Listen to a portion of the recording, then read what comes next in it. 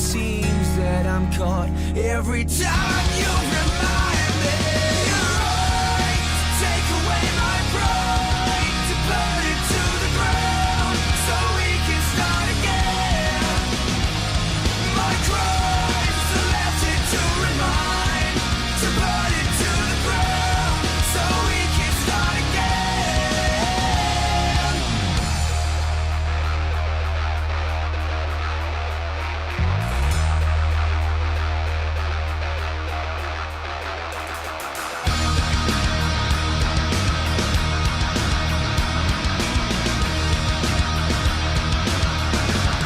So burn it to the ground. So burn it to the ground.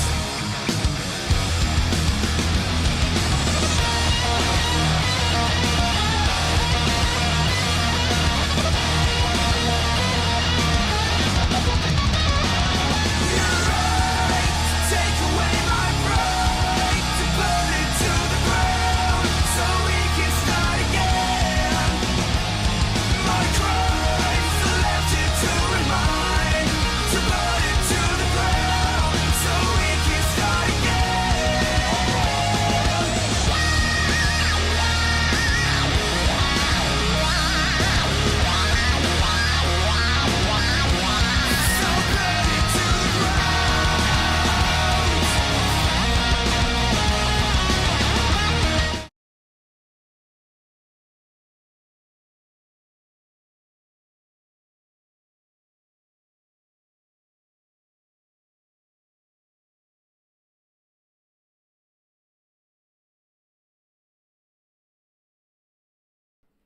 There we go. Right, we did it. I thought yesterday went too well without any technical itches. We're back. Hello, everybody. Round 2 and 3 of the NFL draft is upon us. Myself, Liam Jenkins. You will be having some PSN guests a little bit later. So there will be Zach Chauvelella, I believe Morgan Burkett, and a couple of the other boys as well, including Chris Infante. We're back. We're sort of back here. We're doing this round number 2 and 3 of the NFL draft. Guys, welcome. Thank you so much for all of the chaos yesterday. It was an amazing night to be a part of. Plenty of memories along the way. The Eagles solidify their day one haul with obviously Jordan Davis and AJ Brown. We've got plenty to say about both of those guys a little bit later on. But while it's just me and I'm on my own, I believe Zach is on emergency edit duty, as we have learned out that Jordan Davis will be donning the number 90 in his rookie season. So he will be wearing the number 90 on his jersey. So if you are looking to buy a Jordan Davis jersey, that's the number you need to get. Steve says I need to stream on Twitch. I know. I'd like to think now that I've moved out, I've got myself settled, I'll be able to a bit more. It's just finding a bit of like routine and sort of regularity and stuff. It's just been one thing after another. Like even when I was fully gunning YouTube and preparing to stream a lot of NFL stuff on Twitch, then got COVID and was out for 2 weeks. So it's just one of those things. But we've got a lot to talk about with regards to the Philadelphia Eagles this evening. I think it's only right that we start up top with Jordan Davis, right? That's the first pick of the 2022 draft class. It's the one that I think has caused the most chatter because a lot of people didn't like the idea that they moved up for another defensive lineman, regardless of who it was. And I get that sentiment, and I said this last night, and I'll say it again now, that you're in a situation where Fletcher Cox's deal is going to be up at the end of this year, Javon Hargrave's going to be up at the end of next year, and the Eagles find themselves in a spot where their only real valid long-term defensive tackle option is Milton Williams, who is a lighter, leaner, athletic freak that maybe doesn't have the power to handle himself in ISO matchups or certainly not double teams. What I think he's going to thrive on is having that sort of powerhouse next to him, that Haloti Ngata, that almost that Brandon Meebane sort of guy. And I feel like Jordan Davis has everything about both of those players combined into one absolute monster. So for me, the pick wasn't just a case of, all right, well, let's find a new long-term DT. So in a few years, that top pairing should be Williams. And then, of course, alongside him, Jordan Davis as well. But it's like, let's look at this from a complementary standpoint, that Williams has a very light and fast skills. Oh, is Morgan in? Oh, hello? Hey, how's it going? Hey, hello. Oh, look at that as a surprise arrival. How are you? Good, good. I thought, like, I'm scheduled, it's just us two?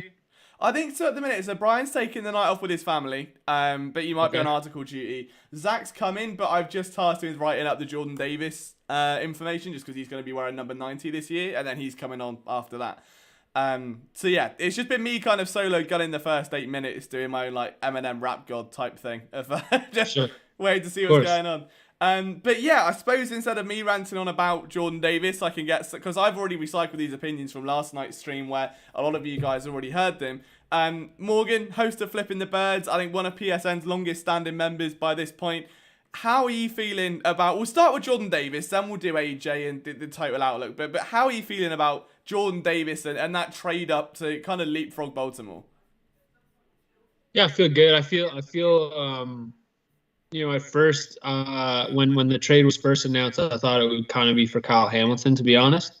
But I'm not upset. I think in general, it's nice to see how we go get his guys. I think in the past, he's kind of let talent fall to him, or had, tried to make the smart pick where he's trying to kind of outmaneuver and accumulate, capital to, and kind of work this system, right? What you see with like Andre Dillard or, Jalen Reagor, J-Jaw, like all these players. I think he's just trying to like squeeze value out of his picks at the time. And it's nice to see him go get the guy he wanted.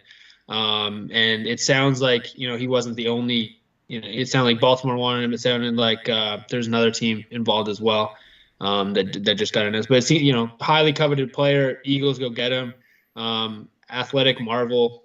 So it's nice to add a player like that. I think, something that we talked about on Flipping the Birds is that there wasn't, necessarily one or two or three positional needs, but instead the Eagles really need to nail the draft and get talented players. And Jordan Davis is exactly that. I think, finding where he fits in the rotation actually is going to be pretty easy because the one limitation he has is he didn't play a whole lot of snaps at Georgia.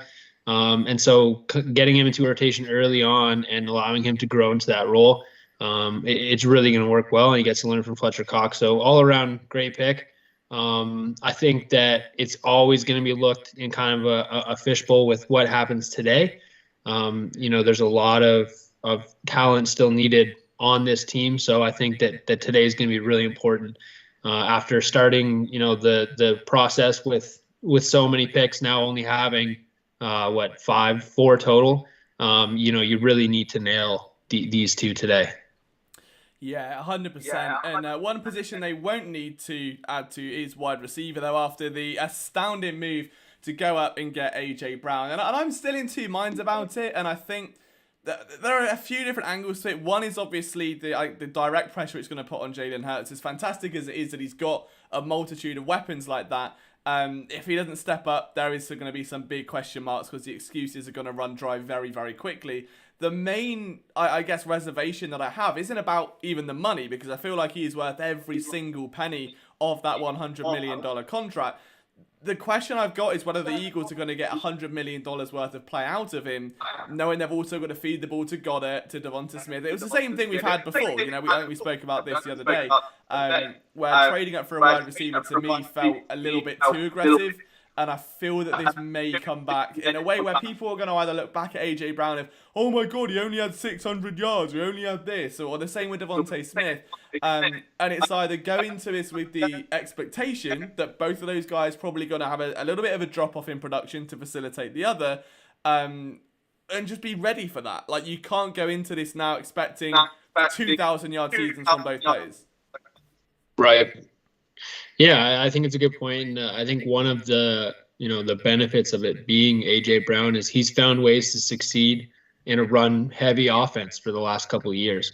So I think he's going to find ways to be successful. And I think one of the things that he brings is that he's not just a run to the sticks guy or a yards after catch guy. He really brings a lot to the table.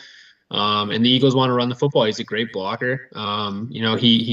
He can do a bit of everything. And I think that if you're looking at the value the Eagles got trading out of that pick, there was no receivers on the board that were as talented as AJ Brown. Not even close, in my opinion. So you really can't be that upset. I guess you're right. Is looking at the contract they gave him. But I think that's just the price of receiver. You Christian Kirk to thank for that, but I think that's just the price of receivers. And so that's why we saw so many wide receivers go off the board that early, is that teams are having to fill those gaps with rookies because they can't afford to pay these contracts. And the Eagles are in a position where they can pay that contract. So, I mean, if that's just the price of receivers these days, and the Eagles have the money to do it, I don't really have any qualms with that. Unfortunately, the fact that receivers cost that much is ridiculous. But if that's the facts, then then those are the facts. So I think he's a great addition. Really, the guaranteed money, it's I think people are looking at the $100 million and going, wow, that's a really big contract. But it's only $57 million guaranteed. It's really not that bad. I'm sure it's heavily incentivized. I'm sure he's going to hit a lot of those incentives. But your Christian Kirk got paid more per year guaranteed money, I'm pretty sure. And then draft capital wise, you look at what Arizona gave up for Hollywood Brown, and you can't, again, putting it all in context, the Eagles got incredible value. I think the teams that have all traded for wide receivers this year have all benefited. Like Miami and the Tyreek Hill deal, I mean, that got obviously jumped on very quickly. You look at it now in comparison to what's happened recently, and you can say, all right, well, it does make sense to kind of chip in before they get that big payday and maybe lure them to a better situation. And I guess the other element from Howie Roseman is if they are struggling to lure big name free agents, we don't know how aggressive they were in getting Allen Robinson or going after Calvin Ridley. We know that trade obviously nearly happened apparently. There are a lot of big free agents, DJ Chark, Christian Kirk, every big name that fans wanted, the team were linked to. If they are a team that is struggling to bring in these big name free agents for a multitude of reasons, this not only circumvents that, but it ensures they go after a guy where they set the terms, essentially. They choose what they give up. They don't have to run and jump up and meet this guy's expectation. And from AJ Brown's perspective, I mean, Teron Davenport did a brilliant article today kind of outlining what exactly happened, where I think he said he would have stayed for $22.5 million a year is what he wanted, and the Titans wouldn't bend. So, the Eagles knew that going in, and were like, okay, well, we can bend this on our terms. We're willing to pay that for you. It's just a better way of doing it. Instead of reaching, and the fact that, look at draft history with wide receivers, outside of Devontae Smith, Rager, J.J. Arcega-Whiteside, I mean, Quez Watkins, I mean, I'm even going to throw John Hightower under the bus, but Quez Watkins is the only one that has done anything recently. You can go back even further and look at the wideouts that have been drafted, a few years before that, and the Shelton Gibsons of the world that never really materialized. There hasn't been a lot.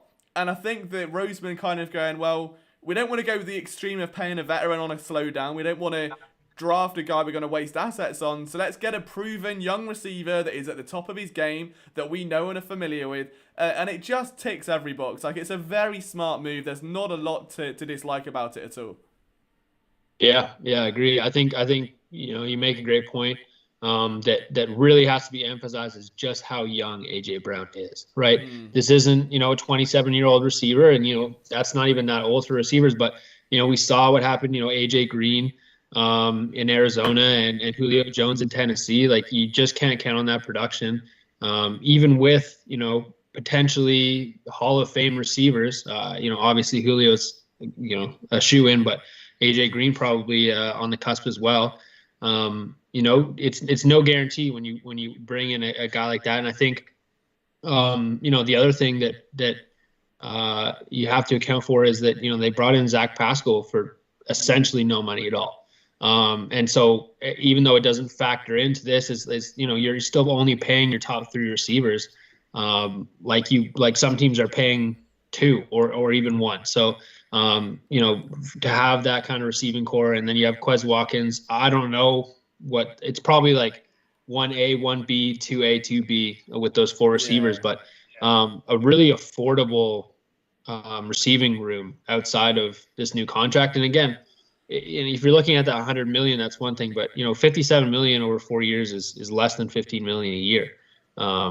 If my math checks out, I'm pretty sure it does. And then, I mean, that's a steal in my opinion. And again, I'm sure I'll hit a lot of those incentives, but that's a probably a top 3, top 4 receiver. You're going to have to pay him like a top 3, top 4 receiver. So yeah, and I think that could also explain some of the reservations with Tyrann Mathieu back in the the offseason, knowing that realistically, is he a top 5, top 10 safety? Probably. When he's on his heyday, he's still very good. He's very versatile. And if there is anyone that knows his value, it's Tyrann Mathieu, and he's very vocal about that. I think he's sort of like Steven Nelson if Nelson was a lot better than he is. Like Nelson was good at Pittsburgh. Mathieu is a premium for sure. I still think it's viable that the Eagles come away with a few wildcard picks this evening and end up going and signing another cornerback, someone like is Xavier Rhodes still around? Is he still knocking around? Free agent? I want to say yes. I want to say yes. I know that Patrick Peterson went back to Minnesota. I know one of them went. And then obviously, Honey Badger's available. Like, I could see them going back for free agents to plug holes, but realistically, I just think that this draft could be very interesting. Now, in a dream world, I'd like to see them go for a safety in round 2. I'd like to see them go for a corner maybe a little bit later on. I mean, I just don't know, though. It's Howie Roseman. It's unpredictable. I could also see there being a trade to get some of that late-round capital back. I would not be surprised to see a move back to get a 4th-round pick. That would not surprise me in the slightest. Yeah, me neither. I think one thing that was indicated by the fact that they got rid of so many picks is that they are pretty content with the guys they have on the roster. Something I mentioned in the article about today's prospects is I think – if you're looking at this draft saying, okay, we need depth at so many positions, then you really need to keep those picks. And so I think clearly the coaching staff and the front office is happy with the young guys they have on the roster. It is, outside of a couple of starters, a really young roster. So they seem to be content, and that's kind of echoing what Jonathan Gannon's been saying about the defense and what Nick Sirianni said about the team as a whole is that they really want these guys to compete.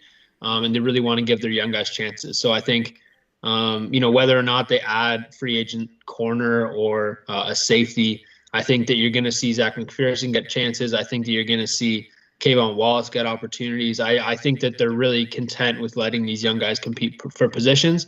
And then, as we get closer to the season, if it's not panning out, maybe they add those veteran players. But I think that the intention is going into the season, they're going to let those guys try and compete for starting spots. That being said, as you're very well aware, I know that you and I are both big fans of corners. There's a lot of talent left on the board today. Kind of headlining that is Andrew Booth, but even beyond that, there's still a lot of talented corners. Yeah, we'll just quickly get to some fan comments that we've got in the chat right now. Nick Farrier says, hi Liam and Morgan, bless him. So Nick, I'm sure is going to come on very elated later on with some exciting news, either today or tomorrow, I'm sure. Ron has been with us all through yesterday and today. I think there was a really nice question there from Duck saying, can we afford Honey Badger now we've signed AJ Brown? I'd like to say, yeah, it depends on what that first year looks like. Like if we're to go off a basic Howie Roseman contract, like it'll be 57 million guaranteed with like 0.5 million the first year and then like 45 in the final one. So it wouldn't surprise me if they've laid it in a way where they can still have, I would say at least 6 to 7 million spare, I guess. I think they had, I want to say 23 coming into the draft. So if we assume maybe 12 to 13 to AJ Brown in that first year, and then it picks up as the years go on, they could probably do it. I think they could probably do it. But that was a good, I like to see, I mentioned of Tay Gowan there from Drew Johnson. Drew's one of our big supporters as well. I'm sure we'll talk about him a little bit later as we get into the cornerback scenario. But yeah, a big shout out to Mrs. Bergang, says Liam and panel, hello to you. Xander says, give me Calvin Austin or Matt Corral. I'm all in on Calvin Austin. I think he is Darren Sproles, but as a wide receiver. Matt Corral, I'm not a fan of. He irks me for some reason. I don't know what it is about him. There is something there that just doesn't sit with me on tape. I can't explain what it is. No, I'm the same way. Looking at his interviews, like I don't like the way he answers questions. I don't like his attitude. There's just something there. Yeah, I agree. If we were to pick up a quarterback, I think Desmond Ridder would be, my favorite. I don't think there's a need. Again, if they wanted a quarterback and they were really content in adding to their quarterback room, I don't see them trading away as many picks as they did. That's in my opinion. I love how Trash Panda says Liam hates people with tattoos. Now, Liam's got 2 tattoos himself. Liam would have been a very scrawny little emo kid, but when I started working in TV, I was aware that you're not really allowed to be covered in tattoos, so I limited myself. But if it had gone a different way, if I found PSN a year earlier, you'd have been looking at Oh, I dread to think. I dread to think what I look like now. But we're a fan of tattoos, just not Matt Corral. Oops. Again, it's just something. It's very strange. Like it's the same. It's a bit like Spencer Rattler, but I know what it is with Spencer Rattler, just that he is a dickhead. Whereas like Matt Corral, like isn't, but he sort of like just gives. I don't know what it is. There's almost like a level of arrogance to him, I think, that comes across. And then in the pocket, I think that can be reflected as well with just his like just overall movements and how he is with teammates and stuff. I don't know. Very weird. Yeah, and I think, I mean, if you're looking at the problem at hand, and I think that there's a lot of questions about whether or not Jalen Hurts fits what the Eagles want to do and what Sirianni wants to do on offense. Matt Corral doesn't solve that problem at all. It's a lot of the same.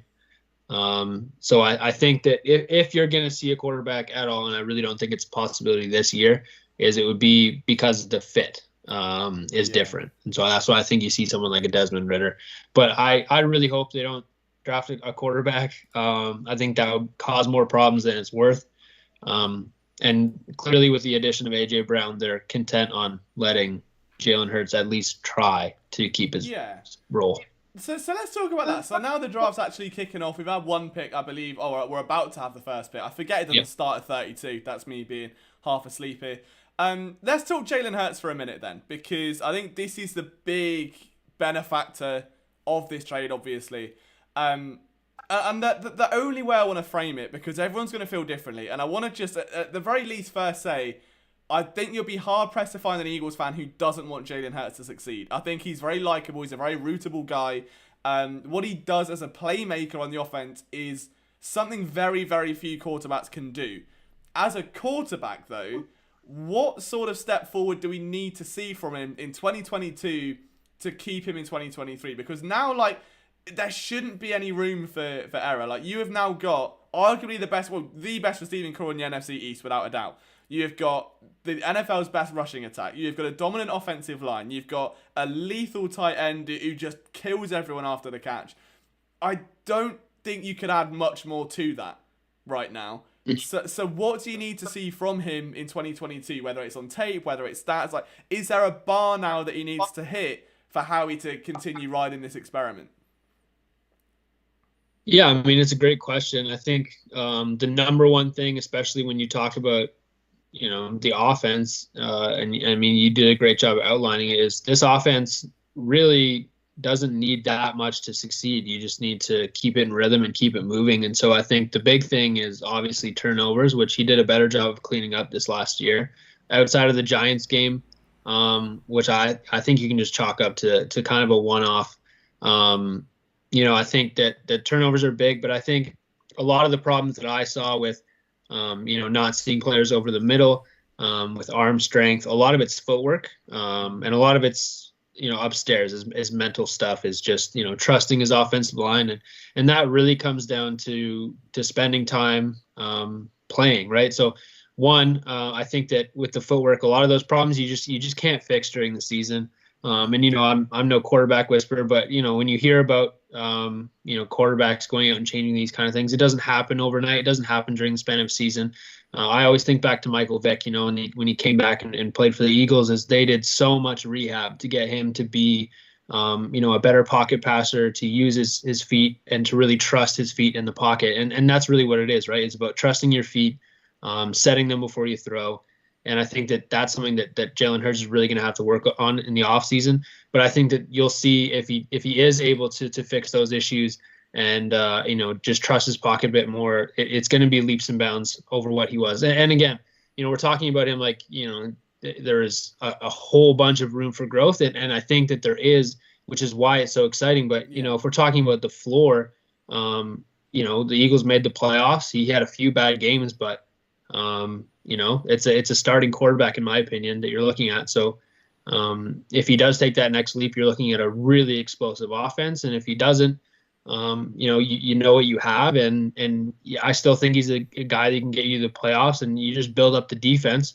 And then you add a few players that, you know, maybe are better yards after the catch guys, which, you know, A.J. Brown is one of those players that can make people miss after the catch. And, you know, you just ask them not to do too much. And so I think we saw that last year, and the team made the playoffs. So the floor is quite high, and the ceiling is really just up to Jalen Hurts. So I think it's more about who the Eagles fall in love with next year in the draft. Obviously there's some really talented guys. If they're in a position to get one of those guys, which they may not if they keep making the playoffs, then I think the valuation is more about who do you love, not necessarily, can you win with Jalen Hurts? Because, even after this year, and again, this year again, they got a pretty easy schedule. So I don't think you're going to see a team that's, 2-15 or anything like that. I think you're still going to be in playoff contention. So it's really more about if you like those quarterbacks better than Jalen Hurts than if Jalen Hurts completely bungles it. I don't really see that happening. Yeah, I feel like that. As weird as it sounds, AJ Brown does add a certain level of security to Jalen Hurts now, in the way that I'd like to think he's going to be just more experienced and able to adjust for those balls and to make more intelligent decisions mid-route, which sounds so silly to kind of say, but as a nuanced route runner of someone that makes his living, I would say, with the middle on those deep crosses and the hitch routes and stuff, and as Nick Sirianni would call it, just a total lack of banana routes, he's very sharp with what he does at making those cuts. He's someone that I think is going to benefit Jalen Hurts, where if he is a bit errant with the football, just anticipating that throw and getting in a position. And it's no knock on Quez Watkins, but Watkins is a very different type of receiver who's all about speed. And the same goes for Jalen Reagor, where their game's predicated on being as fast as you can and thinking that the quarterback's going to drop it in a bucket for you. And if you're at maximum speed and you've got a ball flying over your head, there's not much you can do to get it. I think AJ Brown isn't built that same way. He's a very different type of receiver, and therefore I think can benefit Jalen Hurts a little bit more, just in terms of being able to have a little bit of a wider catch radius overall, and hopefully iron out some of those errors, getting him a little bit more trust. But yeah, I think the floor is high now for Jalen Hurts in comparison to what it was this time a year ago, because we've seen him for a whole year. It was very easy to look at 2020 and go, well, it was a 4-game span and it was a flash in the pan. There's nothing to really go off, and the offense was different and it's flash changes. We've now seen him grow with a change in offensive line, with a couple of injuries to key players, and not only develop as a rusher and help that rushing offense become the best in football, but also understand just, again, intricate things in the way Sirianni coaches him. That was a big narrative, that he wants to be coached, and Sirianni coming down hard on him. So I think realistically, you're not going to see a Carson Wentz level drop off. And I think that's probably the fear, is that people are like, well, if Jalen Hurts isn't at this bar, he's going to be closer to the bottom one. And I don't think that's the case at all. I think he is trending, for a very awful term, he's trending in the right direction. This is only going to, I think, hopefully amplify that moving on. Yeah. And I think too, one of the things that's not talked about enough is how much having a great defense will help Jalen Hurts. Yeah. We saw what he can do in the fourth quarter of games, whether or not it's a close game. And so having a defense to just keep you around in those games is massive. And so, adding a corner, adding a safety, adding linebackers, it's all going to help Jalen Hurts just be on the field more, get his opportunities. We've seen games where 1 or 2 mistakes is the end of a game, right? We're talking about even the Bucs game, and what a great team they are. A couple penalties near the end of the game, and it goes a different way. But we're in a lot of these games, and so, it could be the difference between being in a 1-score game or a 3-score game. So I think, as the team gets better, there's a wider margin for error with Jalen Hurts, and it's only going to help him have that confidence and be able to go with the flow and not worry too much. So I think that, in general, I think it's not really an indictment of who Jalen Hurts is. If they go with another quarterback, it'll be more an indication of just how good the Eagles think that quarterback is next year. Yeah, definitely so. Yeah. So the first pick is in then. So Tampa Bay have made the first selection of the evening. So as soon as we know who that is, I'm sure Nick would have spilled it by now. Nick somehow knows before everyone else knows. But yeah, it will be intriguing to see. I think there are a couple of names that people are watching closely. I think Andrew Booth is obviously the cream of the crop here. Or is he? I know there's a lot of medical concerns. I know Pierre, one of our writers, tweeted about those earlier. But looking at them, they all seem like strains and soft tissues. And there was nothing that stood out. There was no Achilles. It wasn't like an ACL. It wasn't like a meniscus. It was soft tissue stuff that kept him out for a game or two at a time. So I don't know. There's nothing on tape that stands out, at least with Andrew Booth. The guy is a very, very good corner. but Mhm. I don't know what's causing him to slip down. Have you heard anything or seen anything overnight where we may not have? Yeah, no, I don't think so. I think it's just a matter of there was a certain amount of teams that wanted cornerbacks in the first round, and when you're choosing between prospects, if one of them's got an injury history and the other one doesn't, you go with the one you're not concerned about. I don't really think that there was more corners that went off the board than I expected, but I think it was about what I expected, and so I wouldn't have been surprised if he was one of those options. But obviously he wasn't. I can't see him sticking around for much longer. I just think teams are wary about those kind of things, and when you have two cornerbacks that you like, you go with the one without the injury concerns. Yeah, 100%. Intriguing question. What I will say is, could you see the Eagles from this point moving up as likely as they are to move down? Because I'm thinking, I'm back in what Howie said yesterday of wanting to let those sort of young guys ball out. Every position is sort of filled with a young guy that could develop. And you could go literally across every single position now. Like, CB2 is probably our favourite one, where you've got guys like Tay Gowan. Safety, you've still got Marcus Epps for a year. Linebacker, Davion Taylor, TJ Edwards. The only one that I think doesn't have one of those guys is edge. Like an edge, that's the only one. Like, you've got Josh Sweat, a couple of late round guys from last year, but Hassan Reddick fills that role. There's no developmental guy there. I don't know if from this point the Eagles need another 4 players, and if that would only further complicate things for other guys that are also trying to develop. So, not that too much talent's a bad thing, but I could see them moving those picks together to get one home run hit at a spot and sort of just stop the bleeding there. I'm not sure though. Yeah, I agree. As Logan Hall goes off the word of the Bucks, I thought he was a great player. I'm a bit surprised he went so high, but that was one of the people I liked for the Eagles. But I think you're right. I think that what we saw in the first round is how he wants to go get his guys, and I think that we don't necessarily see this team as being as close as maybe the front office does. I think the front office thinks this team's pretty close to competing, and if they're just a couple players away, then you want to go get the players you want. But I think it's really gonna matter, who comes off the board in the first 5 or 6 picks. I can't see the Eagles trying to get into this area. They don't have much capital, and I don't think they want to move any capital for next year. I think that they really want to keep those picks just in case. But yeah, depending on what talent is starting to fall here, and players like Logan Hall going, again, not Andrew Booth, not any of the safeties, not a linebacker. So those players might follow the Eagles. I think they're content just kind of sitting there and waiting. But, if there's a guy they really like that could move up. In terms of moving down, again, I just feel like they're going to sit and they're going to wait.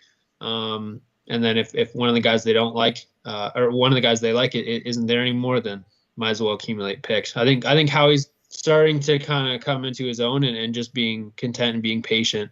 So it's a good problem to have is being happy with the guys you have on the roster and just drafting for talent.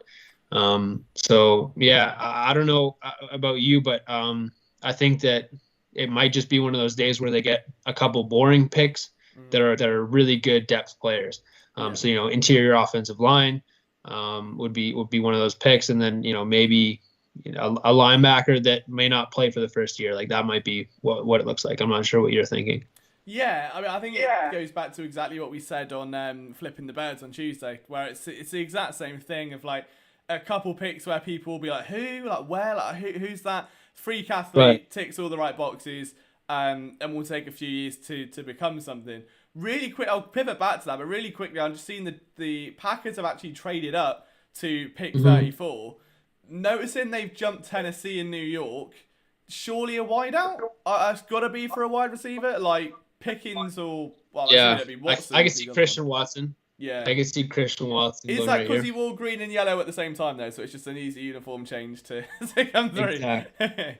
He already knows his colors. And, I mean, it's a massive target who's athletic. I feel like, he's essentially the closest receiver that there's available to Devontae Adams. And so it just makes a lot of sense.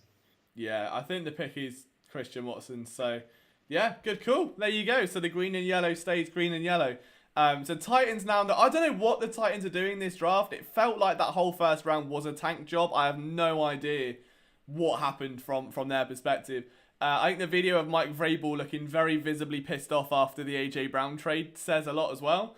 Yeah, I'm not really sure what Tennessee have got planned here for much of anything. But yeah, going back to what we initially said, I do think that this Eagles team is now sort of, it's poised enough. Like they've now made their big splash. They've got a big name receiver. They've got a big name on defense in Hassan Reddick. They'll be the two cornerstones for a while moving forward. Let's just build around the rest now. And if they can get them, I think safety would be the one spot where they've got no real, even midterm stability, because we haven't seen anything from Kayvon Wallace. Epps has only got 1 year left. Anthony Harris is on 1 year deal. So I would prioritize safety, I think, above all else. Outside of that, though, I mean, it is just like, best player available, the guy that maybe Nick Sirianni lost to in whatever handshake game, like pat a cake he played during the draft meeting, like however they want to do it. I think they've got the framework now to experiment and to get those sort of guys. So we'll see. But if it's me, I think Jalen Petre's a nice addition there at that point. Corner's in. All right, Duck mentions corner. Let's go straight to corner because me and Morgan can talk corner all day. What would you do at this point if you're Harry Roseman? Like from now, what's your game plan at corner? I mean, I think it's tough because I don't know what's going on with Booth, and I mean, I saw Nick in the chat again. He's always ahead of us. Tennessee's going to take another corner right now. Not who we expected, but there's clearly some concern that teams have with Andrew Booth. So whatever that is, if the Eagles are willing to overlook it, like if it's a Sidney Jones issue where obviously that was a major injury, but it might keep him off the field, and I think the Eagles have kind of been through that before where they bet on an injured player recovering and it didn't really work out. So I think that that might be in the back of Howie's head, but if you see him falling here and he's a great pick, I feel like you just go get him. Because I think that there is a noticeable drop off, not a huge drop off, but Andrew Booth is, in my opinion, leagues and bounds better than some of the corners that are going to be left, and just if nothing else, more ready to play. So I think that that's a great option to go get him. It's just about what capital they have, and I know that Andre Dillard might be one of those. It might be one of those times where you can offload him for a pick. Who knows? But otherwise, I feel like you got to be content just letting guys fall to you. I know you like Tariq Woolen, and there's a couple of 3 named cornerbacks that are pretty good as well. And so I just feel like there's a lot of guys that you could pick up here, and cornerback's one of those positions where unless you're really drafting the top 2 or 3 guys, you're not expecting these guys to come in and be your cornerback 1. So it's just all about what you like and what development you see out of these guys over the next couple of years. I think it's going to be especially interesting to see. I think it's clear to say that Nick Sirianni has had a handprint on the offense since his arrival, right? In terms of like drafting, Devontae Smith, obviously, I think we can say last night with AJ Brown that they're 2 wide receivers. It's not a surprise that the wide receiver guru, working back to his days, with Kansas City, like years ago in like 2012, all the way through to working through with like the Chargers and getting some really big seasons out of some key names there. He wants the wide receivers. Gannon hasn't got himself a corner yet. I'd be intrigued to see what happens from 2 perspectives. One, that I think in this scheme, cornerbacks are less exposed. I think from being like humiliated, like we would see with a Rizal Douglas or a Sidney Jones or a Jalen Mills or whatever it may be. I think they're just less at risk because of the way the scheme's set. Because it's like the inverse of what we saw with Jim Schwartz. Because of that, I wonder if they're looking for a different type of cornerback. That would be echoed with the trade for Tay Gowan, which I back Tay Gowan 100%. Like, I'm a big... It seems like UCF just bring out corners that I fall in love with like, every year. I think that Tay Gowan, for me, is just a great young corner to develop. Like, he's not ready to start just yet, but he has all the attributes that I would look for in a corner if I was to ever build a defense. So, in my head, I'm like, you've got Slay for a couple more years. You want to get a cornerback to start CB2 for a while and eventually become CB1 where someone else can become CB2. I don't think that's Zach McPherson. I think the team tried to get him as an insurance policy for Maddox. Maddox balled out. They're like, oh, well, we'll pay Avonte because he just is the better player. That's capped him a little bit unless he can hold his own outside. As far as outside of that, I don't think you need to go for a key name. Now, Andrew Booth's available. He would be the perfect guy to learn because you've got time. Like you can, if there are concerns about his health, you've got time to at least work on that. Like we said on Tuesday, let him get healthy. If there is any long-term issue, there are long-term concerns, and then eventually take over from Slay and let someone else be CB2. But I would have no problem. I mean, Slay CB1, Gowan CB2, Maddox in the slot. For me, that is absolutely doable because I think what Gowan would bring to that defense is just sheer length. And he doesn't have, I think, necessarily the other traits that what make Darius Slay so special. But that ability to bat balls out the air, like do what they did with Nelson if they have to. Play him 10 yards off the ball, let him shade inside, let him do a bit of bump and run in certain situations. I think they can get away with it. I wouldn't be willing to spend a premium at corner, which is weird to say, as good as the cornerbacks have been this year. Unless it's a developmental name in the heart of that draft. Because I just don't think you need it right now. Like, you've got your lockdown guy for 3 years. Let Jonathan Gannon develop a corner. I think that's what the moral, for me at least, that's what I would do. Yeah, I think with your earlier point of Jonathan Gannon hasn't picked his corner yet. I think you're kind of hitting it on the head where I think it's going to be maybe a longer corner that fits in the zone scheme. He loves to run his zone, but I think the one corner they did pick with Zach McPherson. The really important thing is he did a lot of things well. I think intelligence is going to be massive. They really want a smart corner. So, as much as athleticism does matter and it does pay dividends, I think that really what they're looking for is a corner that isn't going to make too many mistakes. They're really preaching the bend but don't break in the secondary. And so I think what they're looking for is just a guy that won't make too many mistakes, will play within the system, and then they can hide any inefficiencies with coverage. I think, there's a few guys that could be in the draft, but I think you're right. Whereas, they're going to gravitate towards guys that are in the system, that understand, and that Gannon is familiar with. So if there's a guy here that they like, I do think that they might pull the trigger, but I wouldn't be surprised if, they just add some value at a different position because they don't want to wait on a corner to develop. They have a lot of young guys in house, and I think they're content with letting them compete. On that note as well, something that we really should have done in retrospect, and I wish I had looking back, is that there always seems to be a link between a positional coach or a positional guy and a player. And even with Jordan Davis last night, I believe it's Tracy Rocker, the defensive line coach, that had recruited him at Georgia or something a few years back that they said in that. And I was like, they're clearly looking for guys they're familiar with all throughout. And Gannon is familiar enough with the veteran guys. Like, I wonder how deep those collegiate ties go and the scouts get, just to see if there are guys that maybe we've overlooked, because if it's that easy to predict, then there's definitely a pattern emerging that this has happened 2 years in a row now. And I do feel a little bit proud in the fact that we said on Tuesday we could see this athletic, high IQ, high character guy trend continuing. 2 picks in, it's done exactly that. So that's quite nice. We're at least sharing the same thought process as the Eagles general manager. The Jets going for Breece Hall is interesting. That's a fun pick for them. I mean, after the running back woes they've had for so long, they're doing it the right way.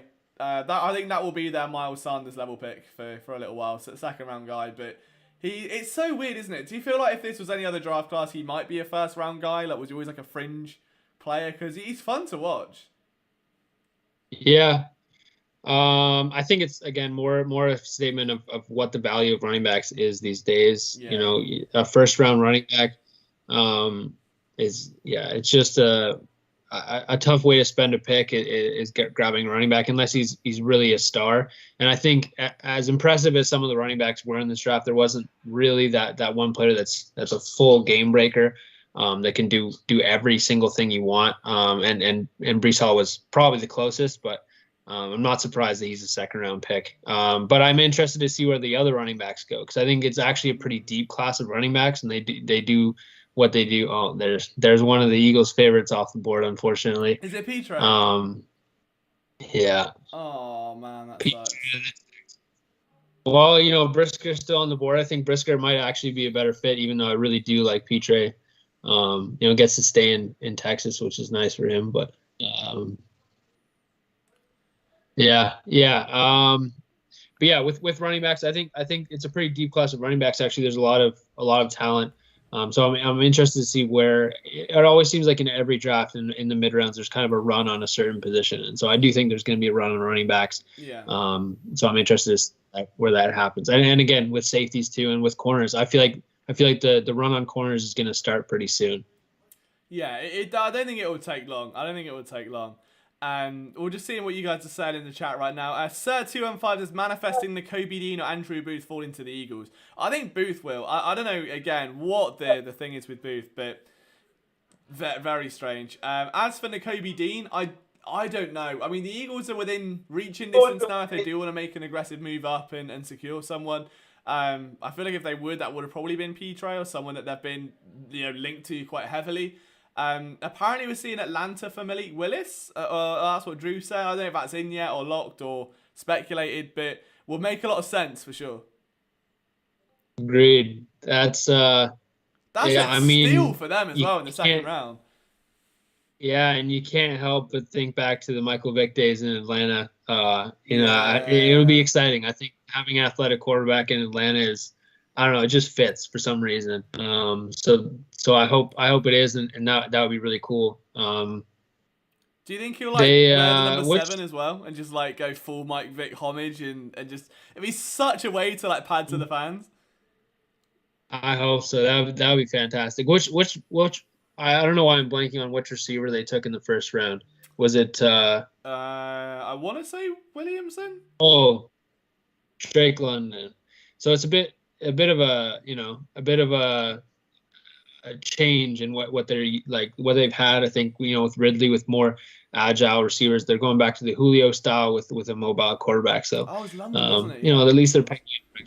Yeah, pretty early as well. Drake, I don't know if you saw that Drake, the rapper, bet a bunch of money on Drake London being the first receiver taken. Yeah. Dude, he's gone if you see, he sits at courtside playing roulette on crypto casinos. He's fully ingrained in that. He loves it. Yeah, absolutely. But yeah, I think again with the quarterbacks, again we're talking about runs, and I think the draft in general is just a story of runs. I think that you might see people panicking and moving up to get them. I thought it might happen in the first round even, but you still have some quarterbacks here and a couple quarterback needy teams. So the second round, I don't know. There's a lot of first round value still left on the board. Yeah, absolutely. Just a big shout as well. We haven't done one of these yet. So we've got 41 of you, which I'm pretty sure is upwards of the top we had last night. So 25 likes so far. I won't burden you with the Clayton Thorson song every 10 likes, although I think that is still at the top of the screen. So we might have to come up with a slightly different way to attack your eardrums. But if you're new around it, if you haven't liked the stream yet, make sure you do turn that grey thumb blue. It helps us grow the stream, get more fans in it, and obviously interact with you guys as well. So I know we're on 26. I think last night we ended up on over 100, which was absolutely crazy. I don't think we'll get there tonight, just because of the nature of it being a quieter one. But if we can push it to 30, we'll get it pumping up early on, and we'll see where the night takes us. But we will be here all evening. We're going to have articles and stream content for every pick. So myself, Morgan, I believe Zach as well a bit later on. Hopefully a couple of other guys are going to be providing you with content. So if you're in the chat and you're interacting with us, we'll give you instant analysis vocally on the pick. Then we'll have a written thing. So if you want to read it, that will be dropped in front of you as well, so you can read that. So plenty of ways to digest content. And yeah, then there's going to be video stuff and obviously flipping the birds next week to recap all of the weekend's antics. And by that point, undrafted picks as well. It never ends. The roller coaster never ends in the NFL. I don't think there's never a week where nothing happens. It's crazy. But I guess that's official. So Malik Willis has gone to Atlanta. Well, there we go. That's going to I be guess. fun to watch develop over the next few years. That the Jalen Hurts has been drafted by the Falcons. Crazy. Yeah, yeah. I gotta stop checking the Slack chat because they're ahead I of think it's us. Nick But as well. Yeah, Nick is on fire with it. So I yeah, mean, it makes sense. We can get everyone ahead. I mean, so what we got? So Gordon to Chicago, to Dean Booth. Ojabo's interesting. I could see Ojabo being the pick. I really could. Like, you can sit him for this year, ride Brandon Graham out, then eventually move to a Josh Sweat. I'd like to think Ojabo top pairing with Derek Barnett in behind, which still makes me feel physically sick, but, you know, we move. I just don't want Derek Barnett on this. He shouldn't be back. I mean, the fact that they scoured the entire free agent market of defensive ends, looked at the draft for defensive ends, and came back with Derek Barnett is like going on Tinder for a month to find a girlfriend and then marrying your cousin. There's just no need for it at all. And I just really feel like it was a waste of time and money. But alas, what do I know? We'll save that round for another day. Hopefully, I could see Philadelphia getting Ojabo if he's about. That's a good pick. Hang on, Atlanta didn't take Willis. no, I thought so too. Yeah, that's a pretty good pick for Atlanta. I mean, it's good. I mean, Malik Willis is just going to be a poor guy if he's refreshing Twitter. Oh no. Oh well, that's a quibble. Yeah. Yeah, I mean, solid pick for the Falcons still. One of the guys the Eagles had in house. Yeah, I think again with edge rushers, I think there's a lot of talent and people are looking, especially a team like the Falcons are looking for someone that can come in right away. So I think that bodes well for the Eagles with David Ojabo. I think, like you said, it would be a great pick for the future. I don't know. It seems like the Eagles in general are content with letting players fall. I don't necessarily see a move up, especially with some of the corners. And again, Malik Willis hasn't come off the board. I do feel like there's going to be a lot of teams picking up their phones to jump, and I don't know if the Eagles are in dire straits to do that. Yeah, I'd like to think not. But there's that like horrible little like I do like a little tickle in the back of your neck, isn't there? Like something a little bit uneasy that knowing that he's still there. After a lot of those quarterbacks, and it's the second round, and they're falling gracefully into the laps of Howie, and he's just there like sweating, like not to pull the trigger. It's going to be a test of him, I think, for sure. If he doesn't pick a quarterback, that's probably the biggest win of the whole draft, right? Like if he can resist pulling off a quarterback. Mm-hmm. Christopher, I want to try and read his Christopher Body. Yes, is my last name. Love that. But is it Christopher Body or Christopher Body? Yes, this is my last name, because they're two very different things. But I'm assuming it's Christopher Body. If we grab Ojabo, do you think we'll see more 3-4 looks? That's interesting. That's a really good question. And I think you've also got to factor in the arrival of Hassan Reddick for that as well, as someone that is going to be playing that sort of hybrid role. It wouldn't surprise me. Like I think Jonathan Gannon does seem to mix things up, like playing in this sort of multiple defense that I think he wants to do more with it. You can see that, like they want to get more creative, and that's only going to come with time. So yeah, I think that would probably be a plausibility. But where do you see? That's a good point as well. Like someone like Ojabo fitting in, and how much does Reddick like just change that defense and what they can do? Because it did feel limited last year. Yeah, I think what you might see is kind of reminiscent of what the Patriots used to do, where they have some stand-up outside rushers. It's not really a 3-4, but it's not really a 4-3. Sometimes even is more of a 5-2 look. And I think even bringing in a player like Jordan Davis allows for that. Someone that can probably is better at a 3-tech, but can definitely play the 1-tech. This is a reason why I thought Logan Hall would have been a good pick. Obviously not the only one. You went at the top of the round, but I think that it's exactly right. Is they're looking to be more multiple on the defensive line and just give more looks. Pretty much exactly the opposite of what we saw with Jim Schwartz. Is with Jim Schwartz, you knew what the defensive line was going to do, and you just had to stop it. Where I think Jonathan Gannon really wants to confuse teams, really wants to get in teams' head. And then from there, from those multiple looks, again, still kind of do simplistic things. So I think the one thing that I would say is that with the defensive ends, Although, historically the Eagles have loved a speed rusher, I think that he might look for a guy that can two gap on the outside and definitely set an edge. So I think that's why, a lot of people thought Arnold, I'm going to struggle with the last name. It's not that hard, but Abiteke, close, probably. It could have been, Anyways, but I think that's why you're seeing. Sorry, it just reminded me of that time when, was it Ibicam? And the commentators go, Ibicam, and he just like couldn't get it. I was just like, You just gotta say it fast, and then no one will know. Right, But but I think that's nice. See a bigger body, someone that might be more successful. So I think that Boy Moffitt, or opposite, what you were talking about. Maybe it's a more 3-4, and they're gonna put Brandon Graham on the edge, let him set an edge, or Milton Williams. Maybe they go Javon Hargrave kicked out, and then they bring in that linebacker that's more of a hybrid. And I think, there's Jesse Luketa that might be available. That's a really good run defender and lined up kind of in space and as a linebacker, but also as kind of an end type. There's a lot of those kind of players in the draft. So I don't think it's exclusive to David Ojabo, but I do think that that's one of the players that could fit in this Eagles defense. Definitely. Sir215 says, what was your reaction to AJ Brown coming to Philly? We did tweet a video of it, and there should be a link in our bio, but I'll find a link and get it in the chat anyway, because it was fun. I mean, I was mid-typing up an article. I was genuinely sat there, minding my own business, just vibing, trying to type up the fact that the Eagles had just drafted Jordan Davis and making sure the stats are right.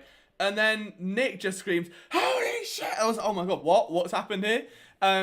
Yeah, absolutely stunned. I'll get a link to that video in our chat now. Apparently the Bears have taken a corner. Yeah. Tyler Gordon. Oh, is it? Yeah.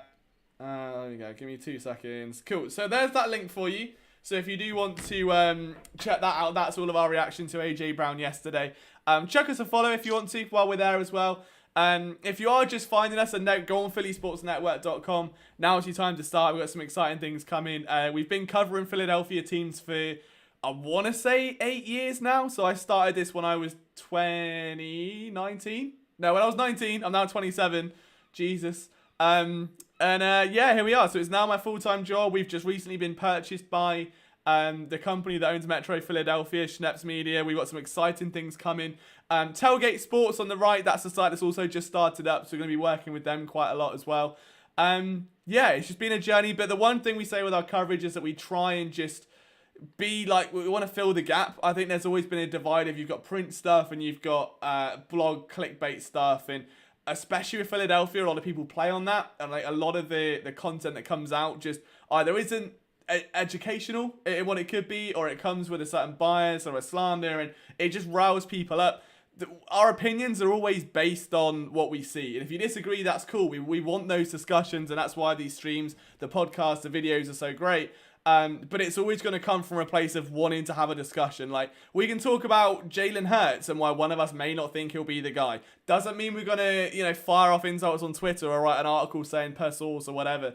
So if you want some, I would say, like, unbiased Philadelphia sports reporting from a biased perspective, because I own the website, phillysportsnetwork.com is the place to go. We've had a lovely rebrand recently. It looks very sexy. And plenty of fun content coming. How long have you been with us now, Morgan? Like 4.5, 5 years? I want to say. I always get it wrong, don't I? Something like I don't know. It seems like it's been forever, really. It does, yeah. But yeah, 4 or 5 years, and then I started doing draft stuff. So I think this time of the year is near and dear to both of our hearts, and so yeah, always a lot of great content coming out around now. And I think what you said is.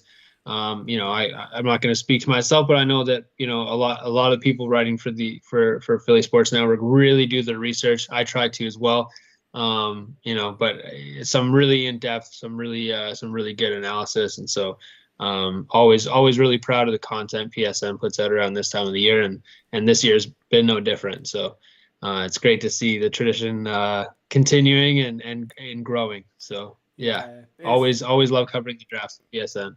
That was a Morgan Soppy speech you've just heard. Look at that. Who'd have thought?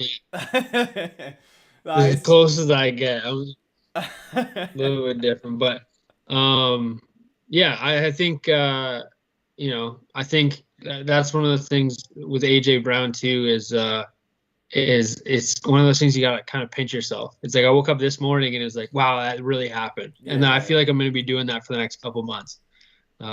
It's just I don't know, a really exciting trade, and to get a player like that for what we got him for, and obviously the contract plays a part, but a first round pick and some change, like I'll take it every day. I think especially in comparison to the deal for Hollywood Brown as well. Like, I wonder if they just like went for the wrong Brown. Like, if that was just it, like they went, oh yeah, go trade for Brown, and the GM just like phoned up and went, good news guys, we've got Brown, we've sent him a letter, and they're like, what? No, that's Hollywood, that's the wrong guy. I can see that being Right. if someone takes that joke and runs with it, I'll be fuming. But I'm assuming the guys that just followed us on Twitter have come from the live chat, so I followed you back as an active host on this for this evening only, so you're welcome. But yeah, I just think that's so weird. Like that Hollywood Brown trade, like fair enough to him for knowing his worth and trying to get out of what is admittedly a very run-first scheme. But it's a vast overpay at the moment, whereas the Eagles seem to have done the opposite, which is always a good thing. Agreed. And I wonder too if Arizona knew that AJ Brown was available for that. I mean, again, the contract plays a part. I don't know if Arizona was ready to pay that kind of money. But I wonder if they knew if AJ Brown was available, if they would have even picked up the phone and called Baltimore. Yeah, 100%. Third 2 and 5 says let Dean and Booth keep falling. Even if they do, I'm not sure if Howie would end up taking the plunge on them though. Like but there's also going to be a point where it's like if they fall far enough. There's a saying that I heard recently, because I mean, for those that don't know, like, I'm very heavily into like the stock market. Like I love it. I think it honestly just comes from a little bit with the NFL draft of finding value. Like they're finding value to me anywhere. Even if you're in a store and you get like 50% off like a can of beans, like it makes your day. But there's a saying I heard in relation to that, in that it was like you can't fall far jumping from the bottom floor window, and I think that holds a lot of weight. And it's like it's gonna get to a point where if Booth goes to like the third round or the fourth round, and the Eagles can leverage a trade up or a trade back or whatever, it's not going to hurt them. It's not like they've wasted a first round pick and this guy's got injury problems and doesn't pan out. Like, there's going to come a point where some team in the NFL views Andrew Booth and go, this is too good now. This is like, way too valuable. So I would bear that in mind. Someone's going to get him like between here and the end of round 3. This is Chauncey Gardner-Johnson all over again, I think. Yeah. Well, and I just think right now what we're seeing at the top of the round is that and even in the first round is that there's a couple positions in the league that you really have to pay a lot of money. So getting one on a rookie contract is massive, and corners are starting to get paid a little bit more, but nowhere near edge rushers and receivers, and I think that's why we're seeing so many receivers and edge rushers go. You can get an edge rusher at the top of the second round that's going to come in and you don't have to give a massive contract for the first 4 years. It's great value. So I say that as Seahawks grab Boye Mafe is a great player, and I think that's just what you're seeing. And with cornerbacks, you saw 4 go in the first round, 1 in the second, and so. I just think that teams are really getting the positions that cost them a lot of money, and then willing to figure it out. And I think the other thing too is we see a lot of teams in this draft more so than last drafts with a lot of picks, a lot of selections, and it is a pretty deep cornerback class. So I think teams are just waiting for that run, and then if they need to, they'll hop back in.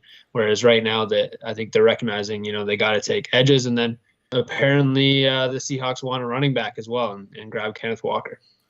Seahawks selections in. It's Kenneth Walker, I believe. I saw Walker in the chat. I thought it was Quay, and I was like, that can't be right. So it's Kenneth Walker the third out of Michigan State, running back. And it was really weird. So like the guy at my local golf club, like that just works behind the bar, is a big time Seahawks fan. And it was really odd where he seemed to speak more about the run game than he did the fact that Russell Wilson had jetted off.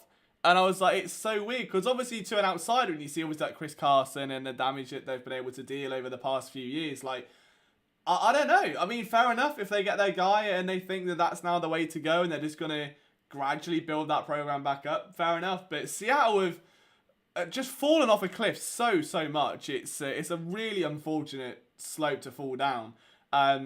Conveniently enough, they just put up a graphic there. But Drew Lock, Kenneth Walker, DK Lockett, and Noah Fant. It's not great, is it, compared to what they were obviously a few years ago. But I think that you compare that to Jalen Hurts, Miles Sanders, and that committee, Devontae Smith, obviously now Mr. Superstar, AJ Brown, and Dallas Goedert, and it's night and day. And it's so weird how those two teams were almost in an identical boat of trying to protect a Super Bowl window, went about it very differently, and I don't want to be that guy. The main difference was Seattle, at the end of the day, tried to prolong Russell Wilson as long as they could. How he cut ties with Wentz the second it went a bit sour. It sucks for Russ. I think Russ was just being absolutely demolished in Seattle. It's such a shame. Even when he came back from that injury last year, he was still really solid. It just sucks they couldn't do anything to put anything around him anymore. Yeah, well, and I think just one quick second. I think the other thing that this pick signalizes is that depending on how Drew Lock looks in camp and everything like that, I wouldn't be ready to call the Baker Mayfield talks dead. I mean, drafting a running back this early is a signal of competition. So if they love Lock, then they're really comfortable with Lock. Otherwise, I could definitely see some more talks about Baker Mayfield to Seattle coming with this as a signal. Hello. Mm-hmm. Yeah, welcome, Zach.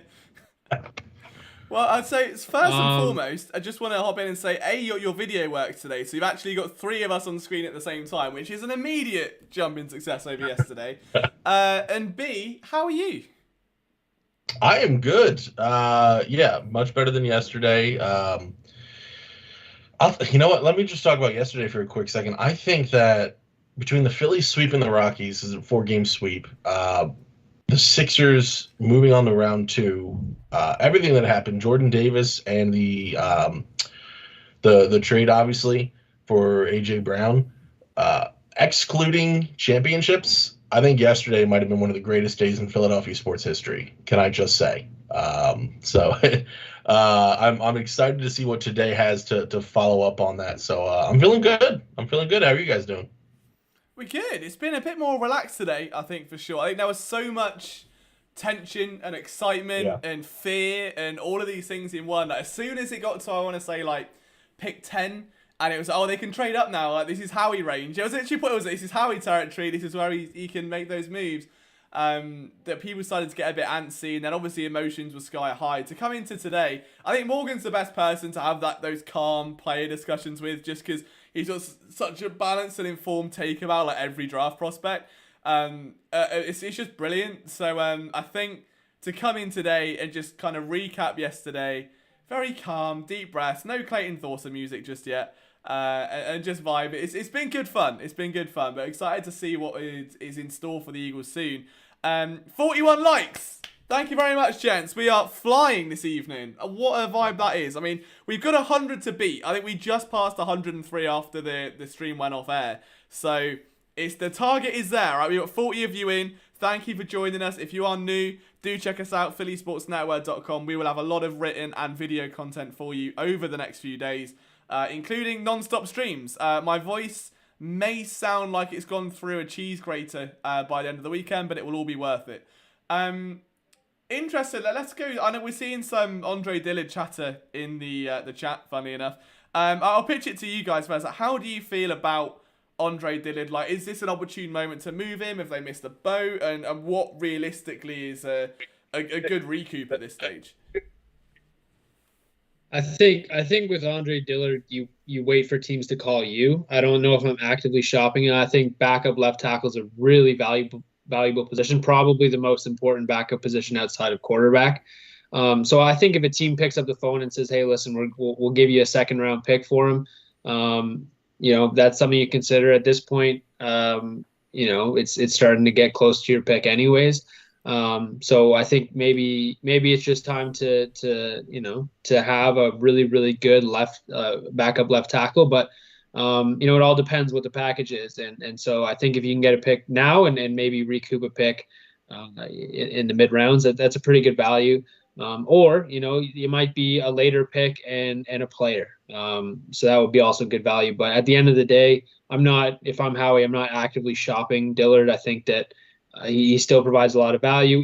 If he doesn't provide the value you thought you were going to get when you drafted him in the first round, it's still an asset to have on your team, and an underrated position as well as backup left tackle. Yeah, 100%. What about you, Zach? Where do you stand on Dillard? Yeah. Well, I was distracted real quick by the news that the Minnesota Vikings have traded up and have now drafted Andrew Booth Jr. So there you there's go. one target for the Eagles off the board. It's not overly shocking. The Vikings had been connected to Booth, throughout the process leading up to the draft. They kept trading back smartly, wisely enough, and felt they were in a comfortable enough place to trade up with the Colts, and they got their guy. So that's really good value for Minnesota, and I'm quite angry right now because I'm very high on Andrew Booth. So you're just gonna stop. I'm very high. I'm really angry right now because I'm very high. just end it there. I mean, we'll see where the night takes us, but as far as Andre Dillard, I have to agree with Morgan. I don't know why you press to move him right now. I think as we lead up, even going into training camp, and this is obviously a different situation than what it was with Sam Bradford, but we just know an injury can change everything. So as we get closer to the start of the season, if a team loses a player for one reason or another, if they decide to just to move on from them, if it looks like that player's just cooked, if they have an aging tackle on the outside and they're looking to get a little younger, or they have that injury, I think that's the situation where you look to move Dillard and you look to gain some future assets from it. So. Yeah, it's a really, I think, unique situation the Eagles find themselves in. And I want to say that purely because it's based off what I think like the injury situation for the past couple of years, where it's not even just Dillard that's been given time. You're looking at guys like Jack Driscoll, who's now basically become a guard. Nate Herbig as a guard has then essentially proved himself as a starter. There are going to be tackles that are entrenched behind Dillard now. Like Driscoll is that perfect swing guy that may make him a little bit more expendable to Howie, which is always good because you don't want to be reliant on it. But also, like you said, if there is a team that knows the value of backup linemen, it's the Eagles, because the last couple of years have been, absolutely decimated it across the offensive front. So it's a weird one. I would like to see them avoid the Derek Barnett instance of debating the fifth-year option, then not picking it up, then actually signing him again and just going through all that. I think the difference, or I saw a comparison to Big V, the difference between those two is that Big V essentially won a Super Bowl, but was never really that good. I think what you saw with Big V was a lot of help from Wisniewski at left guard. And if you go through the amount of help he would get from Jason Kelsey and from Wiz was remarkable. And it was great. I remember doing a film room on it and saying, look how the Eagles are nullifying this loss of Jason Peters by giving so much help. That's great. The Detroit saw that, went, oh great, we get an offensive tackle, paid a premium, and the Eagles were not going to match it. The difference here is that Dillard has proven himself as a spot starter, but he isn't generating enough value to warrant a big number intro. Right now, he'd be a sweetener for a move up, I think. That would be the prime value spot for him. There's no rush to get him off, but if he's not in those long-term plans and he has been unseated by Mailata, which he obviously has, it would make sense to cash in sooner rather than later before that inevitably sort of fades away value-wise.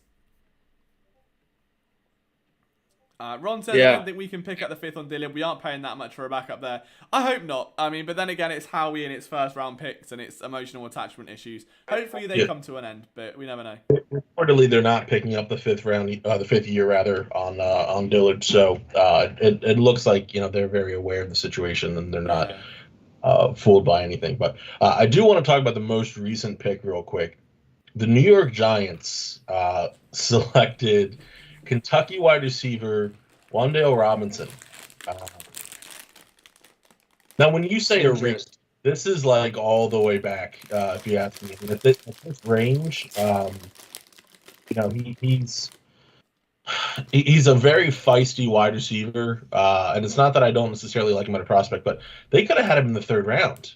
I mean, unless they know something that, which obviously they know something I don't, but unless they heard something about someone really being interested in him, I'm very surprised here. I really thought Nakobe Dean was going to be the pick for them. This is a very clear signal that they are in full move on from Tony mode, if you ask me. Yeah. Agreed. Even that pick, I remember that Kadarius Toney pick being like so debated because everyone wanted him. Like, he was such a good wideout coming out of college. Even that pick was messed up because it's like not going to use him properly. They haven't, and within what 2 years that's gone. Like all gone right. How? Yeah. What a poverty franchise. Well, yeah. I mean, it's great news for the Eagles. That's not a wasted pick, but you get again, he does exactly what Tony does. Yeah. What you hope he does, and then I think he's a smaller package. He's not as talented of a route runner, and I mean it shows. I was just watching the fans' faces, like they heard the pick and they clapped, and then the one guy kind of looked down at the camera, like Jim from The Office was like, it's just I mean. That's what bad franchises do is they try and plug issues. And one of the reasons why, the Eagles caught so much flack for, missing on Jalen Reagor and then grabbing another receiver. It worked out this time. So the Giants better hope that Wan'Dale Robinson is exactly the receiver he needs to be. Otherwise, you're back here again next year having to draft another receiver. So I'm sorry, but if he's called the Barry Sanders of youth football and that's his career highlight as an 8-year-old, I don't think that's a very good sign. Yeah. And I want to touch back great on this point real quick for a second. And even if Robinson turns out to be a player, it really just benefits the Eagles. As Robinson was not a player the Eagles were going to draft at 51. So the more players such as that, obviously, that go in front of Philadelphia, the better. I mean, we're still looking at Jaquan Brisker's still available, somebody that could potentially be available. Nakobe Dean's still available, like we talked about.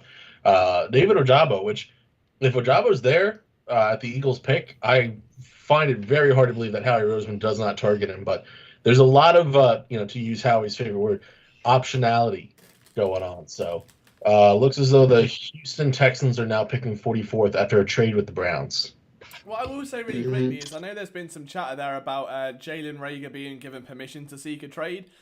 I won't pay attention to any of that purely because if you remember like a week ago, it's teams are calling about Jalen Reagor. Retrospectively, that's the Eagles trying to desperately drum up a market knowing they're probably going to go and get A.J. Brown because no one wants Jalen Reagor. Now it's clear no one wants Jalen Reagor. They've given Jalen Reagor the reign to go and find a team himself.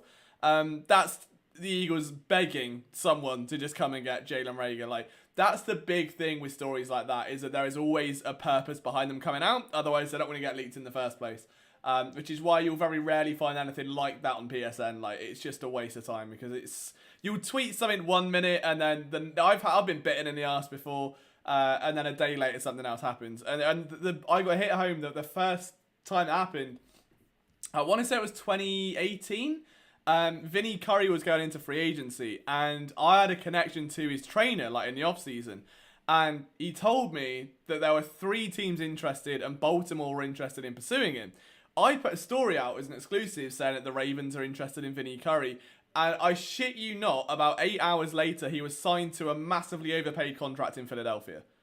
And I don't see that as a coincidence. And I'm not saying I accidentally, sparked us a massive Vinny Curry deal, but the fact that that chain of events of we'll flutter that out there to drive up a price, and then we get what we want.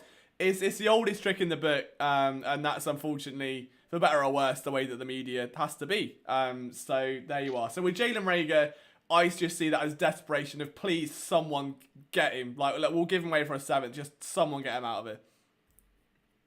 Yeah. I might be in the minority here, but I do still believe in the skill set. It's just I think that he's becoming an issue in the locker room. I think his attitude kind of shows, and I think he might be one of those players that goes somewhere else and actually has a decent career. But I don't think you can accomplish anything in Philly. And at this point, you got a crowded room, and you'd rather trade something for him than cut him. So yeah. I mean, drive with the value you want, but at this point, I wouldn't be surprised if the Eagles take a late pick just to get him out of the room. And if nothing else, it gives Jalen Reagor an opportunity to start his career again somewhere else. I don't see him doing anything in Philly. But maybe the Packers need a wide receiver too to match with Christian Watson, and I could see a team like that taking a chance. But it's unfortunate, man. I still do believe in the skill set, but he hasn't been able to show it. I forgot this happened. The biggest moth I've ever seen is just landed on my window, and it scared the life. Because obviously, like, right here, it's like 1 a.m., it's pitch black. I'm in an office block with one massive light on in the sky. So, yeah, that is like something out of a horror movie, which is very apt for talking about Jalen Reagor. So that's interesting. Maybe try and tell me something. I don't know. We'll see what he does, and I'll see what signs are being given off. Oh, he's gone now. There you are. John Mechie goes to the Texans. It's a decent package. I mean, the Texans need receivers. I'm a bit surprised we haven't seen George Pickens yet. Especially after Mechie as well. Like for me, I swear Pickens would go before Will Robinson. That's for sure. Yeah, yeah. Yeah, I think Mechie would be a bit lower just purely because of the ACL. Like that would have been the concern there. He's very much like I would say B test in English there, but like a budget Jalen Waddle, I think, which is probably the easiest comparison to give. Well, with the ACL, he reminds me a lot of that. But again, it's Alabama receivers, like they're just churning them out at an ungodly rate at the minute, Yeah. I mean, you can never go wrong drafting a good player on a great team. I mean, it just pays off.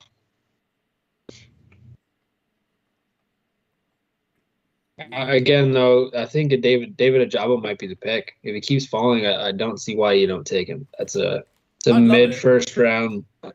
Yeah. Absolutely love that pick. That would be a hell of a draft so far if they can keep that rolling. If they can come away with Ojabo, that'd be huge. Absolutely. That's a player that, we're having conversations about him getting taken at 15 before the injury. And so to get a player like that in-house, I mean, I don't know. It doesn't make you better this year, but it definitely makes you better in the future. Well, you can make a similar case just from a value standpoint for Nakobe Dean as well. Now, if Ajabo's on the board, I think he'd be the pick over Dean. But even if Ajabo gets taken, if Dean keeps sliding, I mean, that's another person who, another guy I have a hard time seeing Philadelphia passing on. So if at least one of those two's on the board, I think that has to be the pick. Nakobe Dean does seem like a Washington type of pick, though. I will say that much, and they're coming up soon. Ojabo kind of seems like a Baltimore pick, if I'm being honest. So I'm a little concerned about that. I still can't get over Hamilton going to Baltimore. That is just nightmare fuel for like every other team in the league. Well, if Hamilton and Ojabo go to Baltimore, that's a little problematic. Yeah. Baltimore, I mean, say what you will about them trading away Hollywood Brown. Having a great draft so far. Yeah. Ozzie Newsome school of scouting, baby. It's not for Sky Moore though. This could really be a chance, or even George Pickens. Just to get back into the wide receiver market because they have a hole and Lamar Jackson's not happy, as we saw last night on Twitter. So it's gonna be really interesting to see who they go with here. Yeah. I think they probably have to draft a couple receivers in this draft. Yeah, I would agree. They took David Ojabo. Oh, he called it. There you go. Oh, that's heartbreaking. Greg Moody says, do you think McPherson's going to get the CB2 look because of how the draft's playing out? I'm still fully aboard the Tay Gowan train. I think if it comes between them, I just think Gowan fits the mold better. Purely just because he's longer. And McPherson is a slot corner. Every time I've seen him outside, it hasn't exactly gone brilliantly. But I don't know what they'll do with him now. Like, is it just a CB backup behind Maddox and a spot guy they can put outside and occasionally bring in as an extra blitzer? Like, I don't know. I think the nice thing is that with this defense that, like Morgan said, it doesn't really have an identity and they want to keep things fun. They'll find a role for him. It just might be a little bit different than he is a conventional slot guy over this, player. Maybe like almost as like an extra linebacker coming in to play the run or something. Yeah, I couldn't imagine him being a solid outside corner though. I wasn't a fan of that from the get-go. The second he went against the Patriots in preseason, they got absolutely brutalized at outside corner, and I was just like, just put him in the nickel. You're doing the Maddox thing again. And then you eventually put Maddox back in the nickel after years of not doing that, and look what happens. He becomes a near Pro Bowl level corner. So yeah, that would be my view on that. But again, I wouldn't trust my words. I am just British. Ryan says, am I the only one who thinks Ajabo's unnecessary when we've got Reddick? That's a good point. How would you... I'll toss that over to Morgan. That feels like a very Morgan question. Yeah, I mean, it is a good point. I think that it's hard not to want to get a first round talent in the second round, regardless, right? I think that, whether or not you're overspending or you have someone in house, was an opportunity, and obviously it's no longer an opportunity because he just got selected by the Ravens. But similar with Nakobe Dean, I just think when you're in a position like Philly's in, and you already have a talented team that made the playoffs, is you just take good players, regardless of position, and you find ways to get them on the field. Ajabo wasn't going to be playing this year. Hassan Reddick is fantastic, and he will be a great contributor, but you have someone that you could have added to the rotation in the future.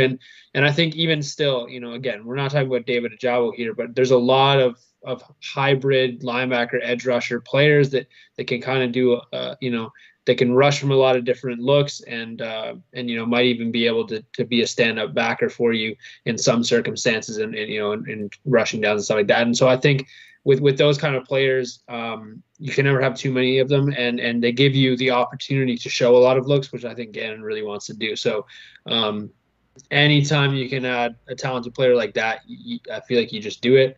However, I think, at the end of the day, if you don't get a backer that fits that role, you're not screwed. You're not worrying about it. So that's why you don't see them trade up for a guy like David Ajabo, but that's why if he falls to you, you do take him. That's my opinion. Yeah, 100%. We are one like away from 50, by the way, so we're almost at half of last night's total already, guys. Thank you so much for the support this evening. If you are hanging out with us, the Eagles are almost on the clock. We are, I believe, 4 picks away now from Philadelphia's picks, so lots to get excited about as the speculation starts to build. One player we all did want was David Ajabo. He is now not going to Philadelphia, unfortunately, but doesn't mean there isn't value to still be had. Let me pull up a big board of who's left right now. This is always fun. Give me 2 seconds and we can go through some players and see who we want the Eagles to draft. But I could see them trading back, to be honest with you, just to we said this earlier, just to kind of recoup some of the picks that they lost yesterday. We're over 50 likes now, so a massive shout to you guys. Absolute heroes. So Nakobe Dean is still the big name that's there. There's only for George Pickens anymore. Brisker is, probably the obvious safety call now that they've missed out on Sion and obviously lost out on everyone's favourite safety, Jalen Petre. I thought there would have been a bit of a run on linebackers by this point. I thought we'd be at Chad Muma territory, but not yet, I suppose. Kirby Joseph, I feel like if it comes to... So I wouldn't be surprised at Trey McBride. I really wouldn't be surprised at Trey McBride or a tight end, because you've got Dallas Goedert and projects at the minute. Tyree Jackson, everyone loved, had a phenomenal summer, got injured, hasn't really been able to do much since then, came back briefly, didn't really do much. I could see, they did it before, right? Zach Ertz was on a big deal, they draft Goddard, and 4 years later, look what happens. This is the prime opportunity to bring in I wouldn't be surprised. That'll be my bold prediction right now. If they bring in a tight end, you all owe me $5, and I will invest that in. If we're talking about a surprise pick, I think it's definitely potentially on the table. I'll tell you right now, I'd be pretty upset if they did go for that. Just because, we still don't have a safety on the roster. I mean, Anthony Harris is back, but we don't really know what he's going to look like next season. Marcus Epps, is he really flooding anyone with confidence? So with Brisker available, if you pass on him, or if you don't start this run on linebackers like Nakobe Dean is a first round talent who's still available.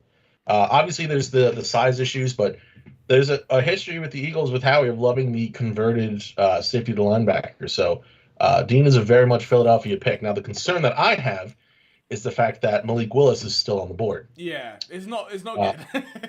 Yeah, the Detroit Lions just selected Josh Paschal out of Kentucky. So I was very shocked they did not go Willis in the second round. So I don't know exactly why he continues to slide. I expected some quarterbacks, a run on quarterbacks, actually. You mentioned a run on linebackers, but for whatever reason, that hasn't happened.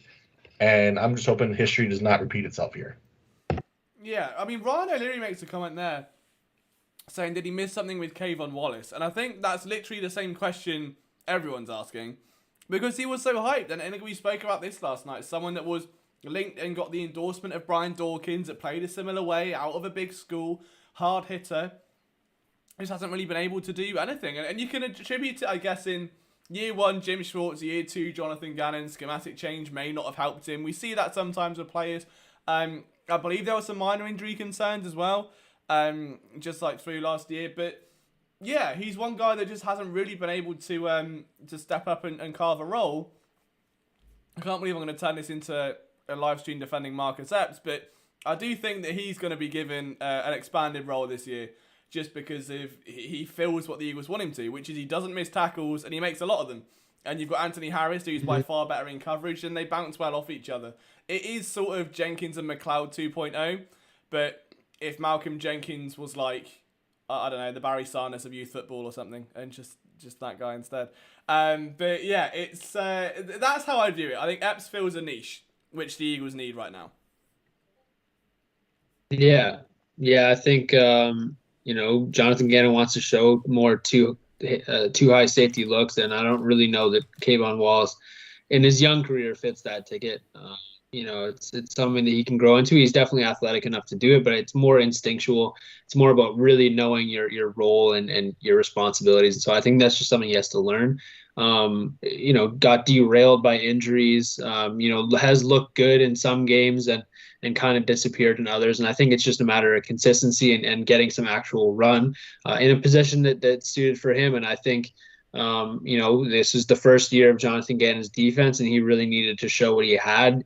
He got a lot of interviews from other teams. It was clearly kind of a tryout for his defense, and he wanted to be able to showcase what he wants to do. And so, don't have a whole bunch of time to figure out how to get the most out of a young safety on your team. But now with a more established defense, with a lot of the key players knowing their roles and understanding what their responsibilities are, you have that time to figure out a way to get a guy like Kayvon Wallace into the defensive rotation. And so I think, similar with other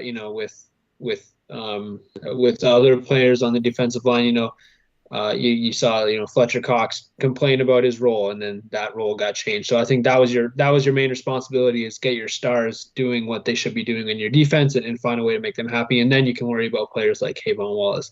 And so I think this year we will see a bit more of him, and he'll be able to do a bit more of what he excels at.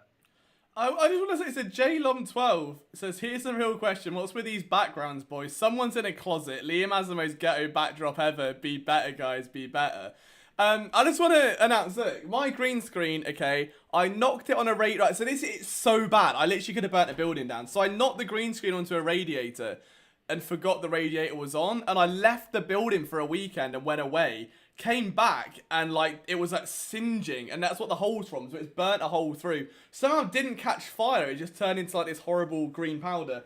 So yeah, I would use the green screen. It's just A, effort to chroma up, and B, there's a hole in it, so I don't really have the time to zoom in and make it look funky.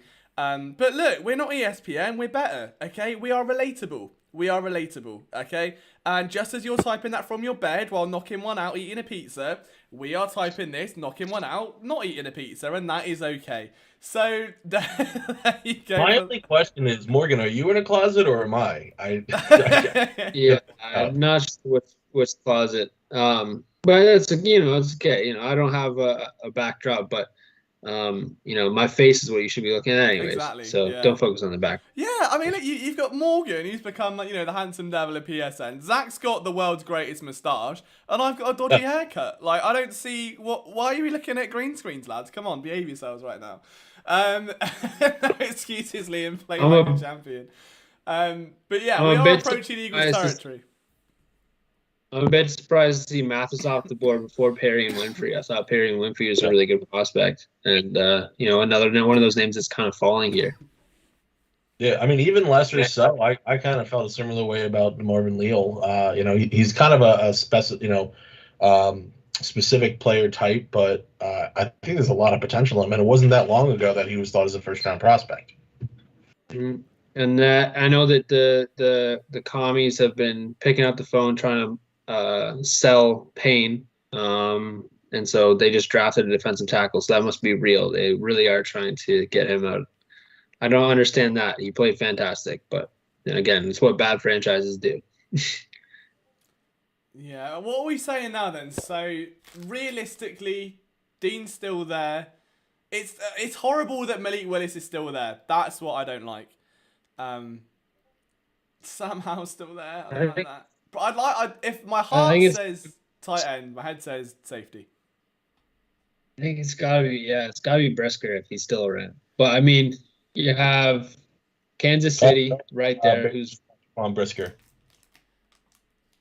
the Bears just did. Bears just got Brisker, just came across. Well, I mean, Dean, I'd like Nakobe Dean. Chris says, Liam, my wife loves you. I mean, we take those. That's a dub. And the ghetto background, so that's even more of a dub.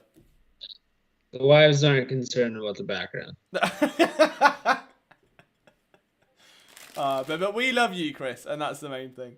I don't really. I don't like this. I don't like that Malik Willis is there. That's the thing. I'd rather the temptation not be. Like, 'cause if they didn't take AJ Brown yesterday, Pickens is there. Sky Moore would have been great right here. This would have been like dreamy. Not saying I prefer that. Like, don't get me wrong. I'd much rather have AJ Brown than Sky Moore. But there's just a little more. I could see there being a trade back if I'm honest. Like, it's Trey McBride or a trade back. Can I also see them taking Cam Jurgens? I know that he's been yeah. there's been a lot of rumors about them taking him. Also, I don't know why I'm blanking on the other center, not Linderbaum. Oh, Lindstrom. Yeah, Yeah. Boston College. Yeah, so I think interior offensive line could be here. You could trade back and still get one of those guys, but Yeah, I think it could be a Lindstrom possibility. back for which raises the odds of trading back in my eyes, because unless you're sold on Dean or you really want a quarterback, it feels a little early to start. I don't want to say reaching, but to kick off if you're going to kick off the break or delete social media. If you're going to kick off, the run on linebackers, and you're not going to select Nakobe Dean, that's a decision that could look pretty bad in a few years. So I think with how many linebackers are still on the board, trading back, if that is what you're going to go for, makes all the sense in the world. Right, I've affirmed it. I'm manifesting. I've said Liam's crystal ball says it's Trey McBride or a trade back. I've just got to feel that the moth told me. The moth landed on my window and fuzzed in a way that went like McBride. It knew. All right, the moth knew. I'm relaying the moth's information. The moth is now gone. It has fulfilled its purpose. The pick is Trey McBride. If this happens, just let it be known that the moth cameth and toldeth. I really hope the Really moth is wrong, to be honest. Take Willis. Yeah, we got different moths in Canada. They don't speak to draft picks as much, but I really hope they hit wrong. Not that it would be a terrible pick, but I think there's so much value, and especially I don't know a tight end. I feel like you can get later. Yeah, I mean, I like Jelani Woods, for example. Come on. Howie Roseman has stalked Liam's mock drafts before. He does it once a year. He knows. He's got this stream up in his war room now. He knows what's going on. I'm half the reason for this team's demise, okay?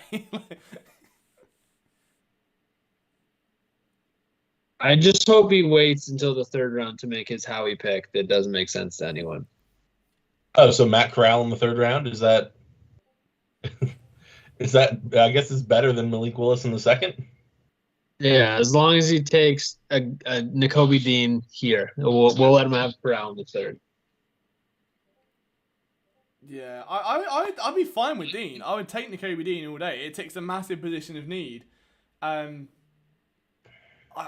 just got this awful Malik Willis feeling And I really don't want the moth to do that to me because it was a horrible moth. Maybe it's, I don't want to doubt it, but Well, my thing is like I don't mind Malik Willis as a prospect, but my thing is this is just it's idiotic considering the needs that the Eagles have.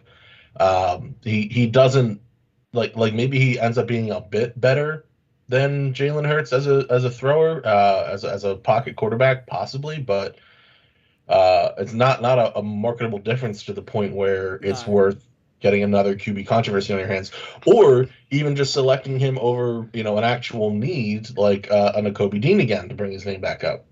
I remember, so I did a live stream and I was going to try and watch like a few before YouTube yeeted it off because it had music in. And the first player I scouted was Malik Willis.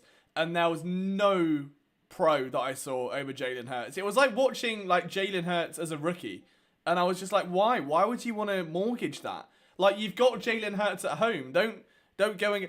It's like going on the whole saying of, oh, you've got steak at home, why would you have a burger sort of thing. It's like having steak at home and just eating like crisps off the floor. Like, there's no need.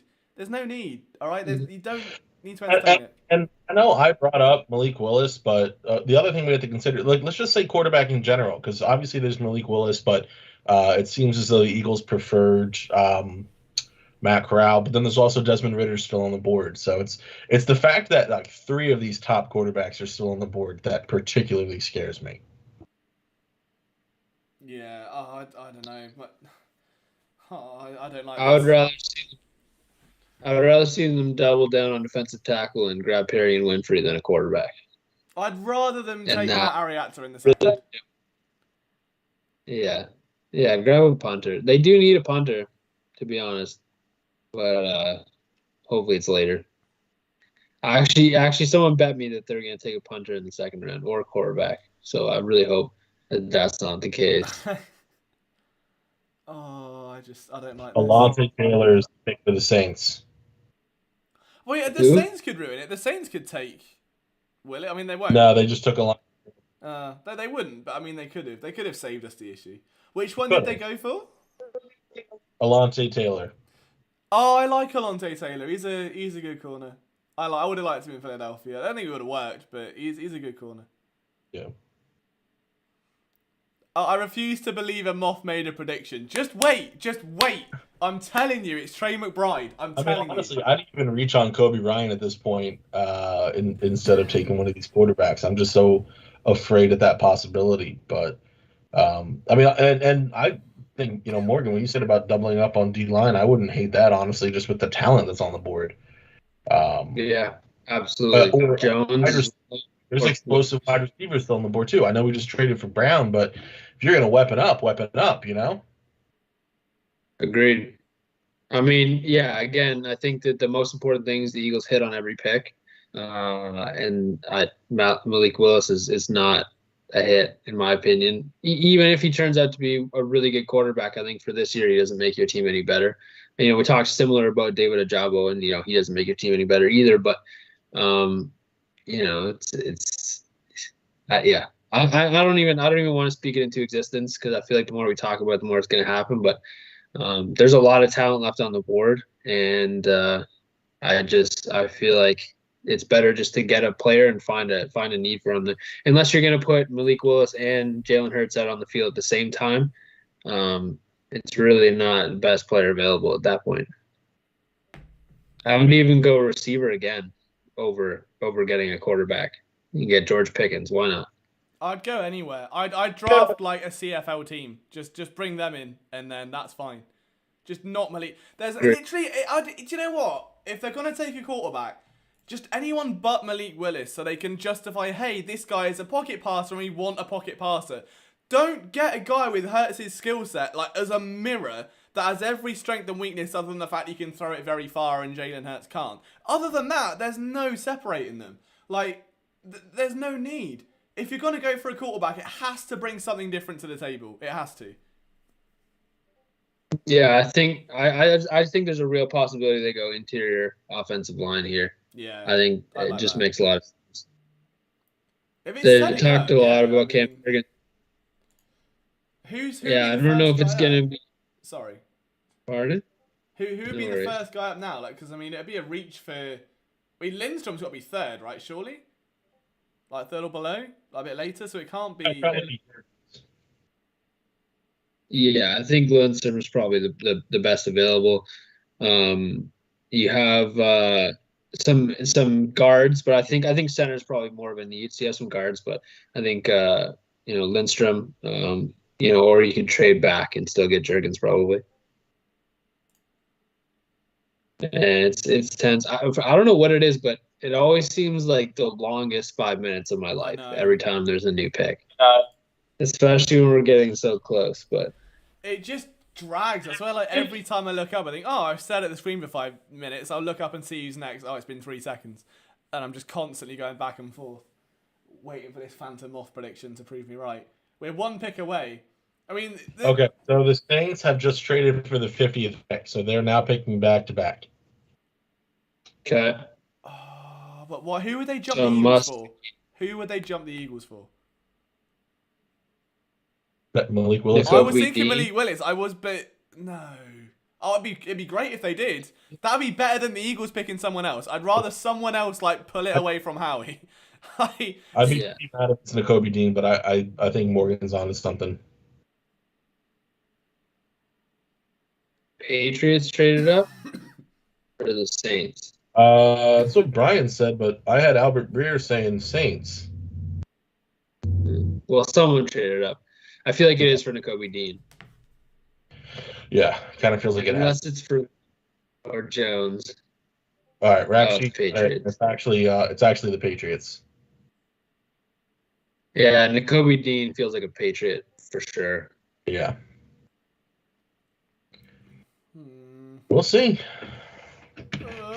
Hey, It's a very Cole- Patriot Cole pick. That's Strange. fact, you know. Well, strange the first round. I didn't know we'd be interviewing a first round pick on Flipping the Birds when we interviewed him, but you got to release some clips of that. No, he's a first round pick. Good for him, man. Have you spoke to him since? Did you like shoot him a text or anything? I think maybe Chris. Chris is the contact. We have so many clips that where we just have to release of these interviews, and so yeah, it got tied up, But Patriots fans, if there's any Patriots fans in the chat, you want some exclusive interviews with your new first round pick, be on the lookout. Yeah, for sure. Oh, who have they got? Who have they Oh got? wow, it's Tyquan Thornton. Oh? Interesting. They jumped Philly to get Tyquan Thornton. Why? What? Speed, I guess. Yeah, He's a but- fast guy. Yeah, I don't know why you trade But up he unless was- you're thinking Pittsburgh needs a receiver. Yeah, maybe. Yeah, if the Eagles didn't want to budge because Indy could also have gone for a wideout. I feel a nice speedster. True. Kansas City. You do have a lot of teams right there that need a receiver. oh god, I I mean, feel like unless Oh, they did it. now they're putting up a Micah Parsons tweet about Dean not going yet. This just feels like kismet. Like this is it, right? it's gotta be. Man, my heart's starting to flutter. I feel like they're gonna do a switch up. They're gonna be like Malik Willis, something. Trey Bride. Yeah. Oh. Liam, your moth is gonna fly up on stage and announce this pick. That's what's gonna happen. Oh, imagine. I will First- say, the I don't know first if you draft- guys talked about it, but apparently John Dornbos is supposed to announce the pick for Philly, and that's just awesome. Being big. Aw, I love him. agreed. What a hero. Well, Chris Angel was on earlier, and they're Yeah, both that was magicians, right? So, Crazy.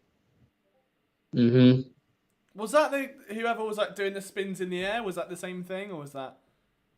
yeah, that was Chris Angel. The Okay. weird. I I did. don't know I've what got that the has to audio. do. I know. I had no idea what was going on. Someone just spinning around in a straight jacket upside down. I was like, "This isn't what I signed up for," but cool. Yeah, That's not much. I know he's a 1975. Yeah. Chris Yeah. Angel's a douche canoe. Very apparently. strange. Not from me. That's from Desert Fox. I've never met the guy. I don't know. Oh. His name's Chris, right? So it's got to be Guys, I'm nervous. I don't know about you guys, but I'm like, yeah. There's a tension in the air with some silence. It's like, I'm more nervous about and this again, than the first. it could go so right or so wrong, and there's very little in between.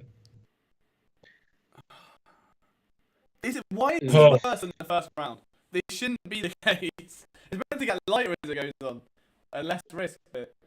Yeah, well, like 4 other teams were meant to take a quarterback before now, and now here we are. Mm-hmm.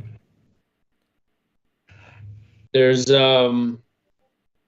something I don't know about you guys, but I've noticed like they're making more and more of a spectacle of the draft over the last couple of years, and so it's like the teams get 5 minutes to pick, and then there's this weird space now where it's like the 5 minutes is up, they know the pick is in. There's a time yesterday where like there's 3 picks waiting, and it's just like I don't understand. Like if the picks are in, that's what we're here for. We're not here for Chris Angel to come out and twist around in the air like that. It'd be nice just to get it going. With every notification, I freak out more, and it's all just more tweets about Tyquan Thornton. I don't even want to look at my phone. I want to watch it on the screen. I don't want to look at it on the phone. I want to find out together. We do it as a team. Okay, I just found out. Sorry. Oh, right. I just got on my computer. All right. Okay, fine. That's okay. All right. I haven't seen it yet. Should I look?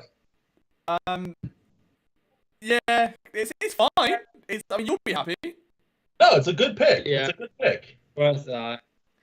So Cam Jurgens is the pick, apparently, for the Philadelphia Eagles, which is good. That's a good selection. Can't complain about that. He was the top center that I had left remaining. So I mean, that's good. That is significant. Well, it also tells you that Landon Dickinson, I'm assuming, staying on the right then, which I would assume. It also means you never trust a Moss, which is a good lesson for all of us. Yeah. You never trust the moth. That's what we've learned. Do not trust moths. They're deceptive little creatures. Yeah. So if you want to know anything on that picture, just moths. If they try and tip you draft information, they've probably got skin in the game. Is all I'm saying. Who's on the Jurgens article? I'm not sure. Let me take a look. I can take it if you want. If you want it, it's all yours. Yeah, I'll hop off for 2 seconds and I'll be right back. You sure? Yeah, I got it. Alright, man. Okay, so it's still you. I'll hold the fort. Let me just check. Who have I got? Oh, who is it? Oh, it's you. Anyway, you instinctively. Oh, is it me? Oh, Yeah, perfect. yeah. All right. Well, got it. All right, later. Look at this lovely spreadsheet. Let me see. Look at that. Look at all the effort I went to. I did pretty colours, all these extra things.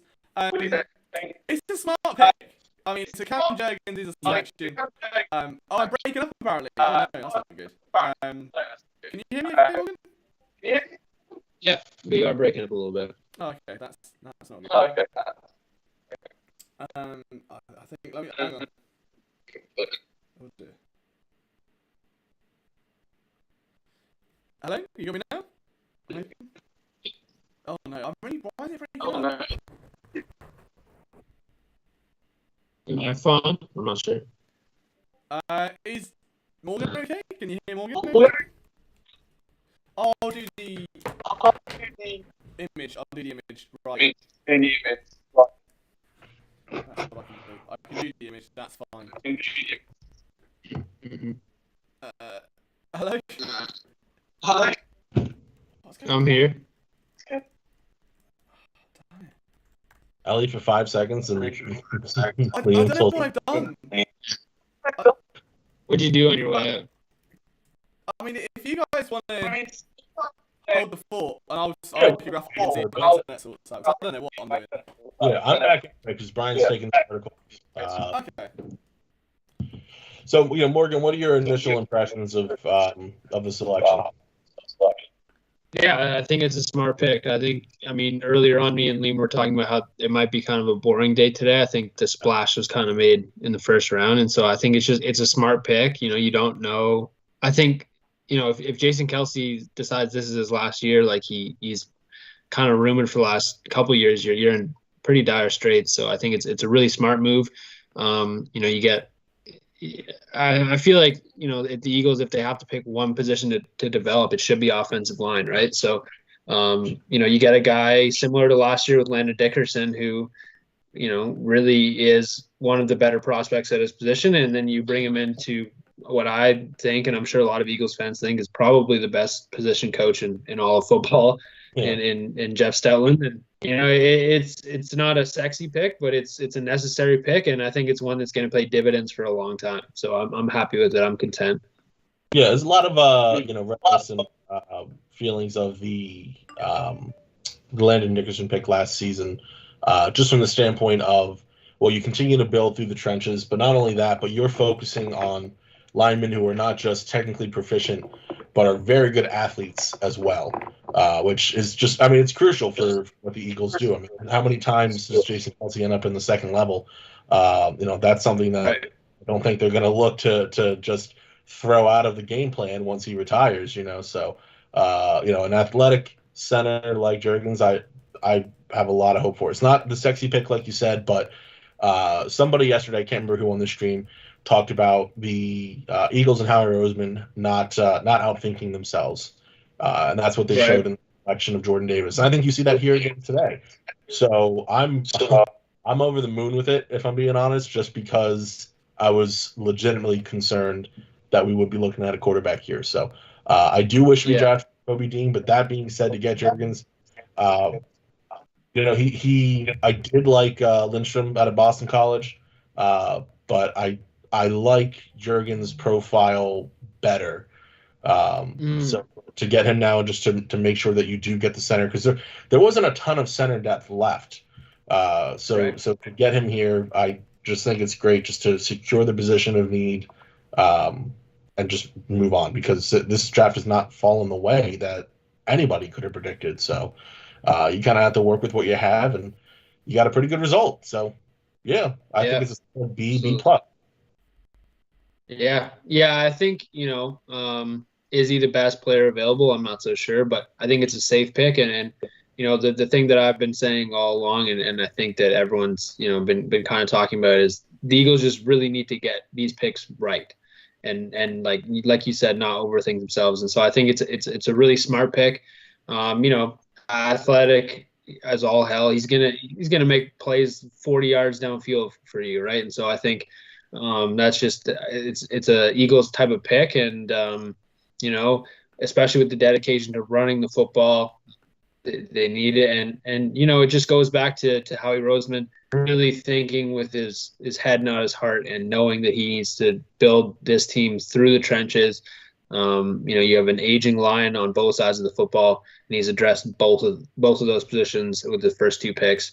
Smart draft. I think, again, like you're looking at, way back when the Eagles took Lane Johnson early on, right? It was, maybe at the time it was one of those picks where it was like, he might not be the sexiest pick, but it's one, and that was a much better prospect than Cam Juergens, but still, I think it's it's a really smart pick, and one of those picks where you kind of see a turning point of, like, teams that make smart picks are good football teams, and so this is a good football team selection. Yeah, no, I agree, and it's definitely going to be, I think, exciting for Philadelphia fans. Is one of the comparisons that that Juergens has received. The player comps was Jason Kelce light. So that's if you can get a player close, you're not going to get Jason Kelce after he's done. But if you can get Jason Kelce type to fill that role thereafter, how could you not be excited about that? I just want to get two things. One, Nick Sirianni's haircut is very nice. I don't know where that came from, but he's found a barber and it is working very nice for him.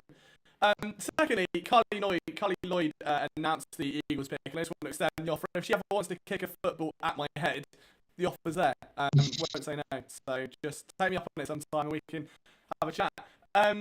George Pickens to Pittsburgh in other news, which I don't like that. That's not good.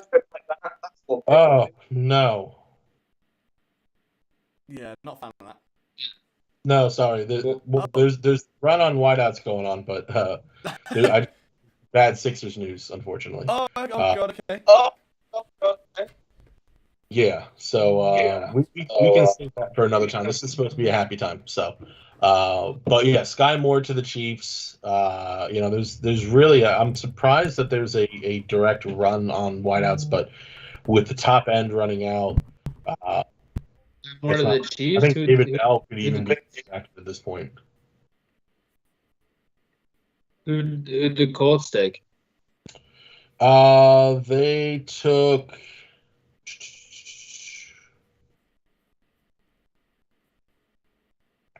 Where was it? Alec Pierce.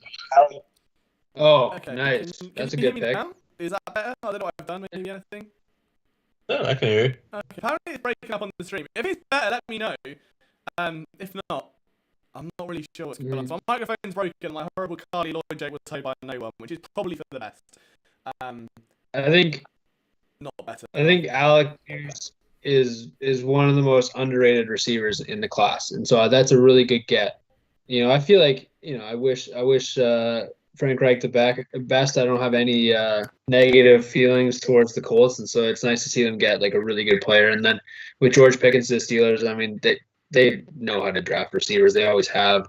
I'm surprised he fell that far. So 2 really good receivers go off the board. The Eagles solved that problem in the first round, and so I don't feel like if they didn't, and then we missed on those players, it would feel like a completely different circumstance. But neither of those guys are AJ Brown, so it's you can feel happy for other teams getting good picks now. It's a good feeling. Yeah, absolutely. Every time you guys don't talk, I'm gonna try and just slip in. I'll say a poem or something and just see it. Any luck yet? Are we better yet? Did that help? I unplugged it and plugged it in. The fabled trick. Ooh. Yeah, you sound fine to me. Yeah, it's a problem with the broadcasting software. After I said it was fine and there were no issues to Brian, like earlier this morning, I was like, "No, it's fine. No need to fix it. Not helping." Damn it! What the hell is going on? What? I don't get it. Let's just try that. Is that better? Beep boop beep boop boop. Oh no, this isn't good. I have to hand over streaming duties and just stick to articles. Just pick one. What is going on? I don't really know. What if I do that? I approach it like a. Oh, Cardinals took Trey McBride. Oh, that's a good pick for them. I like The Moss is a Cardinals fan. We didn't know that at the time. It wasn't explicit. What the hell's going on with his microphone? I mean, the other option I've got is if I do this, and I don't think that helps many people. That might sound better, it might sound worse. Does this help? If I reboot my PC, the stream dies, and we can't be having that. Is that better? I've changed my microphone, so. Yeah, I mean everything that I'm sounds fine. Yeah, Nothing. it doesn't look it. It's all doomed. It's either the greatest trick anyone's ever played. That's so weird. Well, Liam, while Morgan and I kind of hold down the fort, Brian just submitted the piece. So do you want to get that up while Morgan and I are holding on? I will do that. Yes. Cool. All right. Awesome. So what do you think they do at 83 now? Do you think that they stay pat, or are you thinking that they might trade down and try and recoup some picks here? I think if anything, they might maneuver back up the draft. I think otherwise they're going to stay put. Moving back, I just feel like the theme of this draft has been getting their guys. So I think Cam Jurgens, they had a great valuation on him, and they got him where they thought they were going to get him. So I think that the theme of this draft is get your guys. So if that guy, I think corner's a real possibility. I think there's a lot of good corners left on the board. I know that Liam likes Tariq Woolen. I'm a big fan of Cam Taylor-Britt.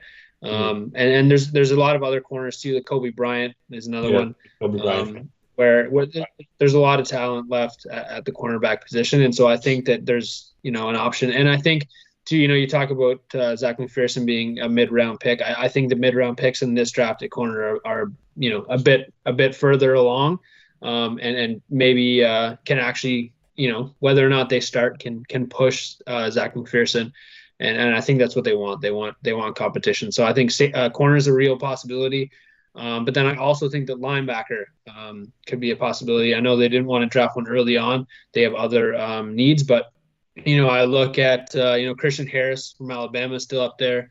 We saw how far Nakobe Dean fell. So I think that linebackers in general might fall. There might be a run on them. But you have Brendan Smith, Penn State guy, would be another good option.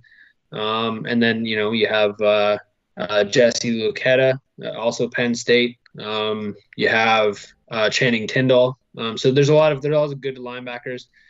So I think linebacker, corner are real options for them. And I think that they're in a position now where they can make kind of a splashier pick in the third round and bet on themselves. So that's what I see. I don't really see any massive needs. And I unfortunately, safety, I think that all the good safeties that can actually be legitimate options are kind of gone.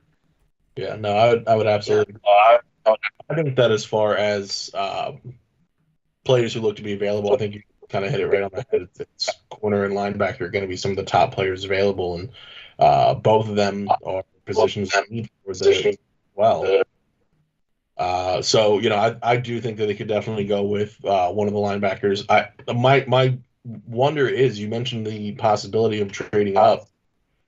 Is there a possibility, if Nakobe Dean makes it to the third round, that we see them move up? Because I mean, how far is this guy going to fall? Right. It's just absolutely insane. So, if he makes his way into the third round, I think that's something to watch as well. Just because, maybe you'd have your pick of the litter linebacker if you stay where you are, but you could have a first round graded linebacker if you move up for Nakobe Dean. So, definitely somebody to keep an eye on in round 3 if he makes it that long. Mm-hmm. Absolutely. I mean, Dallas is coming up, and we know how they love to draft linebackers when they don't need them. Yeah. So it could be a real possibility. But yeah, I think we've talked about them wanting to keep their capital for next year, but moving up in the third round, it might cost you a fourth or a fifth next year. I think that's pretty good value. You could do that. This is where you start to see getting rid of all those mid-round picks yesterday playing a factor. Is you don't really have the capital this year, and I think if you're getting rid of Andre Dillard, you hope for a bit more value than a third round pick. So maybe it's a couple third round picks and maybe a pick next year. Maybe you do something like that, but the options to actually move up, I'm not sure are numerous, but it would be nice to see them, go get their guy. And like you said, tremendous value at this point for Nakobe Dean. And again, like I don't understand it. I don't know what's going on, but it seems like as soon as he goes, there's going to be a couple linebackers off the board. So there's definitely going to be a run on them soon. Same as corner. And I think that the run on receivers is not done. So there's going to be some value available to the Eagles. Absolutely. No, I absolutely agree. One receiver who I'm looking to go relatively soon, David Bell out of Purdue is another guy who could be drafted off the board relatively soon if we're keeping up the run on wide receivers. And now you got me worried about Dallas and Nakobe Dean, I would say, but we'll take a look here and see what happens. It's just I keep forgetting that Minnesota has traded back so many times. I keep seeing them with 2 picks coming up. It's kind of funny that they've traded with the Lions and with the Green Bay Packers. So they can work their way around the circuit, around the divisional deal with the Bears. Looks like the Cowboys are taking Sam Williams, actually. Sorry? The Cowboys are taking Sam Williams. Oh, okay. Yeah. It's just not Nakobe Dean. Not Nakobe Dean. Yeah. And I don't know much about that prospect, but you see pretty much every team in the division make a questionable choice. Washington in the first round, going with Dotson, and the Giants taking Wandale, and then the Cowboys taking a tackle who led his division in holding penalties. And so, as an Eagles fan, putting everything into perspective, they're having a fantastic draft, especially in their division. Sure. No, I would definitely say so.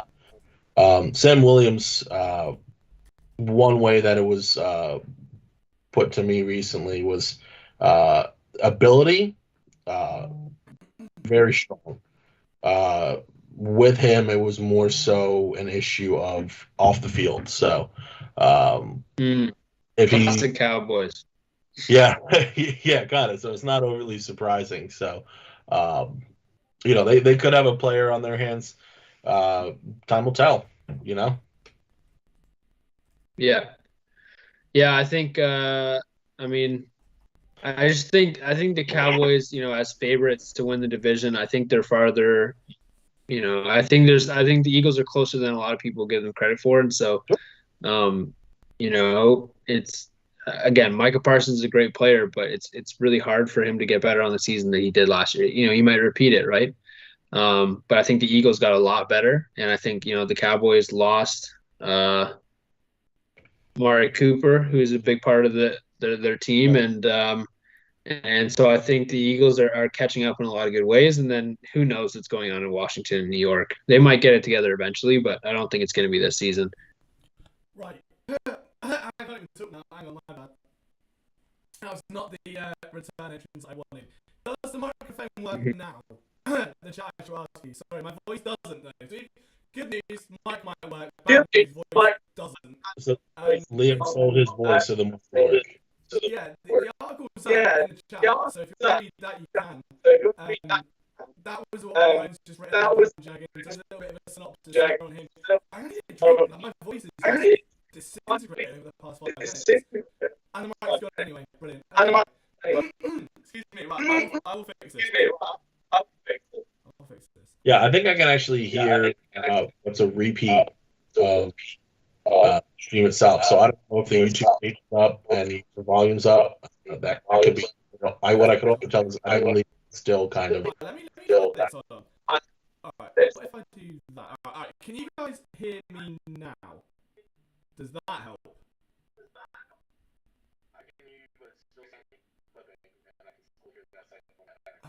Damn it. This is so. I don't know where that's going. I think the echo might be coming from the organ, but I don't think the clipping is. Yeah, the clipping's definitely up, Liam. I'm not wearing headphones. My mic's got very good. Same way. What's happened. I haven't pressed anything. There's nothing that's changed. Yeah, I don't know. Only thing I can do is if I delete that. Looking like a bucks. There's a prospect that I am unfamiliar with. Offensive lineman Luke Godek. What about that? Does that work? Any update on that one? On my end, that sounds good. Yeah, you've been sounding good on my. You know, Sam Williams. It sounds like Yeah, I don't know. Yeah, I mean, arrested in 2020 for battery. So, Yeah. Classic Cowboys pick. Just like I don't know how Jerry Jones hasn't learned from his mistakes, but also interesting. I think like he's a guy that and I just read up on him, but a guy that played an edge, and so I think with Micah Parsons, they're going to continue to let him kind of roam and play a lot of different positions, which is I think fine for the Eagles, right? Like I think as talented as he is, there's different ways he's going to affect the field, but I think like with the Eagles, it's been those like solid consistent pass rushes that have given them issues, right? And so, to have Dallas do what they're trying to do and be multiple and kind of confuse the offensive front, I don't think that's been a problem for the Eagles. Is that they are very smart, they're well coached, they can handle that kind of thing. So I think with the Eagles, it's really about attacking what they're not good at. And they have some weaknesses here and there, and they have some bad games. I think Jordan Mailata is still coming into his own, really good overall player, but we'll have a game or so where he kind of stumbles and stuff like that. So I don't think it's going to be a problem with the communication issues and picking up players. So It's another Well, pick that doesn't really make a whole lot of sense. It's like the Eagles are on their offensive line. Going up against a jack of all trades, master of none is not really concerning.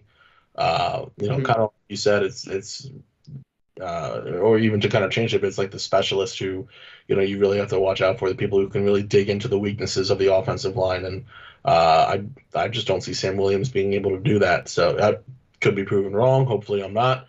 But Mhm. this is not one that should raise the odds for Dallas winning the NFC East, in my opinion. Okay. Yeah. Does this Yeah, and I mean, slightly just trying to chop in 2 seconds. Wait, 1, 2, 2, 1, 2, singing, 1, 2, 3. If they say no, I might cry at this point. No, sorry, I was just laughing at you saying the word singing. yeah, singing. I am singing a song. Yeah. This is singing. We'll see. I might have broke the stream. I'm not sure. I did reset it, so it might have fixed. It also might have broken it. Oh no, it still broke. I can hear it. Yeah. Oh, damn it. I don't know Troy. what that is, man. I might have to just leave it to you guys. Quite a bit. And speaking of jack of all trades, Troy Anderson, one of the more versatile linebacker prospects in this draft. So it's going to be really interesting to see what his development in Atlanta looks like. But we could be seeing the run on linebackers start, and it's not with Nakobe Dean. Yeah, something must be going on. I don't understand. Yeah, it's a measurable issue, or it's a medical red flag, or there has to be something. I really just don't understand it at this point. I mean, great news for the Eagles. Potentially, I yeah. don't know if he's going to fall that far, but No, but he could fall in range of trading up. I mean, we talked about the idea of possibly pairing Rager with a pick in order to move up. I mean, that could be the territory we're getting into, considering that Rager's value is probably right around a fifth or a sixth right now. yeah. I mean, again, I think the Eagles are pretty happy with the guys they have in house. So trading to go get your guy, I think that's the mentality that Howie's brought into this draft. I think he thinks that this team's pretty close to competing and wants to go get players. And again, like I said, if it's the year to evaluate Jalen Hurts, then having a good defense, it will play a massive factor. And one of the things they could not do last year was cover as linebackers. So Yeah. Sorry, I'm just trying to jump in and your levels are doing. So I don't know.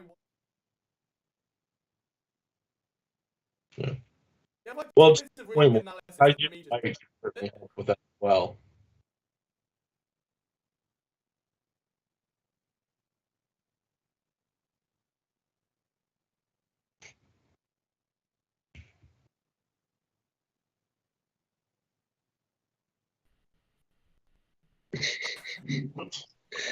again, you sound fine to me. So I mean, Yeah, I don't know. Must just be the stream. It's fine on Skype apparently, but it's something to do with the stream. Unfortunately, it seems like.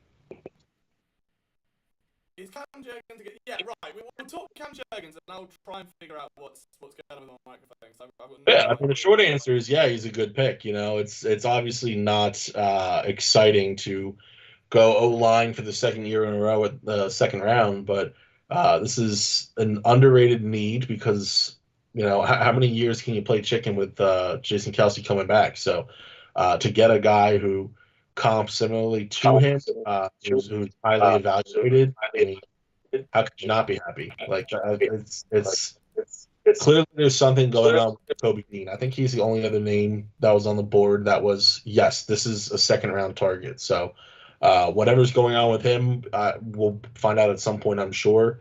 But I would definitely say for now, definitely a good pick. Absolutely. I mean, the biggest knock on him is his size, and clearly, with a similar guy with Jason Kelce, it hasn't been an issue, and I think the athleticism is really the key. He's a guy that will make blocks 20, 30, 40 yards downfield. and effort is not an issue. He's smart. He's pretty technically sound. So I think he's just going to fit in really well, and he's going to be farther along than a lot of other prospects are. He might not, be a mauler the same way that some of the other guys will be. But, again, Jason Kelsey has made a living not mauling, but out working and out hustling and out athletic. However you want to say that. But yeah, being a better athlete than whoever he's going across with. And I think it's essentially a seamless transition. He's not going to be Jason Kelsey day one, but, 3-4 years down the road could easily fill that role, I think.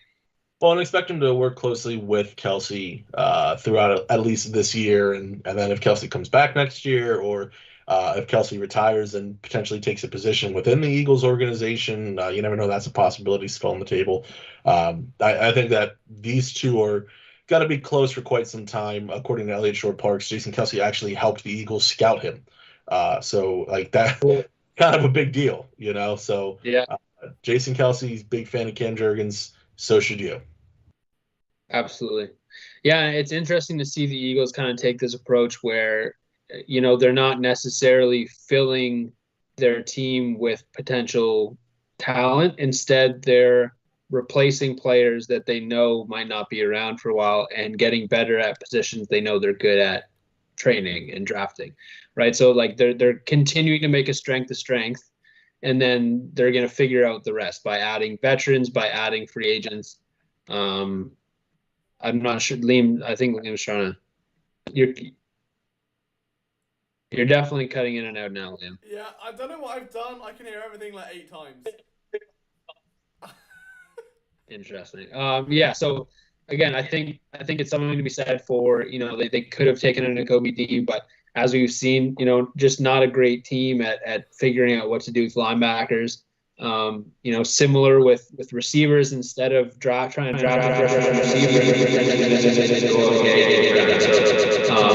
think how he's going to good at work on. You're always going to continue to be good at what you're good at and make teams beat you. And so I think that offensive line is going to continue to be a strength for the Eagles. How he knows that, and he's adding to it. Similar on the defensive line. Right, can you guys still hear me?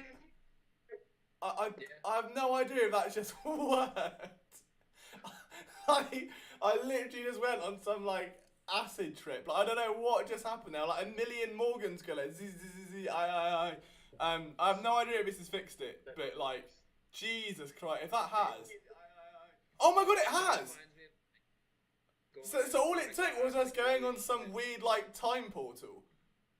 Wow, I have no idea what happened. That was the most insane 30 seconds of my life.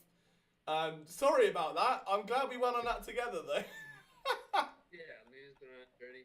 I feel like it's it reminds me of like early on in COVID lockdowns, and you have like one professor that's like 86 trying to figure out Zoom calls. That's what this reminds me of. Yeah. I mean, you're not wrong. Hang on, can you just talk a second?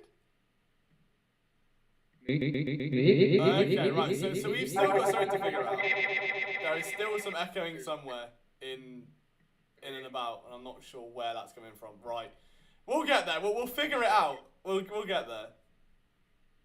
I can put on headphones if that would help. No, it's definitely on my end. I'm not really sure why. Hold on. Right, talk now. Oh no, that's just me again. Oh no. Okay. Yeah. Oh God, this is a nightmare.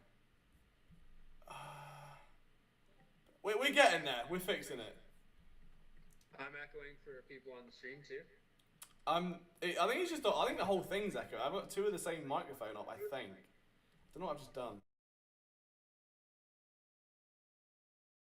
Right. So that's my microphone. Good. We've got that in. Okay. This should be Morgan. I don't know why. Something's not good there. I don't know what that is. Let's just try and add a new one. Okay. Sorry about this. This is truly terrifying.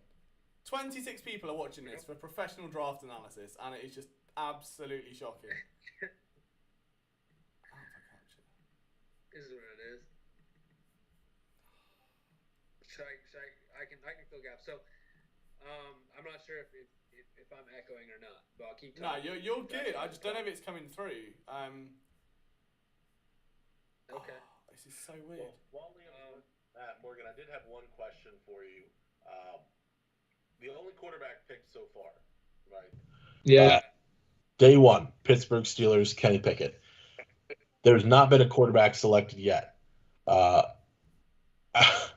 how terrible of a pick is that looking to be right now? Like, obviously, you won't know for sure until Pickett actually throws the ball to Pittsburgh. But it really just kind of signifies to me that was an absolute overdraft in that situation. So, what does that necessarily look like for the Steelers?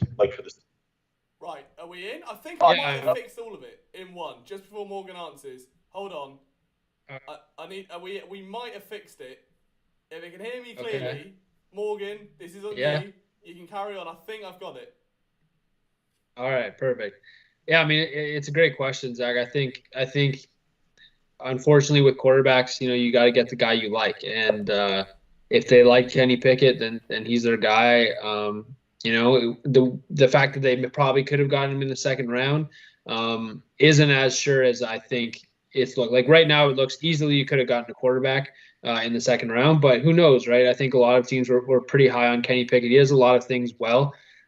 He's a smart guy. He gets the ball out quickly. He did have the benefit of having some really good receivers, Jordan Addison, Jared Wayne, in Pittsburgh, and I think that there is something to be said for getting that local guy. I think Pittsburgh wanted kind of a guy they could cheer for. I think when you're drafting a quarterback, especially after having one quarterback for so long, you're not just drafting the talent, but you're also drafting the face of your franchise. Sure. And so I think it did make a lot of sense for them. But yeah, it's shocking to not see Malik Willis go after all the conversation about how talented he was. I'm surprised, but I also think that we're in a weird spot where there's a lot of bad teams that don't need quarterbacks, and I think in the past that's been the thing is if you're a bad team, you need a quarterback. And it's like Jacksonville's got a quarterback. You have Detroit has got a quarterback. You got, and then you got teams like Atlanta where it's like they need a quarterback, but they need a lot, right? They're completely transitioning. And so I think everyone's looking at next year's draft and saying, wow, look at all the talent in that draft. Let's build our team and then go get a quarterback. So yeah, it might not have been a great pick, but also who knows? Maybe someone else is looking at Kenny Pickett. The Steelers are pretty good drafters overall. And don't think of these picks frivolously. So it's really interesting, though. I would have thought there would be at least to be honest, I thought there would be at least two quarterbacks taken in the first. So to not see one at all taken in the second is pretty shocking. No, I agree. And I think you bring up a really good point when you talk about, the bad teams that don't necessarily need a quarterback this year. You brought up the Lions, and they have Jared Goff, who's not they're not going anywhere, Jared Goff, and I think they know that, Yeah. except but he's on the books for multiple years. He can be a bridge quarterback. He's serviceable for now, where your rookies, your young players, they're not going to see devolve in their talent development because they're playing with him. That's not a concern. That's good. 61. Yeah, 60. Cam Taylor-Britt. Cam Taylor-Britt. Bengals. The Niners took Drake Jackson at 61. Okay. Still known as Kobe Dean. Yeah. Kobe Dean is not my lover. Apparently, you need to make a song for that. I know. What was one we had on Flipping the Birds? I thought it was low-key really good for a minute, and I can't remember what it was. Was it Tariq Woolen? Oh, Bar Black Sheep, have you any woolen? That was as close as that got. So it's a work in progress. I'm trying to. We haven't got any. We can't do Jordan Davis. No. Yeah, they need to draft more people I can make songs about. To be honest, that's where the Eagles are going wrong. It's the only complaint I've got at this point in the draft. I mean, it's a legitimate concern. I agree. If this stream has devolved into taking analysis from moths and going on acid trips, I mean, this is nothing. We can do this. But big shout to Zach and Morgan for holding the fort here, because that has been a whole journey, trying to actually have conversation with me going every like 8 seconds trying to see if I might work. So thank you to those guys for being the most patient co-hosts on the planet. They are two little dimes and I love them dearly. Do we want to quickly go over the Joel Embiid stuff, Zach, while we've got a little break until the next Eagles pick? Yeah, why the hell not? Okay, so Joel Embiid, this was suffered at the hands of Pascal Siakam in Game 6, the one where the Sixers moved on to the second round. He suffered a right orbital fracture and a mild concussion. So what this means, obviously, right orbital, that is an injury which he suffered before and has played through after some time. That's what brought us Mask Embiid. However, the concussion has him currently listed as out. So depending on the severity of the concussion, he could potentially miss Game 1, possibly even Game 2. It is not ideal, to say the least. Not ideal. Bad. Definitely a quibble. Yeah. So Bad. one slated to be on Monday. Maybe in a week's time, a little bit less. So perhaps around Game 3 or so, we see the return of Embiid. But it is not going to be a lot out of Tyrese Maxey, a lot out of James Harden. And unfortunately, you're going to see a lot of DeAndre Jordan. It's just the fact of the matter. Are the first 2 games in Miami, right, though? First 2 are in Miami. So it's not... I would say it's not that if there was a time to lose him, if you get Embiid back for the home games to kind of level it, it's not... I mean, it's not as if you're losing home field advantage or anything like that. Yeah. So this I initially had the Sixers winning in 6. If they can still win the series, if they can overcome this, they may have to push it to 7. I do think they match up well against the Miami Heat with a healthy Joel Embiid, but obviously that's not what they have. So we will see what happens. Now, again, not a Sixers fan living an hour and a half outside of Toronto, but James Harden, man, James Harden was fantastic that last game. I think in the series wasn't the James Harden that we're used to seeing in the past, and that last game really started to come alive. And so I think that he's definitely hitting his stride. And so coming into this series, he's always matched up well against Kyle Lowry. Jimmy Butler's another problem, but you might be able to do it. And really, they just have to stay. If they can steal one game in Miami, then I think you're off to a No, I'd have to absolutely agree. And like you said, he did look a lot more aggressive as of late. He tends to play more aggressively without Embiid on the floor. So, we could see we're never going to see Houston Harden again because, not only has this hamstring injury he suffered in Brooklyn limited him in some way, but additionally, I don't think he wants to be Houston Harden again. But I think we can see aggressive form in the future. Mm-hmm. I mean, different calls too, right? The refs are calling things differently, and so he's had to transition his game a lot. He's not getting the same kind of calls he's getting, so he's had to be more aggressive, search down those fouls and hunt down those calls. Yeah, I agree. I do see mention in the chat talking about bringing up Charles Bassey. The problem with that is that Charles Bassey is actually dealing with a shoulder injury at this point. That's actually what kept him out of the G League finals. So he will not be available to the Sixers likely throughout this entire series. So you're going to be looking at Paul Reed, going to be looking at DeAndre Jordan, and you are going to be looking at possibly some Paul Millsap, but hopefully not. Mm-hmm. Maybe Shake Milton can hit a few more shots. Yeah. It'd be an interesting time to play Ben Simmons at center had he still been here. But no, this is part of the issue of trading away an Andre Drummond in the James Harden package, and yet you do what you had to do to get Harden, but clearly Andre Drummond's presence would have been immense in this situation. He's not nowhere near the talent that Joel Embiid is, but he's leaps and bounds ahead of DeAndre Jordan. So We'll see, but it's going to need to be the Maxine Harden show, and there's little doubt about that. I mean, if I don't want to say it's a positive, it's definitely not. But if there's a positive to take, I mean, the Sixers definitely responded in Game 7 in a way that was, I think everyone dreamed that they would, but everyone feared they never could under Doc Rivers, just with that absolute tenacity. Like you saw early on with the the dunk from James Harden, and obviously then how impressive Tyrese have been that whole series. Like, if there is ever a coming of age game for Tyrese Maxey, or a coming of age series, this is going to be the one, to kind of get him to that sort of next level. It's going to give Harden a responsibility to essentially become the leader on the floor, and having only been on the team for a little while, to put that load on his shoulders. Long term, it could be beneficial to show, can they survive without their most important player?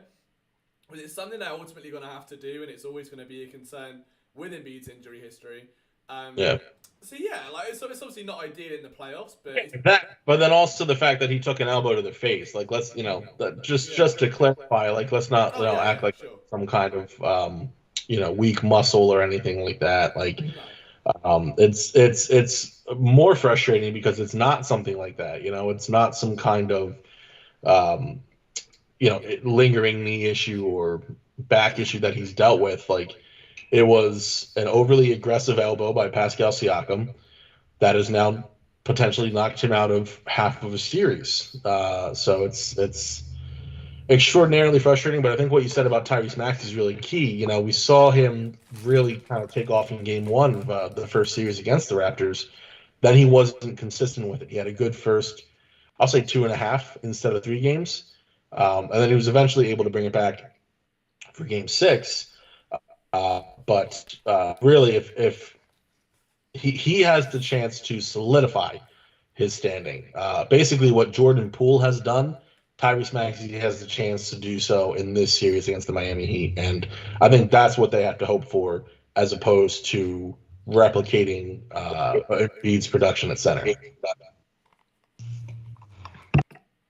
I just realised that Mountain Joy has drunk and been there for a week, and it was the wrong bottle. That's not going down well. It's gonna be. I don't know. I just don't want to see the whole Jimmy Butler thing. I don't know. It was always gonna be an intense series anyway. Now you're losing Embiid for potentially 3 games. The Sixers fans have suffered enough in the Toronto series. They need this sort of burden on top of it. But the Buffalo pick is in. We're almost at round 3. We're almost done the entire round. We're there. We're halfway home, boys, for this evening. We're getting there. And how are we feeling? Last time, are we good? Do we need coffee breaks? Do we need toilet breaks? Anything we can rotate around? I can ship you guys out a lovely vanilla latte or anything. I mean, if you're making them, I'll take one. That sounds lovely. But I think a recap would do me well. I think of kind of what we saw in the second round. So I can defer to you, Liam. While you were panicking and going on your ass trip and talking to moths, what did you see in the second round? What kind of trends do you see? And I'm interested to kind of see what you see happening in the top of the third round. I'll tell you what I didn't see in the second round, and that was much of the second round, if I'm honest with you, just while I was getting it all fixed. But no, I think what we did see more importantly was teams pivoting around. I think you probably hit the nail on the head earlier on, was that we assume that typically corners and receivers are going to be the prime spots to go to, and then instead there's almost a bit of a pivot now where they're realising they can get these cheap contract edge guys in the second. So I think Nakobe Dean is the one outlier here that people want. I think the biggest thing of all was just that the quarterbacks haven't gone yet, and I think even through the entire off-season, everyone knew the quarterback class was pretty bad. And it's still been hyped up all off-season long. It gets pushed and pushed and pushed, and eventually these guys end up being first-round picks, and push comes to shove, and they're falling and slipping and sliding, and ultimately, the eye in the sky doesn't lie, right? And the fact is that these quarterbacks aren't good enough to be selected where they are, I think, which is the good thing, that the Eagles aren't going to reach. They're not going to go, oh, wow, this guy's fallen, like Malik Willis, we can take a punt on him. From a traditional Howie perspective, this has been bang on. You look at what he did last year with Landon Dickerson. Almost identical scenario. There were other players available that people wanted, were pounding the table for, and he went with the boring option in inverted commas. Same things happen here. So from an Eagles perspective, I think going into round number 3, this is where I'm really going to pound the table for Tariq Woolen. I think this will be the one area where I really would want to pound that now, because they don't have any picks left. They've only got 3. Or package him and make a little move somewhere to secure your guy. But from an overall perspective, I just think what we're seeing is that the NFL draft is forever its own entity. No one can predict anything. No one really knows what's going to happen other than the 32 GMs in the league and how they value players. But there just seems to be this real consensus that the quarterbacks aren't it this year. And I think people are now going to start panicking. I would not be surprised to see Gardner Minshew come up in trade talks over the next day or two. Because if he's now a primary backup, and you're seeing guys that were fringe first rounders. Malik Willis was being taken in the teens and higher in mock drafts up until a week ago. And now he's sat there twiddling his thumbs. I would not be surprised at all to see someone like Gardner Minshew on the trade block soon, just while the Eagles cash in. Yeah, just a quick update on the draft itself. The Bills draft at number 63 James Cook. Oh, no! Brother, I know. He does not look happy, man. He does not look happy to go to Buffalo. So he will be going to Buffalo. Oh my God, he's so angry. And then he's running back. You want your running back. 64 has already been made as well from the Denver Broncos, and that will be Nick Bonito, defensive end out of Oklahoma. Good pick. I think I don't want to jump in here too, but I'll let Zach talk. But edges, you're still seeing edges go off the board, and I think that trend is going to continue. Man, there's a lot of talented edge rushers, and there's still some left on the board. So I'm not surprised. Bonito was one of those guys that maybe would have been at the top of the second. It's really about what you want. But we saw Drake Jackson go as well. Sorry, go ahead, Nick. I'll forgive you for calling me Nick. I was going to say, I just let Tom. I'm so sorry. I'm so sorry. Yeah. Tough. Of all the PSNers to call me, I'll forgive you for calling me Nick. So I'm a little disappointed at 63 to see James Cook. Obviously, the need for corner was still there. The need for linebacker was still there. He was one of my potential surprise picks at 83. Just his ability to receive out of the backfield, I just think, could be so important to the Eagles' passing attack this season, and he's a great runner as well. So he's really someone who could be a part of a committee this year, and then obviously the Eagles are most likely going to be moving on from Miles Sanders at the end of the year, and he could potentially either lead the committee or even take it over, take over as the lead back the following year. So I am a little disappointed to see him go. Obviously, there's still Woolen on the board. There's still the linebackers, Nakobe Dean. So, we're still in an okay spot. But again, without the quarterbacks being taken, the fear's creeping back in about what if somebody's available at 83. Because you heard the argument for why they drafted Jalen Hurts in the first place. And obviously, as the Jaguars take Kentucky offensive lineman Luke Fortner at 65, you could see that same argument being made for, say, a Malik Willis or Desmond Ridder or Matt Corral in the third round. So despite the needs, if they just feel the value is so clear there, that's starting to rear its ugly head as a concern again. I mean, I've said this to Morgan earlier on. I'm not sure if you were in the stream right on the background at all, but I will repeat myself just in case for anyone new as well. But the thing we had with Willis before was it's very hard to get hurt jumping out the bottom floor window. Eventually he's gonna drop low enough for a team to go that there's very little risk here. If they do believe the upside is high enough, if it's just the floor that's the issue, then again, I mean, realistically, if you could get a Jalen Hurts in the third round, would you take him? Yeah, if you don't have a Jalen Hurts already, obviously now it'll be a bit different, but Jalen Hurts in the second was quite surprising, but in this class, he'd be around the same sort of range. I think, would you get him in the third round, out as a rookie? Absolutely, I think you would. So, yeah, someone's going to jump eventually. It's just who's going to be the team to take the plunge. I'm happy that Atlanta got Malik Willis of all the teams to kind of go out and get a QB. With regards, no, hang on, what am I about there? Have I lost my head? No. We thought.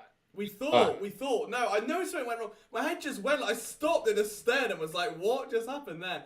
I just two conflicting thoughts. It's a lack of sleep. My apologies. Yeah, eventually something's going to take a plunge. Just hope it's not the Eagles.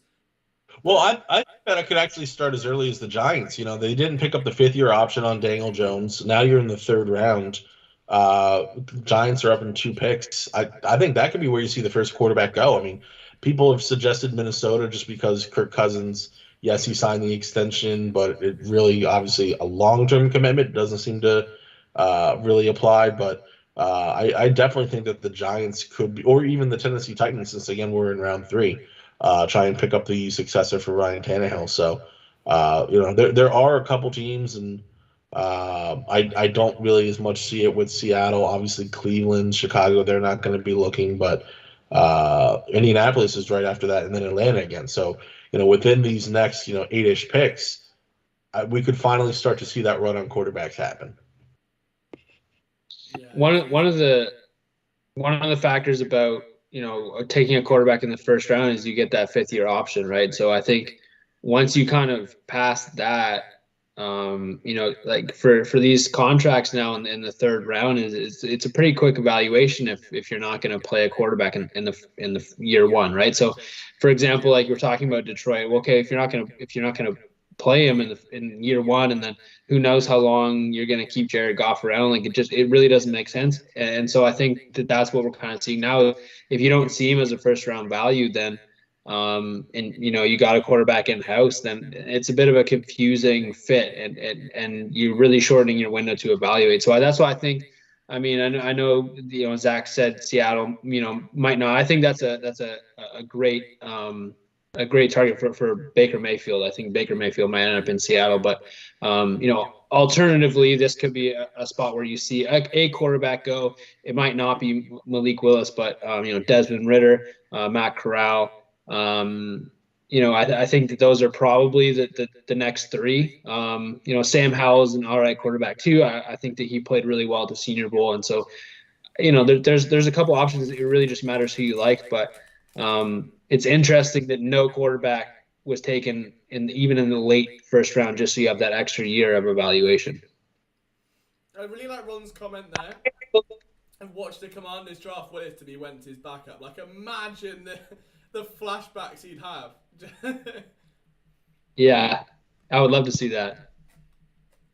But yeah, I mean, just recapping again. I know we're in the 3rd round now, but recapping the 2nd round, just full of edge rushers, and I think just the value in having someone that can rush the passer, it can't be overstated. And so now I think you're going to start to see more of a mix of positions. I think 3rd round is when it kind of starts. I still think we're going to see a run on 3rd round receivers. I think there's still a lot of value left on the board. Corners are another option. Again, unfortunately, I think there's probably only 1 or 2 safeties that really fit the ticket, and you're going to see some teams reach for that need. And then linebackers, still a ton. So on the offensive side of the ball, I think it's receivers really that you'll see, and then linemen. There haven't been that many tackles taken outside of the 1st round. We saw a few guards, but I really think it's going to be a run on receivers, probably late in the 3rd. You got guys like Jalen Tolbert, you got guys like David Bell, like Zach said earlier. You have,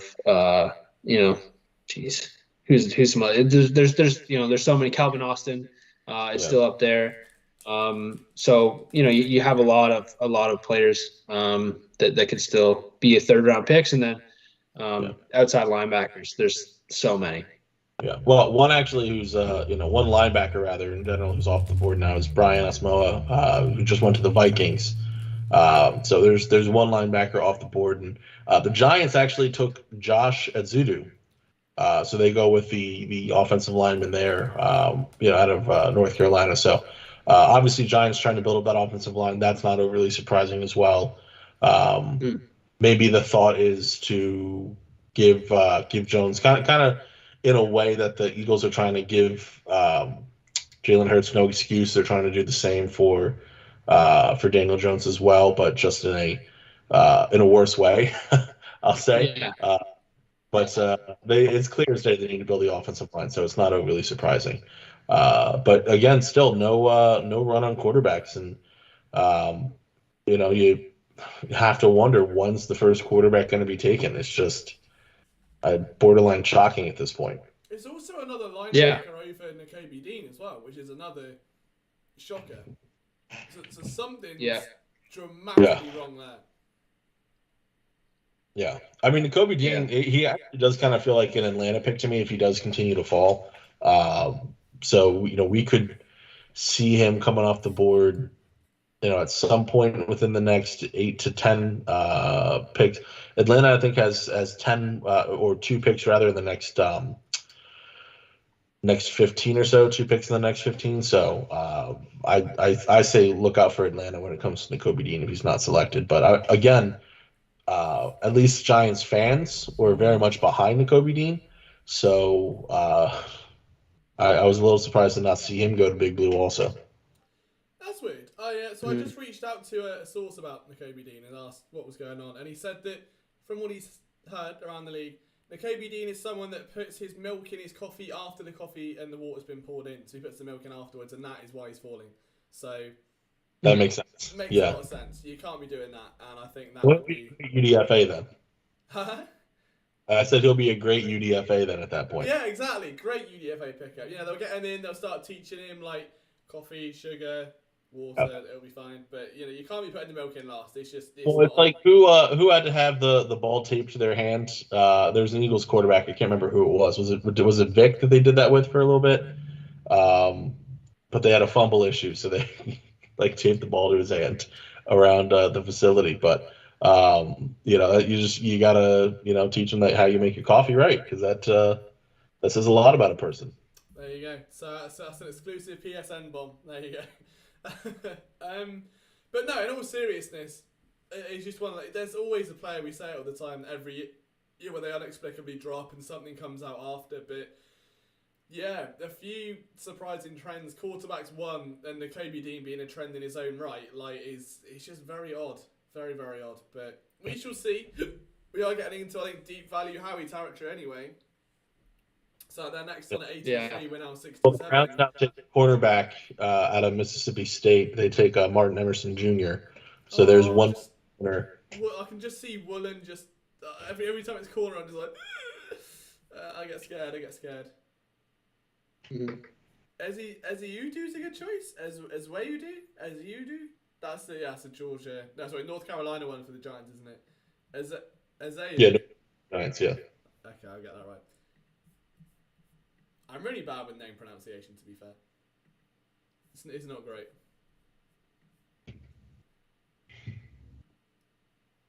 Where are we at now? So I think Tennessee might take another wide receiver.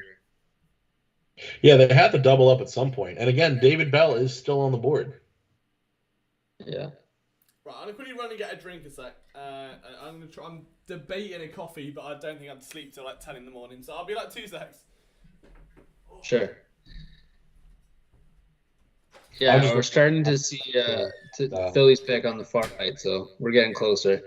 But yeah, I think outside of Nakobe Dean, still a lot of good linebackers left. I don't know if the Eagles – I feel like the Eagles might feel content with the linebackers they have in the house after adding Kazir White. And potentially Hassan Rick. We don't really know how he's going to be used. Labeled as an edge rusher, but can kind of do a bit of both. So I think corners probably at the top of the list. Still a few on the board. I know Liam really likes Tariq Woolen. We did see a couple go. But – I just I'm almost salivating at the idea of Nakobe Dean falling to them. That would be amazing. Yeah, there's still a few good options, like we said. But one thing I am noticing is I just wanted to bring up this correlation real quick. Looking at and I guess it's really just wrong. It was going off with all the reasons why Dean is falling in the draft, and it just reminds me of for all the Phillies fans watching along with us right now, Hunter Pence and all the signs that fans would hold up for Hunter Pence. He eats pizza with a fork, and right. One brought in here. Well, actually, this is slightly different. P sitting down, stuff like that. I can't figure out a legitimate reason why Nakobe Dean is making this slide. Maybe we hear shortly after the draft, but like this is shocking to me. I think this is the Chauncey Gardner equivalent that Liam was talking about earlier. And the Titan Petit Frere. Sorry, who? Petit Frere. Yeah, the Titans have taken Petit Frere. The Browns? You're on the Giants? No, the Titans, I apologize, have taken Petit Frere. Right. You're 2 picks ahead of me. I'm going off drops, not the board, not the show itself. But Browns actually took Martin Emerson. Okay. So we're starting to see some go off the board. So it might, I don't know. I think again, best player available might end up being a linebacker or a receiver. But I just don't know if the Eagles double down on receivers. I feel like if they didn't bring in Zach Pascal, it might be an option. But I think at this point, it's kind of a wasted pick, and it's a confusing message to the guys you have in house. What does that mean for Quez Watkins? There is some really good receivers left on the board. You mentioned David Bell. I really like Jalen Tolbert as well. It's someone I had mocked to them in the third round in my mock. And I mean, who would have thought they got AJ Brown? I don't think anyone predicted that, but it's still a position they could go after. So, but we're seeing some corners go off the board right now. And I just feel like, you see that, and if you really want a corner, if you're Philly, you might have to trade some capital to move up.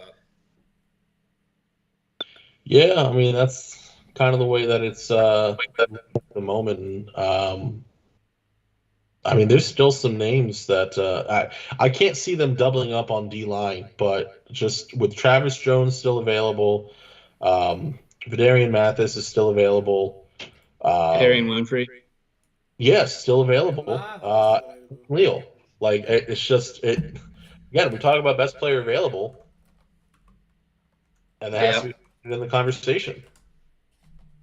I mean, if you're Jonathan Gannon and you want to run a 3-4 and you have Milton Williams, Jordan Davis, and Perry and Winfrey, you're going to wreak havoc, right?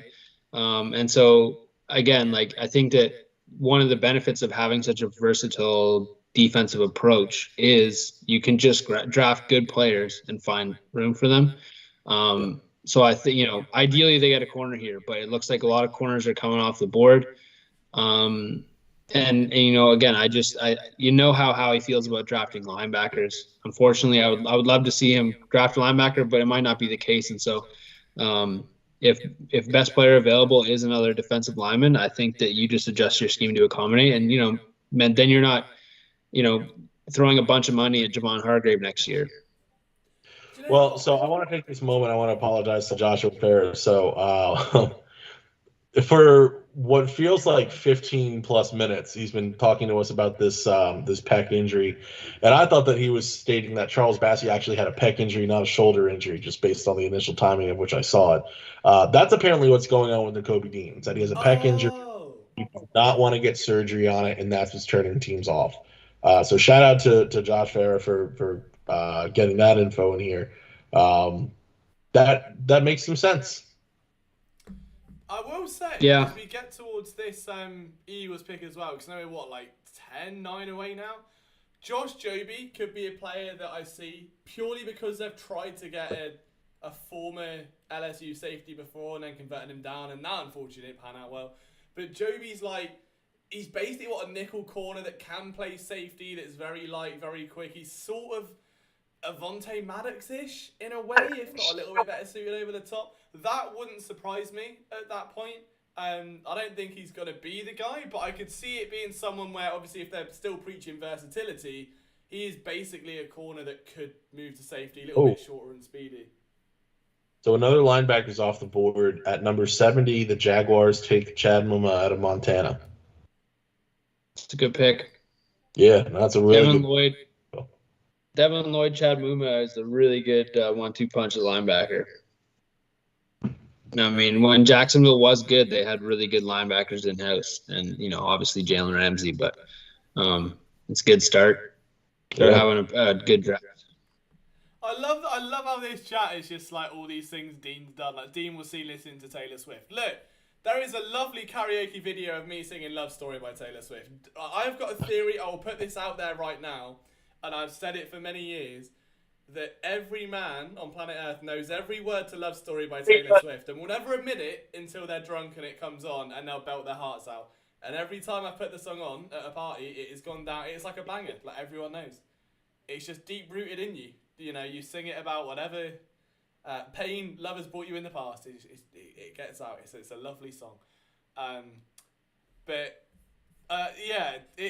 shout out to Josh though for providing us with that information. Dean was found pouring milk before the cereal. See, me and Ben have got the same source. Me and Ben have the same source. Chad Moomin was a guy that a lot of us liked, I think, wasn't he? He was another common PSN mock draftee. I think I mocked him to the Eagles a couple times. Mainly because he was like the best linebacker there every time I ever did a mock draft. Right. But yeah, he was always another. Yeah, like it was him, James Cook. That's what they were the main two that were forever sort of locked in. Yeah, I think he made a lot of sense. But again, I think the sentiment that the Eagles could add a linebacker here. I mean, again, like I know he has a pec injury, but I think in third round is a plenty to wait for him to take him at this point. Dean's still on the board. Yeah, if he doesn't want to get surgery and let it heal naturally, I mean, the Eagles are a team who we keep saying have the luxury of time to wait. It's not the worst thing in the world. I would at this point prefer a corner or a safety, though. I think. I think Joby at a corner would be a bad shout. I don't know. Is it Flott from LSU? The safety. He's another little fella. Could be a good shout. I don't know. The guy information on the Kobe Dean, and that could lead to him actually not being drafted. It is not just injury to his pec, but apparently multiple injuries: pec, shoulder, potentially even ankle. That's a long list of injuries. The shoulder, and this is from Austin Gale, is a quote-unquote major concern. So this could knock him out of the draft altogether. Wow. Jeez. That's awful, to be fair. Interesting.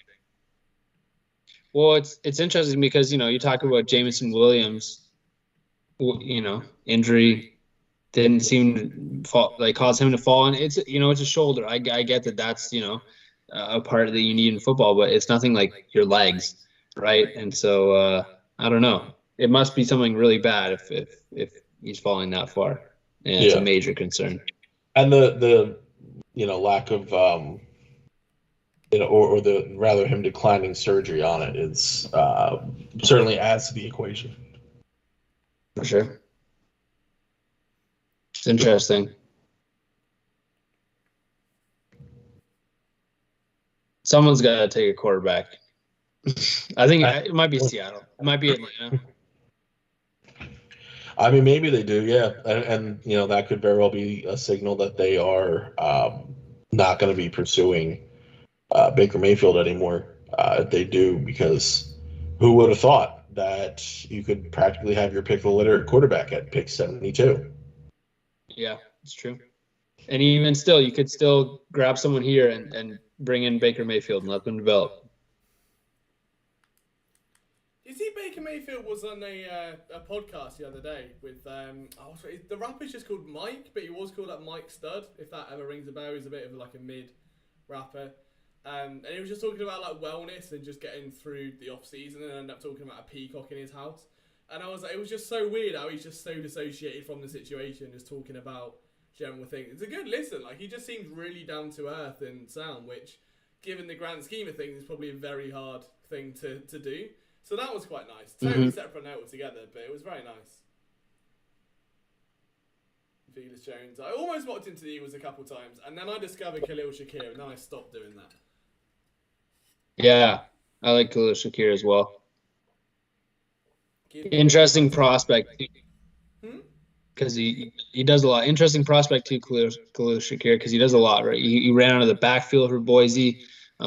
He's a big slot. You know, he has a really good yards after catch ability. So I think he's kind of a jack of all trades kind of player. So whatever team gets him, it's really going to be interesting to see how they use him. I don't want to say I see a lot of Jalen Reagor in his game, but like TCU Jalen Reagor in his game, there's some of that too, I think. For sure. And a big guy, like I like the way I don't know, he has some kind of ferocity with the ball in his hands. He doesn't go down easily. Yeah, he's definitely fun to watch. I would love it. I can't, it's obviously not going to happen now. The only way it does is if they bring him in to work behind Pascal, and that's going to phase out the Greg Ward era. But I can't see it happening. It sucks. But oh well. Do you he reminds me of actually is a Cordell Patterson. That's what I can see, kind of using the backfield and you know, as a receiver as well. So, you know, could be, you know, it seems like a Seahawks guy too. Like had a Percy Harvin in house for a long time. But I guess we'll see. Do we know who Seattle are picking? I'm sure 18 hours ahead of it. I'm at Seattle still. I think that, I mean, Zach's been like 4 or 5 picks ahead for a while now. So. Yeah, I'm kind of drying up though. The Bears pick. Matt I actually. Lombardo reporting D. I like Matt Lombardo. He was a nice guy. Looking to redshirt Yeju's a pectorate and a meniscus. What hasn't he got wrong with him, Nicobe Dean? It's like on draft night. Oh, by the way, every joint, every muscle, every bone aches and is in pain and it's strained. That's mad. How did no one pick up on that on like pro days or anything though? Like, surely there's medicals involved at like team workouts, right? That's so strange.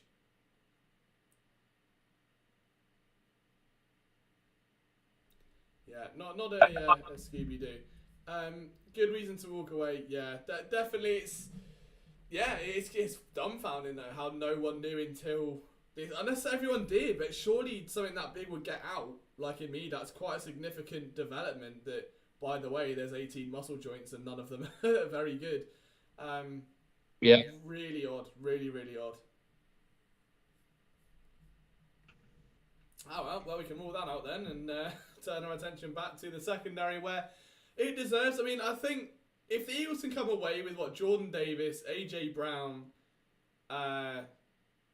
Juergens, Cam Juergens, center, they come away with a corner or a safety here or a guy who can play both. If somehow there are quarterbacks on the board in round 5, then I'll get it, because then you can groom Minshew's, QB2, keep the factory rolling. Trade Minshew a year later. Sam Howell was that low, for instance. Yeah.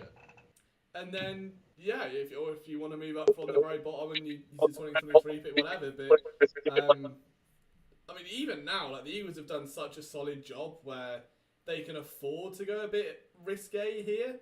I don't think they will. I think they've kind of missed the edge rusher trend that we saw explode all over round 2.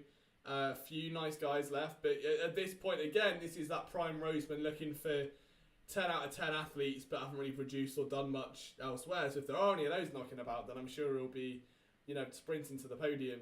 But yeah, it's going to be, I don't know, an intriguing 6 or 7 picks here to see how the board falls and who's left. Mm-hmm. Thoughts on the Honey Badger report? What are the latest Honey Badger reports you mean, Ryan? Is it just that he wants money? The only thing I don't get with Honey Badger, I like Tyrann Matthew as a player. I do feel like he's one of the... I think social media diva is the wrong term, but I don't think after a loss in Philadelphia, if he got booed, he would take it very lightly. I think one of the cases to look at with Tyrann Mathieu is the Seahawks. They did not necessarily going to trade away picks like the Seahawks did with Jamal Adams, but you're tying up a lot of money in the safety position, and then you see how difficult it is to bring free agents in. And I think when you pay that kind of money to AJ Brown, it would be tough to have your most of your money tied up in two players, and one of them being an aging safety. And Malcolm Jenkins played at an old age and was really productive, but you're always going to see some drop off. And so I think there's just something to be said for tying up that kind of money. It's in a way, the safety is the running back of the defense. I think that a lot of teams feel like they're interchangeable, that you can bring in a new kind of safety. And we talked about it earlier. Tyrann Mathieu might still be a top 5 guy at the position, but I think that it's a lot of money to be tied up there. And if he wants to come in for a year and take that kind of contract, and you pay him a lot for this year, then you really got to be confident that this year is the year you're going to compete. So there's something to be said for the money you're going to spend on him. Go ahead. Well, I was just going to say the quarterbacks have started. So the Seahawks have taken Abraham Lucas, but the Atlanta Falcons have taken Desmond Ridder. So we could now be looking at the run on quarterbacks. And Atlanta are up, so that could be intriguing. Atlanta took Ridder. Yes, Atlanta took Ridder. Sorry, they met Indianapolis. Okay, right, fair. My bad. I'm getting very sleepy now. So the Falcons have taken a quarterback. You could see potentially the Colts taking a quarterback. Houston seems to like Mills, but that's still a possibility. The Giants, obviously, they could be a fit for a quarterback. And then, of course, the Eagles would be right after Atlanta's second pick. So just a few upcoming picks where you could see a quarterback being taken. What the hell is going on with this Colts selection? Yeah, I was going to say, what is happening on my screen, man? I'm Like so the cheeky comedy duo. Was that comedy? Is that what that was? Is that Rob Patterson? Of the Cheeky Boyos? Who is this? Yeah, I'm unfamiliar. Oh, Jelani Woods. Nice pick. The Cheeky Boyos. What a G. There was a band, if you remember, do you remember the Cheeky song? I don't know if it ever caught on in America. There was a song called the Cheeky Song, like 20 years ago now.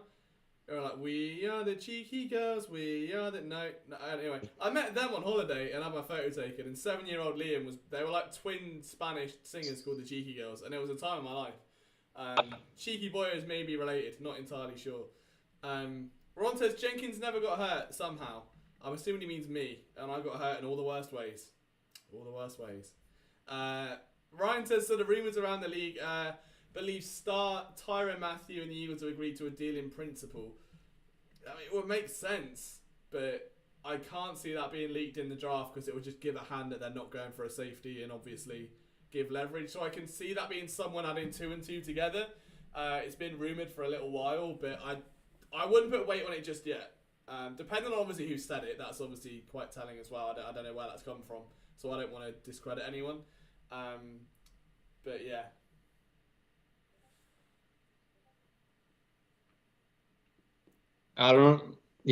I think people would be shocked if you told them that Desmond Ridder would be the second quarterback off the board in the 3rd round. You could have probably got really good odds on that as well. Not that I'm a betting man at all and would never engage in such a but... No, I think he is, the second one of the, I don't know if he's the second best quarterback that I thought, but I thought he was definitely number 3.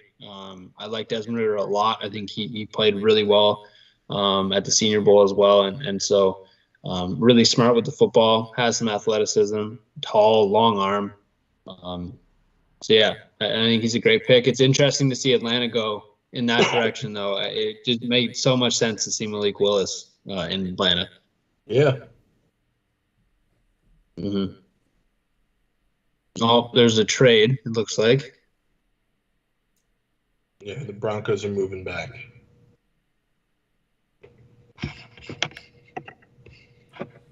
Could be Houston. Oh, it is! I'm a genius! Oh! The moth was right. Look at that. I am a genius.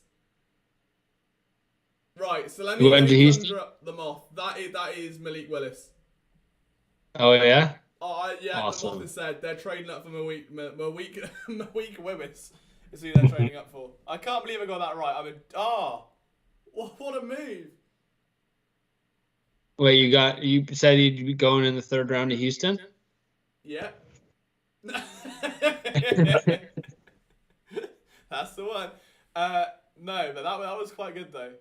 I'm impressed with that. That's my highlight of the. Other than the acid trip we had earlier on, that was my proudest moment so far. Of course. All right, so All well Matt and good. Corral, Indianapolis. It seemed like a good fit. Yeah, I think so too. But again, Willis has to actually be picked by Houston. I don't think that's actually come out yet, has it?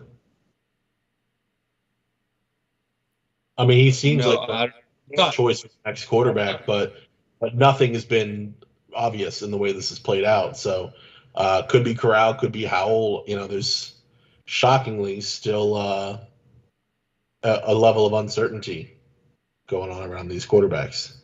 The moth has spoken. Carson Strong, even. Yeah.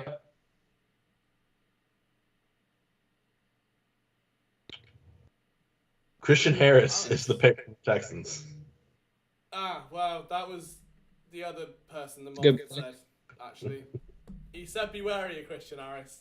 But I was like, it's all right. I didn't listen to him. Damn. It's a good pick. That's though, another that player. That's a solid third-round pick. Yeah. Yeah, that's another player that kind of fell. Christian Harris was kind of like a second-round guy for a lot of people. So, to get him in the third is pretty good value. And I think I've jumped Baltimore again. Like, if that's the Eagles and Houston have jumped Baltimore for a defensive player, like, that I like that. That's fun. Trade. Shame on whoever not like the video. Need more Thorson. I know we haven't had a whole one all night. I'm trying to behave myself tonight a little bit. We'll bring some out tomorrow when we're all exhausted and need the adrenaline surges. But a big thank you though. We're on 65 likes tonight on day 2, which is like absolutely huge. Bearing in mind, like we had no audio for half of it, then we had an acid trip, then it all went a bit wavy. So thanks for putting up with that and sticking around. If you are just tuning in or you haven't liked the stream yet, if you could, I mean, we could push 70. I reckon by the time the Eagles are on the clock, we've got, 5 picks in 5 minutes? Yeah, we can do that. That's not a problem. We'll pump it up. We'll get to 70. That's a good vibe, I reckon. But thank you so much, guys, for hanging out and giving us your evenings. It's always really cool to do these with you. My voice is hurting a little bit. We've still got another day to go yet. And plenty of fun along the way as well. So, just thanks for hanging out. If you haven't checked out phillysportsnetwork.com, make sure you do, because that's where you can get daily content across the board from all of us here and the guys that are also in the back currently working on articles and stuff as well. So, we've come a long way in 8 years, hopefully to becoming a few of your guys, home for Philadelphia sports content. And we'd like to think that's going to be a bit more. Also, read Metro Philadelphia, because you may recognise a few people in there now. aka me and Zach and our favourite writer Arch Kives. So yeah, keep an eye out for those guys. But yeah, 2 away from 70, guys. Absolute heroes, every single one of you. We'll see if we can crack it by the time the Eagles are on the clock. Is it time to get some predictions in? Should we do a prediction who the Eagles are taking at this point? Yeah, I'm down. Should we do a top 3 or top 2? Ooh, I'd say YOLO. I'd say we go on 1. Oh, we're on 69. Nice, good number. Keep it there. No one like it. Keep it on 69. With the likes, I thought you were saying 69 picks. Oh yeah. I'm gonna go Tariq Woolen just because I need that in my life. Yeah, I think that would be a solid pick. For some reason, my brain is telling me Brendan Smith out of Penn State, the linebacker. Interesting. So I don't know why. I do like Smith. He's extremely raw, but just athletically, absolutely unbelievable. Me, it's Kobe Bryant is the cornerback that I'm looking at. He has the right length. He can play outside. He brings the intensity. His name is not exactly that of the Kobe Bryant, but he was named for him. Fun fact, his parents named him after Kobe Bryant, but changed his first name so he could carve his own path. Seems a little counterintuitive, but they seem to have done right so far. So I think that he would be a great target at 83. Mm-hmm. What are we saying, guys? Get your predictions in the chat. Get them in. We'll do a giveaway. If you get it right, if it's multiple, we'll have to draw it out. If you get it right, we'll do a jersey giveaway. Josh is going to love this in the morning. I'm like, hey, Josh, I need $500 for jersey giveaways.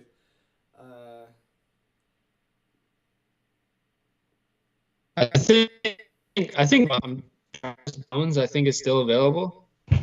And then Perry and Winfrey also still available. So I wouldn't be upset. DeMarvin Leal as well. Yeah. So yeah, I mean, doubling down on interior linemen, knowing that Fletcher Cox and potentially Javon Hargrave are gone, wouldn't be the worst. Yeah, and you both mentioned Shakir earlier. I mean, I think that's another player that you have to look out for here. So you could see possibly Khalil Shakir, just as someone who can be versatile and play a big role on special teams. Calvin Austin could be a receiver. I'm not sure if they're going to double down on a receiver. I hope not. Just It's simply a little crowded, Yeah, exactly. I think they really want to play Zach Pascal, and so I think that adding a receiver might muddy the waters. Could go running back, tight end. I was going to say running back. I actually like Tyler Algier out of BYU.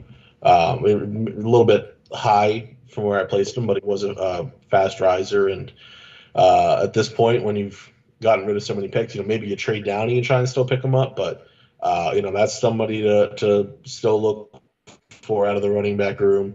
Another one they can actually go after Jerome Ford out of Cincinnati. So there's possibilities of running back. I like Jerome Ford. So let's see what we've got in the chat so far. So who we got? So we've got a prediction for Leo Chenal, if I'm pronouncing that right. Marcus Jones, Tariq Woolen. I really like Harris. Anyone else? So here's the thing. So here's what we're doing. If you're just joining, if you can drop a prediction in the chat of who you think the Eagles are going to draft at pick 83 and you get it right, we'll give away a jersey. All right, but you need to let us know. You need to look into that crystal ball and figure it out. Corey Brown says Kobe Bryant is back in the Zach train. We want a Zach attack here. A starting caliber guard could be in the mix unless they're plans to swing someone to the right. I don't know. I feel like they would just ride Nate Herbig on that front. I mean, I see the backup, but then Driscoll kind of does. Marcus Jones from Josh Ferrer. We're getting some Tariq Woolen love, which I like. If Tariq Woolen gets drafted, I'm exploding. This is my Hyde Towel moment. This is Kenny Gainwell. This is it. This is what we live for. I hate to interrupt you, Liam. I want to bring this up real quick. This actually goes to something that Morgan alluded to earlier. And this was provided me from our own Brian Cameron. According to Honest NFL at the Honest NFL, who has seemed in the past very in tune with the will of the Eagles organization, Eagles are very much confident with their linebackers. The exact words he used, they like their linebacker room they have. They might add somebody late, or if somebody drops, it's too good to be true. So it looks like the linebacker is not in the future for, unless it's that late pick for the Eagles. Yeah, I think it goes back to what we said the other day, though, doesn't it? If they are just intent to let those young guys develop. Like Davion Taylor's one side, Reddick's going to take a major role on one, whether he's there full time or not, is anyone's guess. And then you've got obviously TJ in the middle, who they like and is at a spot. So there's no pressing need to get a guy if the solid might they want, that first round pick level player isn't there. Pedro's adamant it's Nakobe Dean. Guy Man Bro Dude says it's going to be Nick Cross. Can see them trading back a couple and picking up a fifth. If Corey Brown gets that, I mean, we have to give out a special prize. We need to get some PSN shirts as well. That's in the mix. We get some new logos on the PSN gear. And we get you some PSN hats and shirts and water bottles. Oh, there you go. There's the meme. There's the British meme if English person says water bottle and says water bottle. There you go. So if you're a fan of that meme, you're welcome. Travis to the Baltimore Ravens. That's a good pick. That's a nice pick. Yeah, man. The Ravens are having a heck of a draft. Yeah. Kyle Hamilton, Tyler Linderbaum, David Ajabo, Travis Jones. All of those players were mocked in the first round at some point. Which safeties are left? So we've got Kirby Joseph, Cordell Flott out of LSU, Nick Cross. Yep. Verone McKinley. I haven't watched any tape on him. Percy Butler, I've not watched. Danny Belton, I've not watched. Smoke Monday sounds good. I've not watched him. What? Ben just typed in Walter Bottle. Oh, I hate it. I hate that. Bernard Raymond's a good pick for the Colts. In terms of an interior lineman, I'm gonna bungle the first name, but Lecitus Smith. Really good interior line prospect if they go that direction. I think that's someone who I thought that they could target. Fits the mold of a Jeff Stetland guy. Looking at who's left, I wouldn't mind Isaiah Spiller. It's probably a bit early for him, but there is something about like Texas A&M running backs. That just seems like, who was the guy? That was a guy like 2 years ago that was super high on, and he didn't even get drafted, and I was gutted. I don't think he's still in the league anymore. I can't remember his name for the life of me, but I thought he was going to go like third or fourth round. At a which school? A&M. Kenyon Martin. No, right, I'm going to Google it because that's going to wind me up now. Hold on. Running back. It must have been 2018, 2019. Travion Williams, that's it. That's the one. Yeah. Really high on him. He ended up being a 6th round pick, and he's still on the Bengals. Well done, fella. Good for you. There you are, yeah. So I don't know what it is with the A&M running back, so I wouldn't mind a bit of Spiller. And he does have a little bit of... I don't want to say LaShawn McCoy, because that's probably a bit too much, but he's got enough twitch in there to almost Miles Sanders it up a little bit, I think. He's very bouncy outside, so I'd hate to replace Miles Sanders with another Miles Sanders from a just constantly looks to get outside and not go foot up the field. But having said that, if you're going to let Miles walk and you can get that next guy, it would make sense because you're just getting... It's the old, David Montgomery thing, right? Of when they ended up bringing him in and let go Jordan Howard in Chicago. It's the same sort of thing. So I wouldn't mind it. That will be a pick to watch out for. But I'm sticking on Tariq Woolen. I love him too much. I really like him. I think they really like Kenny as well. Yeah. So I think they're gonna let him try and be that first guy. I think. There was a flurry of it as well, wasn't there? I think they started out, and obviously Sanders barely got the ball, and then towards the end there was a little bit of a push for him. So I'd like to see it happen more, definitely into next year. Like if you can almost position it under the fact that it's an off season and he's earned it, even if he hasn't, you can build it that way so it looks organic and just build him into that role. As Sanders kind of fades out a little bit, that would make sense. My stance on Miles Sanders hasn't changed in 3 years, which is really annoying because it shows that in my head he hasn't just become what I thought he could be. He's a home run hitter that will get the job done, but will do it in flurries. Like he comes in, he'll break off an 80-yard run, and then there'll be 3 runs for -3 yards. And it's, we had a great game, he had 77 yards. Like, nope, he had 1 run, the rest were atrocious, and he kept running in circles. And that's my take on Miles Sanders. But apparently he's working very hard. And you know what? Sharif Miller worked hard and promised us a 10-sack season. So what could possibly go wrong?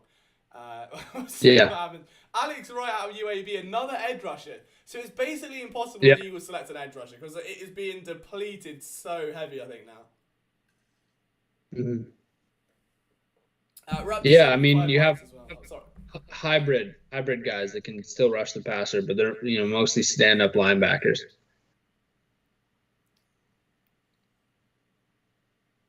Yeah, there's a lot of love for Nakobe Dean. Just looking at the entries so far. If I don't take safety, do you think it points to Honey Badger? It's definitely a promising sign. I'd just be reluctant to pursue it if I'm on. If I'm Harry Roseman, it's not. As weird as it sounds, it's just not how we move anymore. Like, it's just, he's moved on. He's a grown man. He's a changed, he's left his hoe phase behind him. He's settled down now. He likes younger, faster, cheap guys that are going to grow. And I don't think Matthew fits that, really. Still sticking with Woolen, but imagine Ariatza. If it's Matt Ariatza, I'll be so happy. So happy. The biggest mistake the Eagles have made in the last 2 years is letting go of Iron Leg Cam Johnston. That was a nightmare. Disgraceful decision. Roseman should have been fired on the spot. Awful. And then you don't realise the value of a good punter until you lose a good punter, I think. And then you realise, okay, that actually helps quite a lot. Agreed. Leo Chanel. There's a lot of love. I think the most popular answers we've got are Nakobe or Leo Chanel. Jordan Battle from Jeff Newton. Josh is changing his pick to JT Woods. We're going to have to put a time limit on this soon as well, because the pick's getting a little bit, bit hectic. Josh Nunn says Kobe Bryant out of Cincy. Yeah, me too, Ron. I miss him dearly. Bryant. How many jerseys you got to give away? Well, we'll do it out of a hat. I think it comes out of my bank account first, and then I get reimbursed. I hope. Anyway, I remember I did it last year. I ended up giving away like 5 jerseys, and I was like eating beans for the month.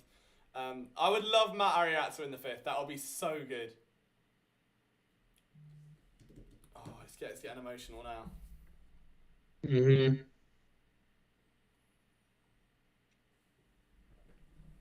Come on, just give me Tariq Woolen. Just give me Tariq Woolen. This is what we live for. This is the pick.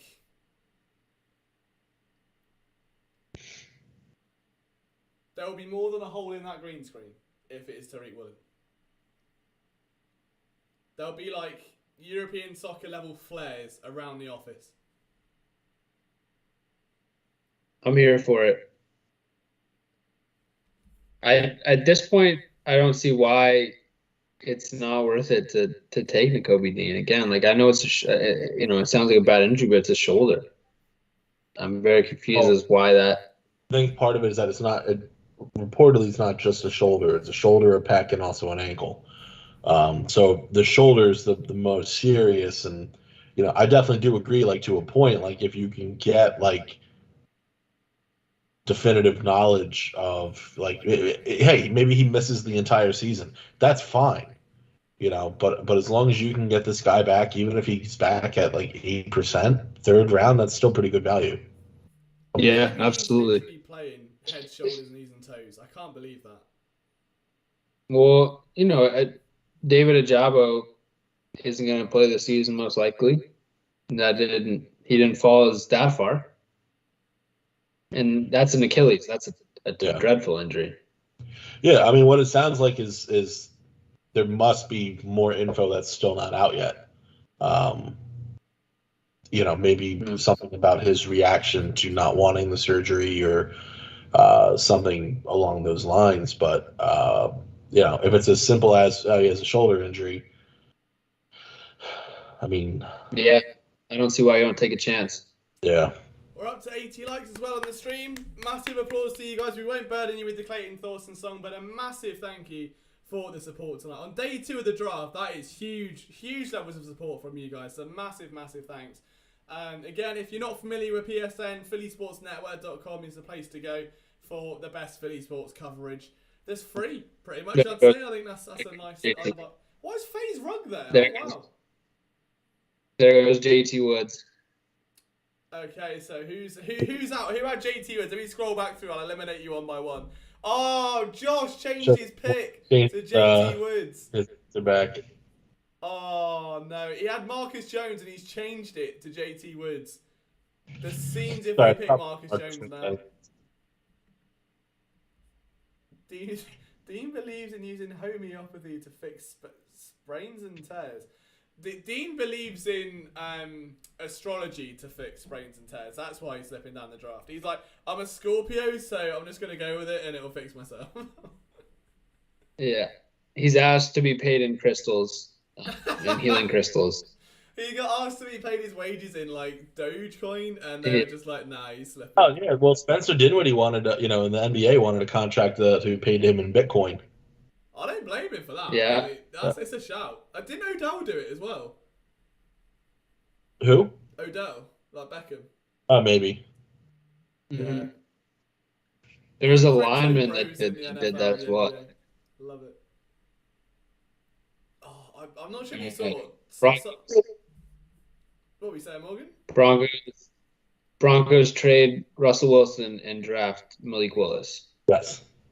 That's the answer. 2 Philadelphia, 4 Jalen Hurts, and they're just going to go with a dual quarterback for me. All And right, then they'll take Corral in the 7th. I can't do it. I wonder if one of those two quarterbacks QB systems is work. going to be UDFA then. Who's that? The QBs? Yeah. Yeah, I could They see go under Scott UDFA. I mean, again, Versus he's Strong, maybe. had the good Senior Bowl. Yeah, well, Strong's medicals could definitely lead to him being a UDFA. Yeah. Oh, it's getting close. It's getting closer to Yeah. equal in the clock, people. Get there. Are they on the clock? Brian says we're on the clock. Now, I Yeah, don't want this ruined. Fuck. I don't want this ruined.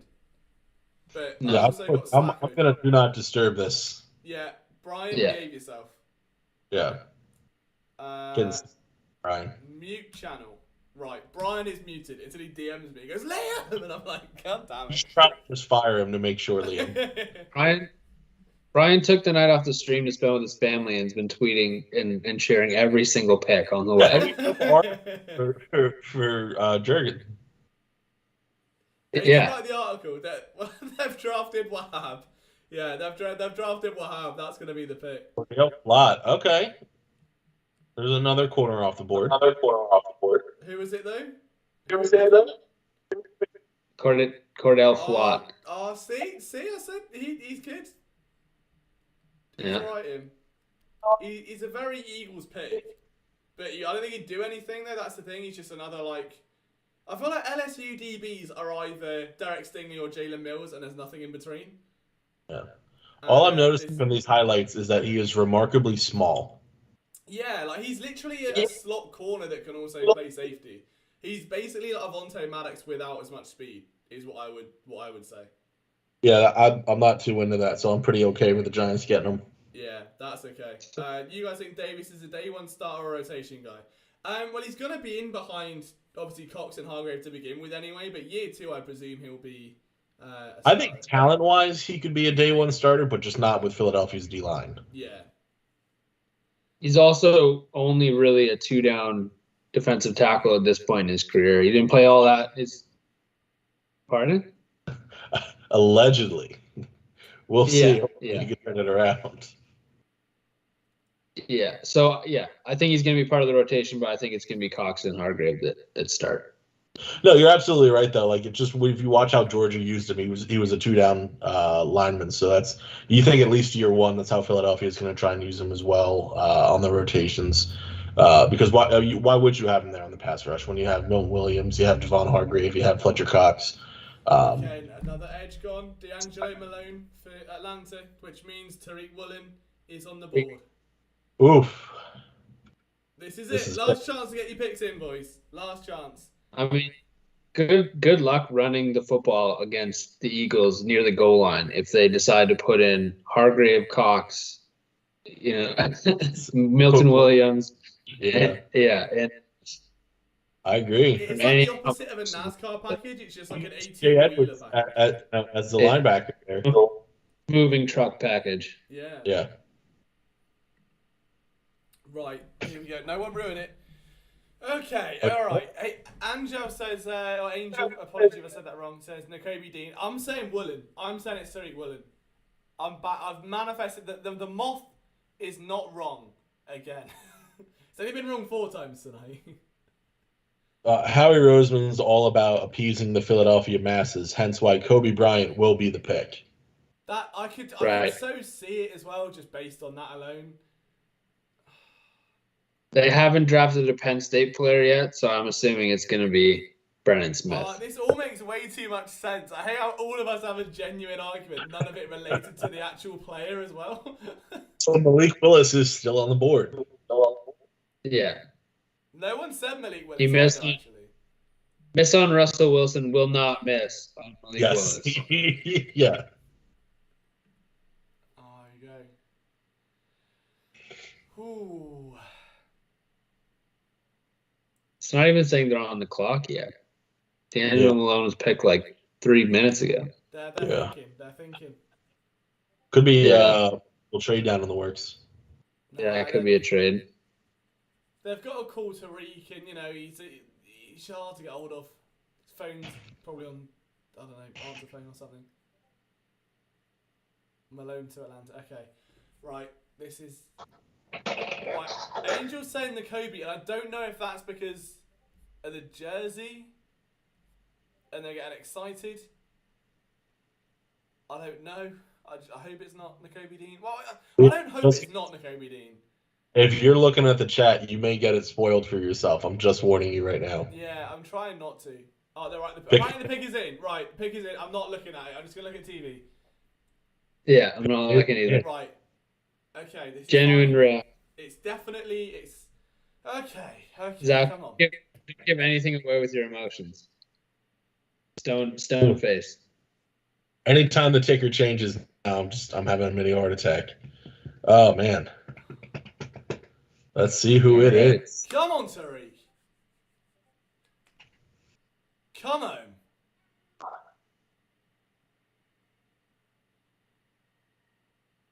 Come on. Does everyone in the chat already knows? I don't know. I'm covering it up. Yeah, just there's the possibility of a spoiler being in there, but If it's already in there, it's already in there. My phone's lighting up. on Twitter by now. Yeah, it will be out. Polls are closed, by the way. Everybody too. All right. Oh boy, Jeffrey doesn't look happy. He's just gonna Jeffrey's get Look the at leak. that. And he's like, no. On Daniel Jeremiah's top 200. If that's not a sign, I actually wouldn't hate Isaiah Spiller. No, that's what I just said. Yeah, I said that. Little that.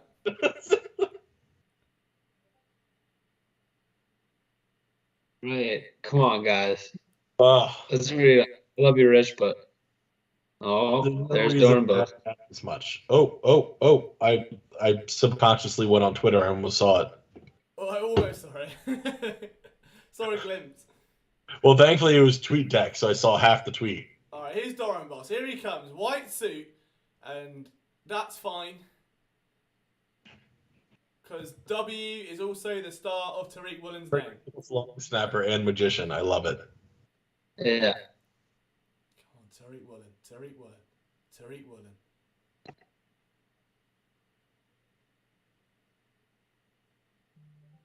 Nakobe Dean. Let's go. No, it's not.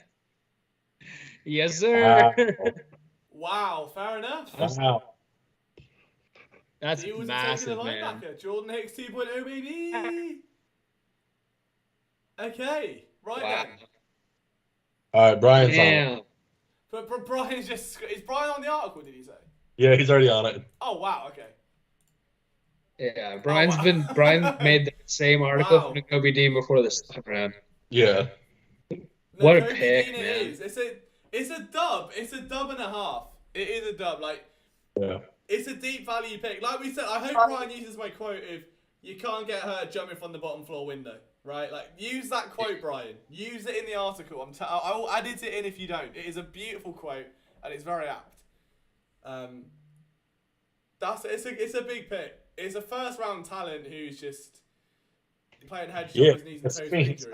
Like this is an A+ draft from Howie Roseman. Yeah. I mean, he would have been good in the second round. So to get him in the third, I'm shocked he's still on the board. That's a fantastic value pick. Right, I'm gonna make a note of people that have said Nakobe Dean in the chat for the giveaway, and then I'll just get one of you guys to call out a number, and then that will be the person that we do, if that makes sense. Okay. It's really weird because a lot of it is just people saying Dean doesn't like cheesesteaks and Dean doesn't like Ted Lasso, so I don't know which ones are legitimate Nakobe Dean entries and which ones are just slagging him off. I would say the ones that don't mention an insult at Nakobe Dean.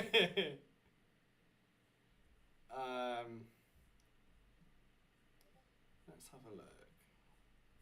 Axel McDonald said it.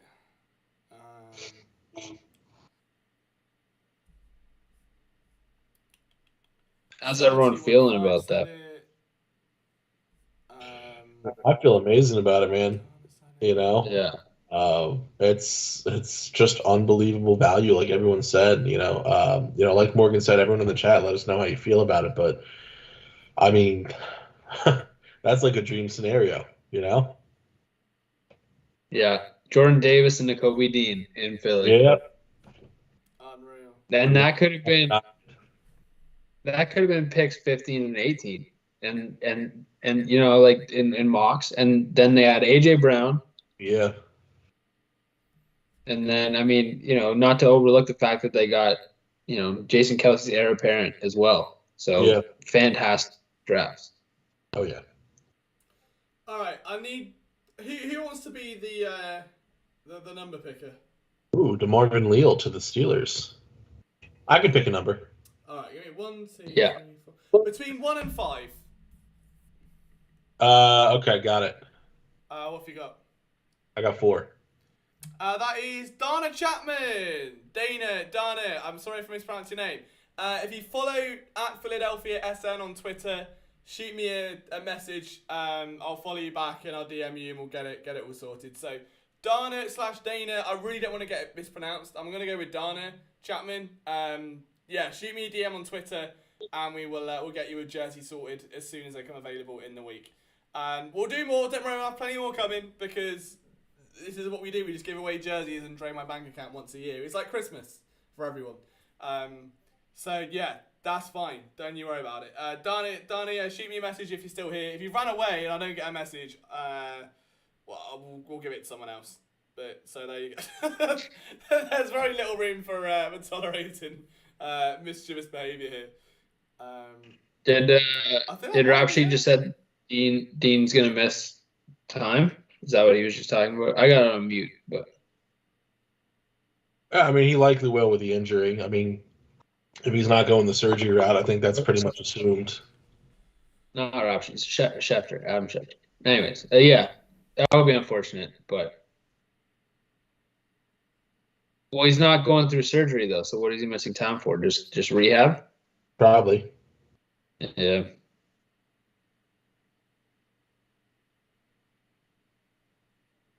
Yeah. No, I mean, he's still injury and all, still a great pick. Just still. Oh, there's Mark. Absolutely. All right, now how do we trade back up and get Kobe Bryant? That's my next question. I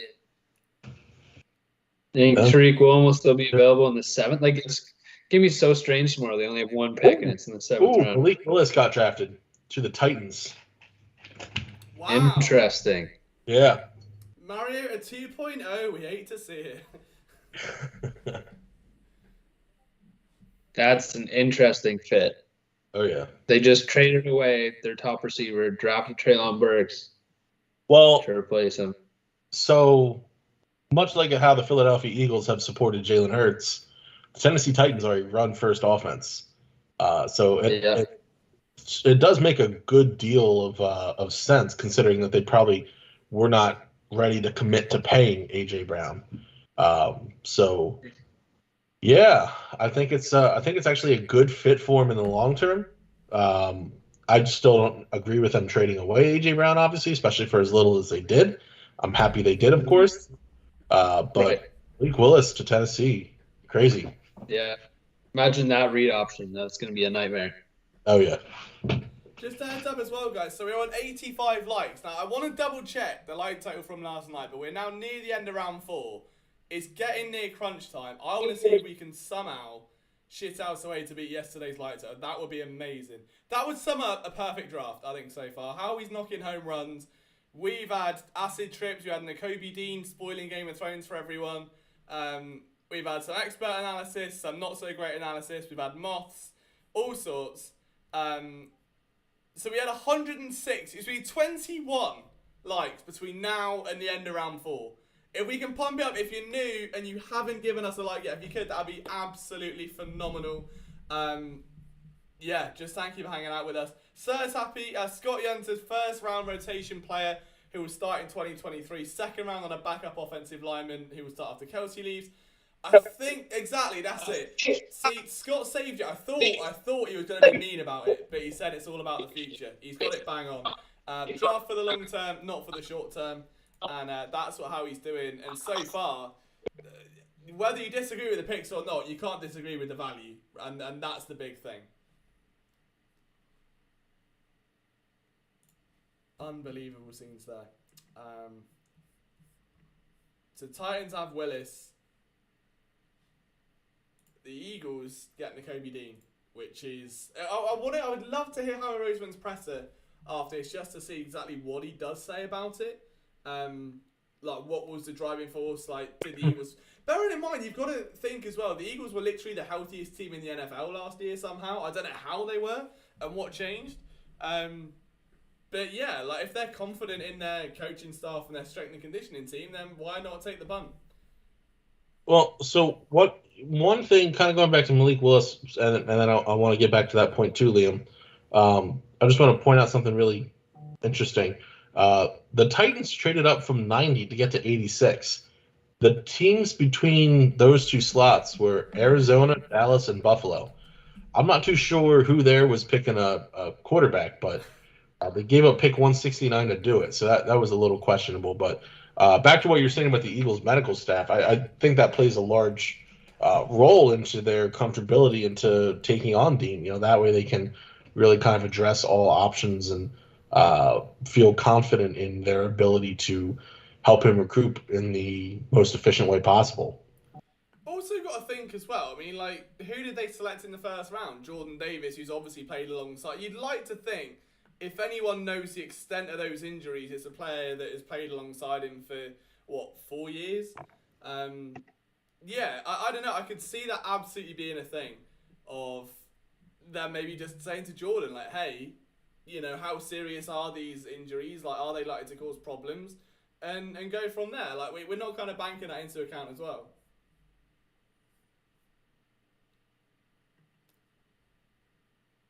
Right, I'm just making the graphic for the pick, so give me 2 seconds. The fun never ends. I'm hopping on Brian's article to get that out too. Oh, has he done it, is he? Yeah, he just finished, so I'll get it out right now. You star. Thank you so much. There we go. Nakobe Dean. Tennessee. Interesting. 3 pick 83. Yeah, it is a bit mad that they've pulled that off. It's got to be said. Yeah, I mean, we knew the Eagles weren't going to spend a first-round pick on a linebacker, but somehow they got a first-round linebacker, so you can't really be upset.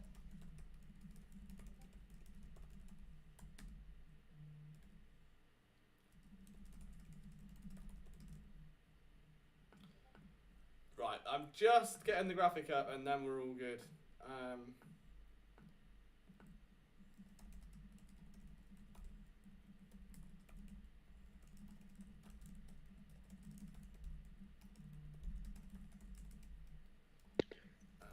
I wonder what this means for the linebacking core. Yeah, very good point. I mean, who instantly becomes the fall guy then? Yeah, I mean, I think TJ Edwards is probably a 2-down linebacker at this point. You know, you have Davion Taylor, who might be able to, become a full-time starter. And then you have Kaiser White, and then who knows how Hassan Reddick's going to be used. I think he's going to be more of an edge rusher than a linebacker. Yeah. But, you never know. So it'll be interesting to see how he fits. But obviously, if he's going to miss time, that's, it's not a bad problem to have. There's too many options in-house. Yeah, absolutely. It's just nice to see them actually investing I mean, it'd be weird if they didn't in a way, but I would have also liked to see how much further Dean would have fallen before someone else took that plunge. But I'm happy that Howie did. Of all the teams, like, I'm happy that Howie did.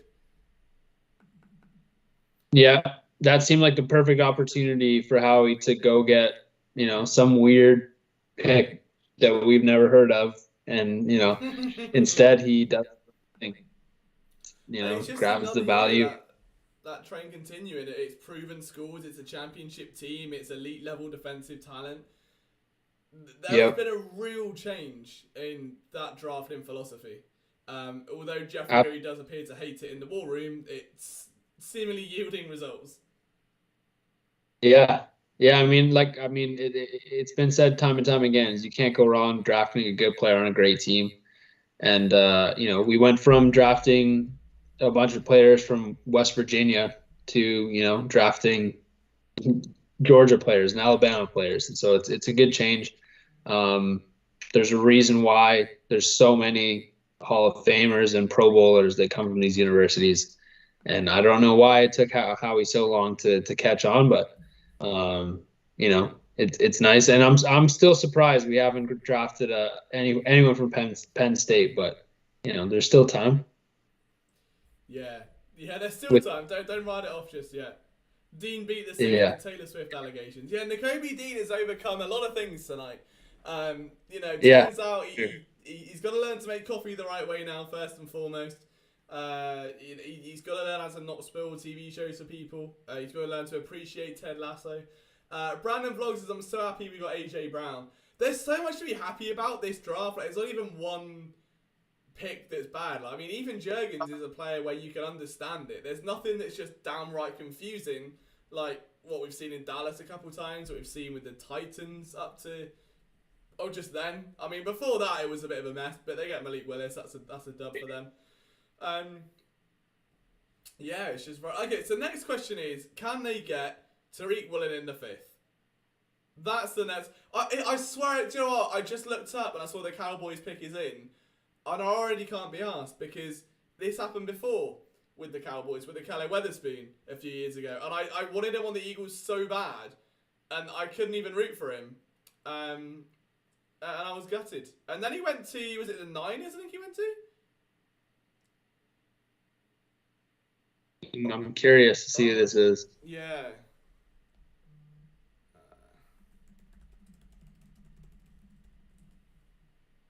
Jalen Tolbert. Damn. Oh, is it? Yeah. That wasn't with I mean, I think, you know. good player. I'm surprised they go with a wide receiver, though. That's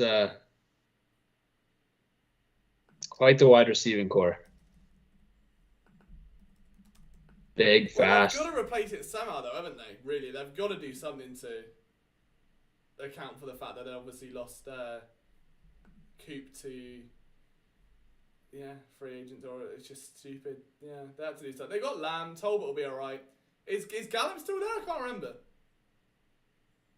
Who? Is Gallup still with them? Oh, it's a Woozy I was thinking of. I beg your pardon. Sorry, it was a Woozy, not Weatherspoon. Should I be Woozy? That was the one. Yeah, that's the one. Look at him out of Colorado. There he is. Yeah, couldn't cheer for him, and then he balled out against the Eagles. Kyle Brandt wearing all Bills. Those are some of the ugliest things I've ever seen. That's so weird. Got a buffalo chicken wing in his hand. I like Kyle Brandt though. He's a good guy. Yeah. I know he's a Bills fan, but I feel like he's a low-key Eagles fan. He always says nice things about the Eagles. I had him on my podcast ages ago. And it was really weird, like the first thing he said, I was, oh, welcome to the show. He was, oh no, I'm to be here. I've heard a lot about you. And I was like, excuse me? I was like, Kyle, are you joking? Oh, yeah? Kyle Brandt, what have you Cool. heard? I don't know where the accent came from there. I didn't go Australian on him. But, rate him. He's a nice guy. 90 likes, we've done it. That's right. So we are, how many are we now? I think we're 15 away. 15 likes away from matching last night's record on day 1 of the NFL draft. We're now day 2. If we can somehow do that, that will be amazing. So we've got time. We've got time. We're not out of the woods yet. We've got plenty of time to do it. So if you fancy bumping up those likes, it would be amazing if we could. They haven't seen Mel Kiper. I haven't seen Mel Kiper in person in ages, to be honest. He was... Yeah, another draft, as Isaac says, of he was having draftees with a RAS over 9, all of them. We were right, we did it again. Me and Morgan are basically prodigies at this point. You bet. Also, all very intelligent players. Yes. Mm-hmm. Man, this defense is going to be. If Jonathan Gannon, okay, had some ups and downs last year, but clearly, a good defensive mind, and a lot of teams wanted to interview him for that reason. A great developer as well, apparently. I think we did see some of that. I think Avonte Maddox is kind of proof of that. But man, the what he's going to be able to do with this roster now. You talk about the linebackers, and where they're able to line up and all the things they're able to do. Really just need to kind of secure that cornerback 2 position, and then probably add a safety. I mean, again, we talked about the amount of money that the Honey Badger could cost, but if you bring in Tyrann Mathieu, this is a terrifying defense. Yeah, it's definitely getting saucy. Duck's right. Maddox just went back home, to be fair. After a few years of instability, went back to his spot and found some form. It's just looking good. It's just looking very, very good right now. It's hard to mess up his draft, like we said. The defense needed help, and you end up with basically a first-round level corner. Even if he doesn't play this year, does it matter? Like, not really. If you're going to get a first-round talent for 3 years afterwards. It's like, would you rather have 4 years of like a third-round talent or 3 years of a first? Right. And that's the way you've got to look at that, I think. Yeah, well, I mean, he's going to come in with the chip on his shoulder after watching so many linebackers go ahead of him. Yeah. For sure. And in my opinion, nowhere near his talent. And, this is a guy who's, he might, even if he was healthy, might not have been a first-round pick, but definitely would have been, within the first couple of picks of the second round.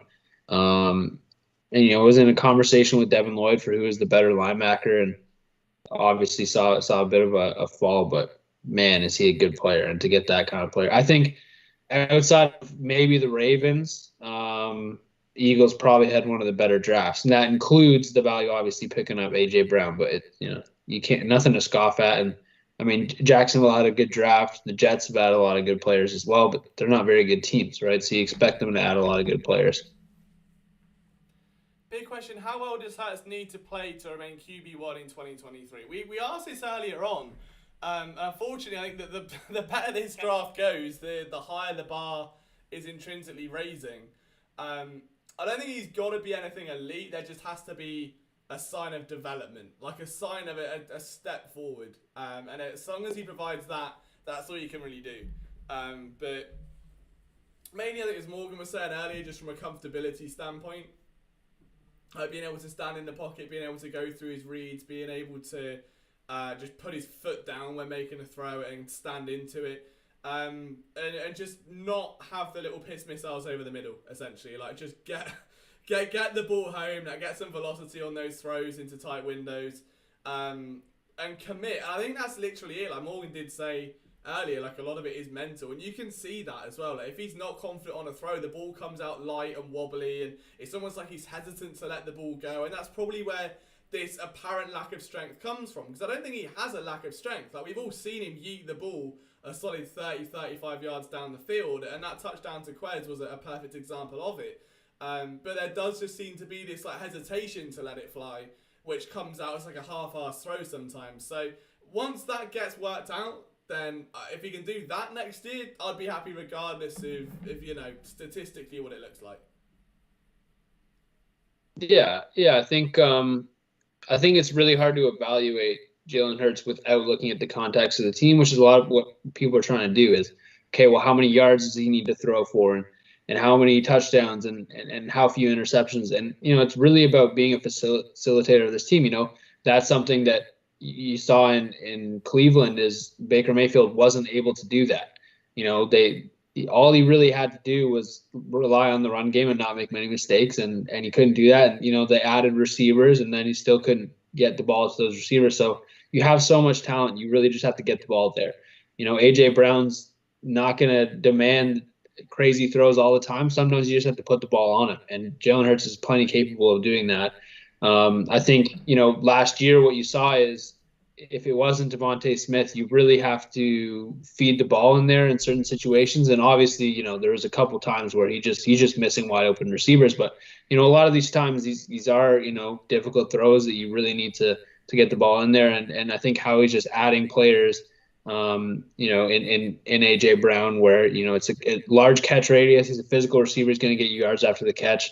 So you really just have to put it on him. And then I think on the other side of the ball, really, you know, they had their moments, but not a great defense. And so you're asking Jalen Hurts to play catch up a lot of the time, and that's just not a good situation for a young quarterback to be in. So I think getting this defense better, allowing Jalen Hurts to do what he does in the fourth quarter, and I feel like that's an underrated aspect of his game. Is I know a lot of times the game wasn't necessarily within reach, but he really does come alive in the fourth quarter. And so I would love to see what he can do when the game's actually, you know, a one-score game or the Eagles are up, and just allowing him to pick apart these defenses. And this is a situation that he really wasn't in.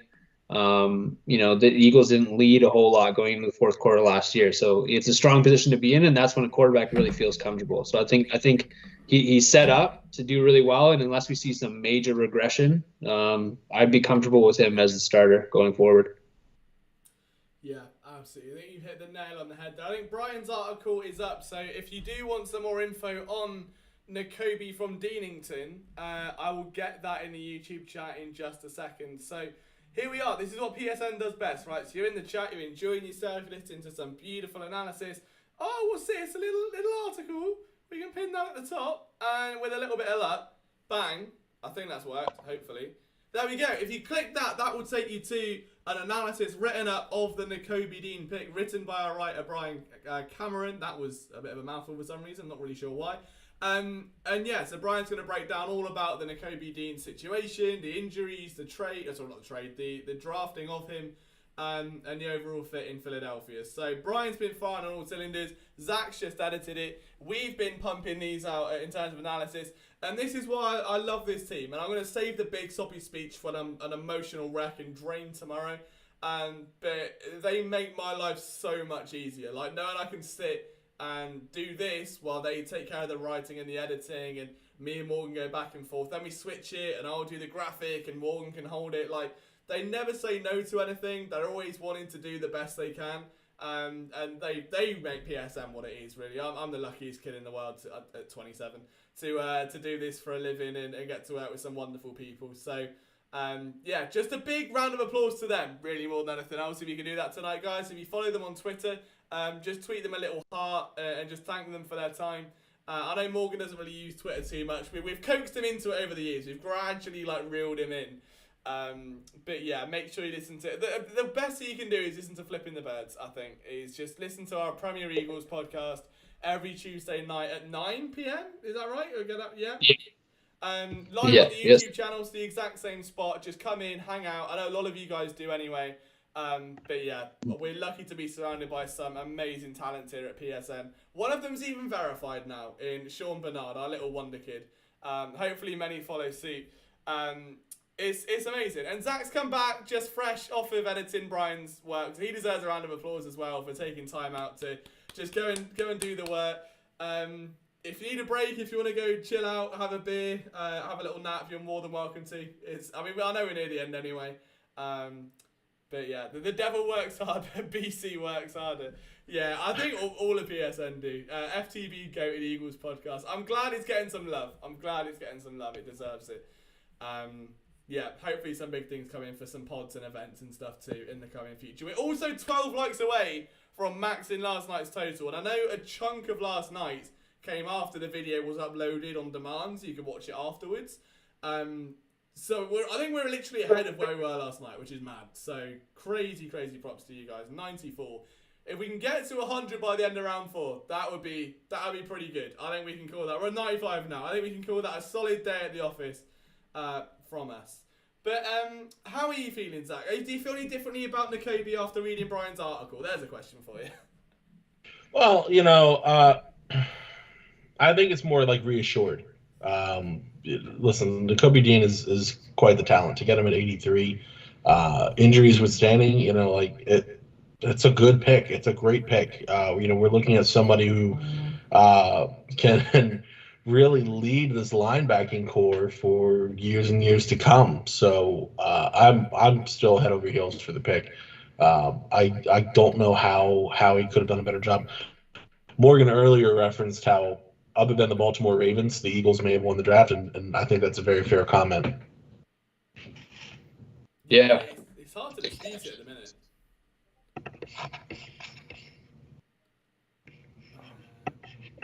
I mean, it's hard to imagine, right? Like, it's hard to imagine the draft going any better than we have. AJ Brown is probably better than any of the receivers in this class. Definitely this year. So you got, essentially the number one receiver. You got the most. I read. I don't know if this is true, but I read that Jordan Davis is historically the most athletic defensive tackle of all time for his size.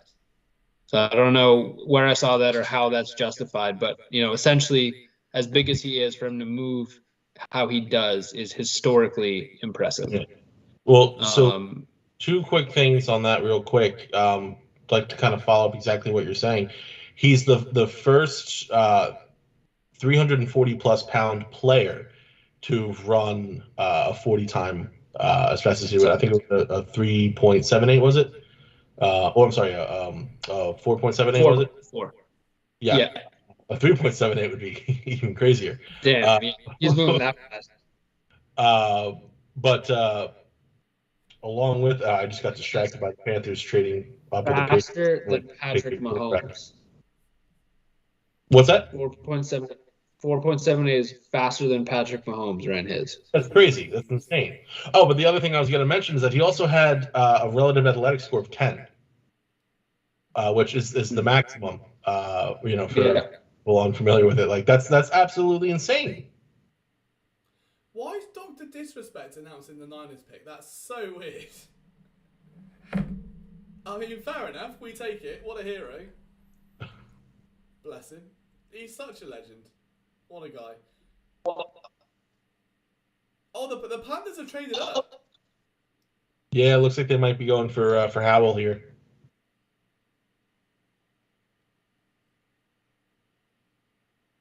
Oh, I was amazed Howell? the Niners didn't do anything, to be honest.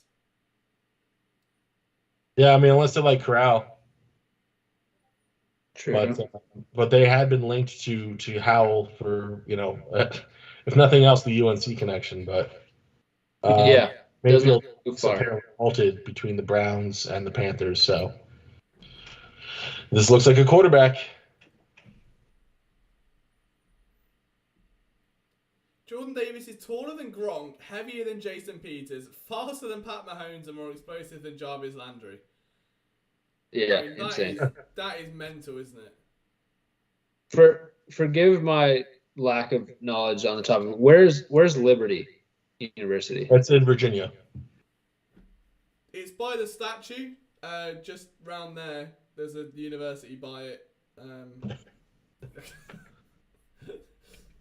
That's right. Yeah, no. Lynchburg, Virginia is where it is. Okay. The terrifying name. Yeah, no. Yeah. But it's a Okay, so college liberties there are more fun than you'd expect. it's quite interesting. So Kenny Pickett, who went to Pitt, got drafted by Pittsburgh, and then Malik Willis, who was in school in Virginia, went to Tennessee. Yeah. So if they grab Howell, then essentially, like, no quarterback moved very far. Like, obviously Virginia and Tennessee are different states, but they're pretty close. Relatively close geographically speaking. Yeah. Um, Pretty interesting. Yeah. The Lions picked a Jabo, didn't the Lions pick a Jabo? No, The- sorry, the Ravens did. I was thinking of the Ian Lions. Hutchinson. Yeah, Ian my Hutchinson. bad. My bad. Yeah, that was the one. Hutch, wasn't it? Yeah. But the Lions did get Hutchinson. He grew up in Michigan and played Yeah. for Michigan, and Michigan. So- Yeah. I hate how Yeah. Ben J in the chat this comments liberty, and you can't read Yeah. it and not have that advert in your head, man. I hate it. I'm not even American and it annoys me. Every time it's on. I don't even know what liberty If it's the do, Ben- but I don't want to. if it's the Ben I'm thinking of, he's Canadian, and that commercial plays here too. So Matt Corral to Carolina. Wow. Carolina, eh? Look at okay. that. Carolina. Yeah. I mean, he's flat out, in my opinion, the better prospect than Sam Howell. So that makes. Yeah. Agreed. It's interesting to have. I like him better Yeah. than. Oh my gosh, what is It's his last interesting to have him. Sam Darnold. Yeah, for sure.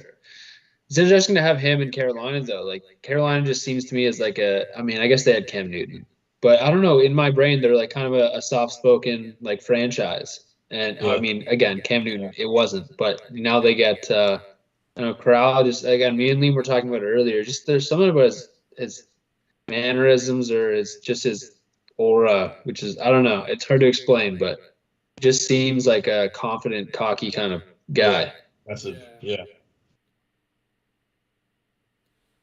There's just something off about him, and it'll be like, I don't know.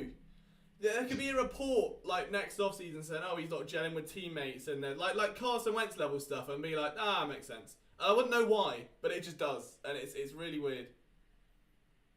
No, I agree. I see the same thing. I think it's just his interviews. Like, I don't know. They just rub me the wrong way. But good quarterback. There we go. Just making sure we all go to bed with that ringing in our ears all through the evening.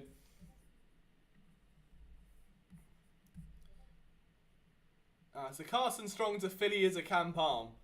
Well, if he makes it that far, that'd be. I'm just thinking now. We're near round 4. We haven't yet seen Tariq Woolen. If he somehow slips and slides to the 5th, I might cry. There is no might. I would cry. We can hope. What do you think that, like, I guess they wouldn't have to give up that much. Jalen Reagor, they could get a 4th round pick. Yeah, I'll be alright. Yeah, just get some of the guys out there. Well, you paired Jalen 237. You could probably get a 4 for that. Like I would take it a heartbeat, Jalen for 4th. Yeah. Why not? I thought you meant Hurts then, and I was like, But- whoa, okay, let's roll back a minute. We're not. Yeah, absolutely. No. AJ Brown. What do you guys? For Gardner Minshew? What are you guys gonna do tomorrow when they don't draft until the 7th? We're gonna play like some like web Oh, browser. play Piccolo. Yes, we'll play Piccolo. What was that? Remember that football game we played on the keyboard? Oh God, absolutely, I'll be there. Amazing. We'll do that. We'll just do that. You missed that, but it was a hell of a meeting, a very productive work meeting. Yeah. That was. I like that. Do you know what Ducks nailed it? He's like, who watched Draft Day? He comes off like that guy. I think that's like the perfect analogy for Matt Corral. Yeah. I pick up the punter in the 5th. Yeah, I would pick the punter in the 5th. Then round 6 and 7, we'll just put the golf on or something. We'll just watch the golf for a couple of hours and sit back and relax and enjoy ourselves. Nice easy Saturday, absolutely. Get some lemonade, enjoy your time. Exactly. Yeah, there's no pressure. We're not working or anything. Outside of Tariq Woolen, who's left that Go Bryant. we were high on? Couple running back. Isaiah Spiller's still there. Yeah, Spiller's still Yeah. there. Less so, but Jeremy Ford's still there. Mm-hmm. Khalil Shakir. Yeah. Khalil Josh Shakir. Joby. Calvin Austin. Calvin Austin. Yeah. Perrier Winfrey's still there. That's crazy to me, Yeah, that's honestly. a bit surprising. Kobe Bryant. Yeah. Justin Ross. Christian maybe? Harris. Christian Harris, or not Christian Harris. Brandon Smith. Castro Fields could be the PSU pick. I mean, that would make sense at that point if they go later on. Yeah. Mario Goodrich. I really like Mario Goodrich. Totally forgot about There's him. there's an interesting tidbit as well. I coach at one of the local universities, and Trey Ford, he's a quarterback, Canadian quarterback, went to Canadian University, University of Waterloo, and apparently he's talked to all 32 teams, and he falls under the category of that, whatever that international rule with that Jordan Mailata had. So you can have him on the roster and he doesn't count towards something. Anyways, we have to draft him. So a 7th round pick. Apparently, he did talk to the Eagles, and could be a late round quarterback for those that might want one. I'm plugging him, fellow Canadian, but might be an option. So what do you guys think about Majai Sanders? I haven't Too watched light. any of his tape, I'll be honest. He's a guy who could come in and potentially grow and fill in behind Hassan Reddick to play a little bit of that stand-up role, just to get another body in there who can play that. You could probably have Josh Sweat play a little bit of the stand-up, but I think really it gives you a lot of versatility and a lot of depth. He's somebody, like, if he falls, just to keep an eye on. But then the other running back that I had interest in, Tyler Algieri from BYU, and I actually like Isaiah Likely, tight end. That's someone else who I wouldn't hate in the 5th round. So like, there's still like plenty of options. I swear Nick Cross went ages ago. All right, I'm tripping. Never mind. Okay, fair enough. He's gone now. I talked about, I'm not gonna be able to get his name right, so I'm gonna look it up. But he's a Maryland tight end, and he's like a kind of a gadget yards after catch guy. But Chigozium Okonkwo, that's what his name is. He could I'm mocking, but he would be so fun beside Dallas Goedert, because like you can allow like those double tight end screens that we used to see under Doug Peterson. He just forces linebackers to come up and cover him, because if he does get the ball, he's a nightmare. And so that allows a ton of spacing behind those linebackers for Dallas Goedert to operate. That's the kind of player that I could see as a receiving tight end then pairing with him, because I mean, it would be great to have another Dallas Goedert, but they're just taking space away from themselves that way. Where if you get a guy that can do a lot of things after the catch, it would be a nightmare for linebackers. I agree. And Liam, I think you were thinking of Brian Cook. Okay, that might be it. Yeah, that would make sense. I only know that because that's what I thought earlier. Kayla says, "Hey guys, Giants fan here. Just wanted you to know what you thought of our draft so far. Let's have a look. Who we got on the Giants? We did after last night. Had a good first round. So we've got.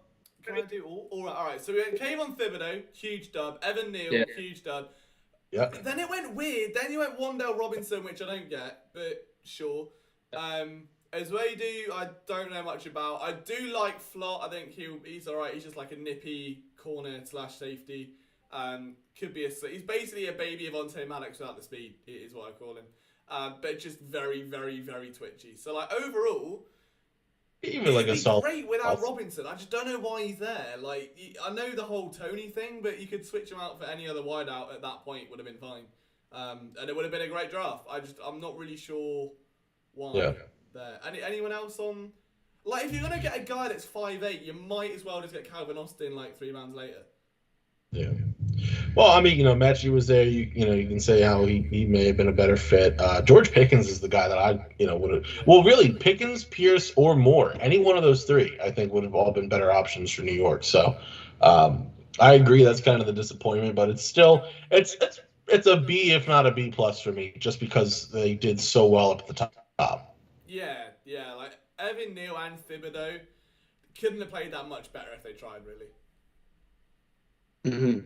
Yeah, I agree. I think I don't know. I like Wendell Robinson. I just don't like him at that spot. Um, yeah, I think he might do a lot, but he's just not big enough or strong enough um, to do a whole lot at this point. He's got to learn. Like we talk about how good Devontae Smith is about maneuvering and getting off the line at his size, and Wandale Robinson just doesn't have that yet. So I think he's going to be a really good kick returner for you for a little bit, and a good screen guy, get the ball in his hands early, and he can take the top off.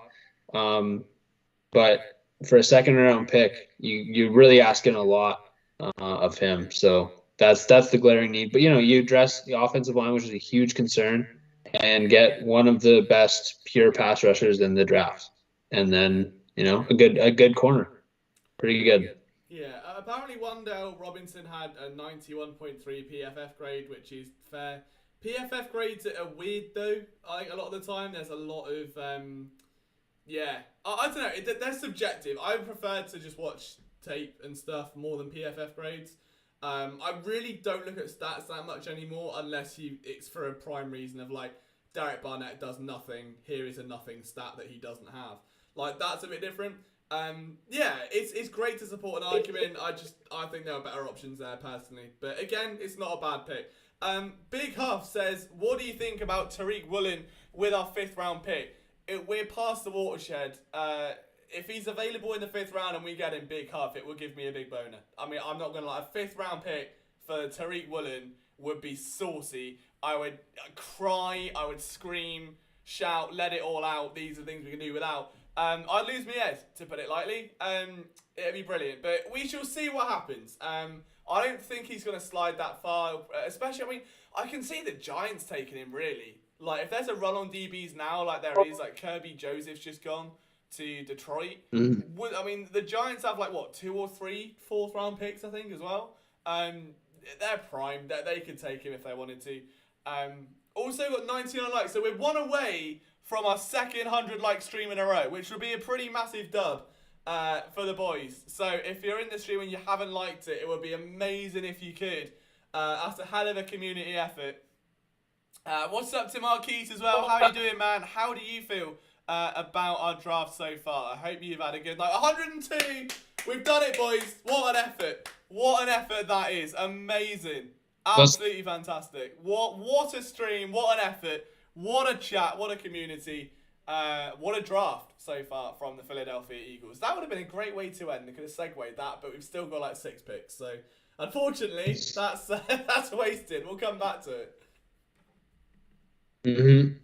Yeah, I mean, a great draft so far, especially when you take into account A.J. Brown. But even without that, you hit every pick, I think.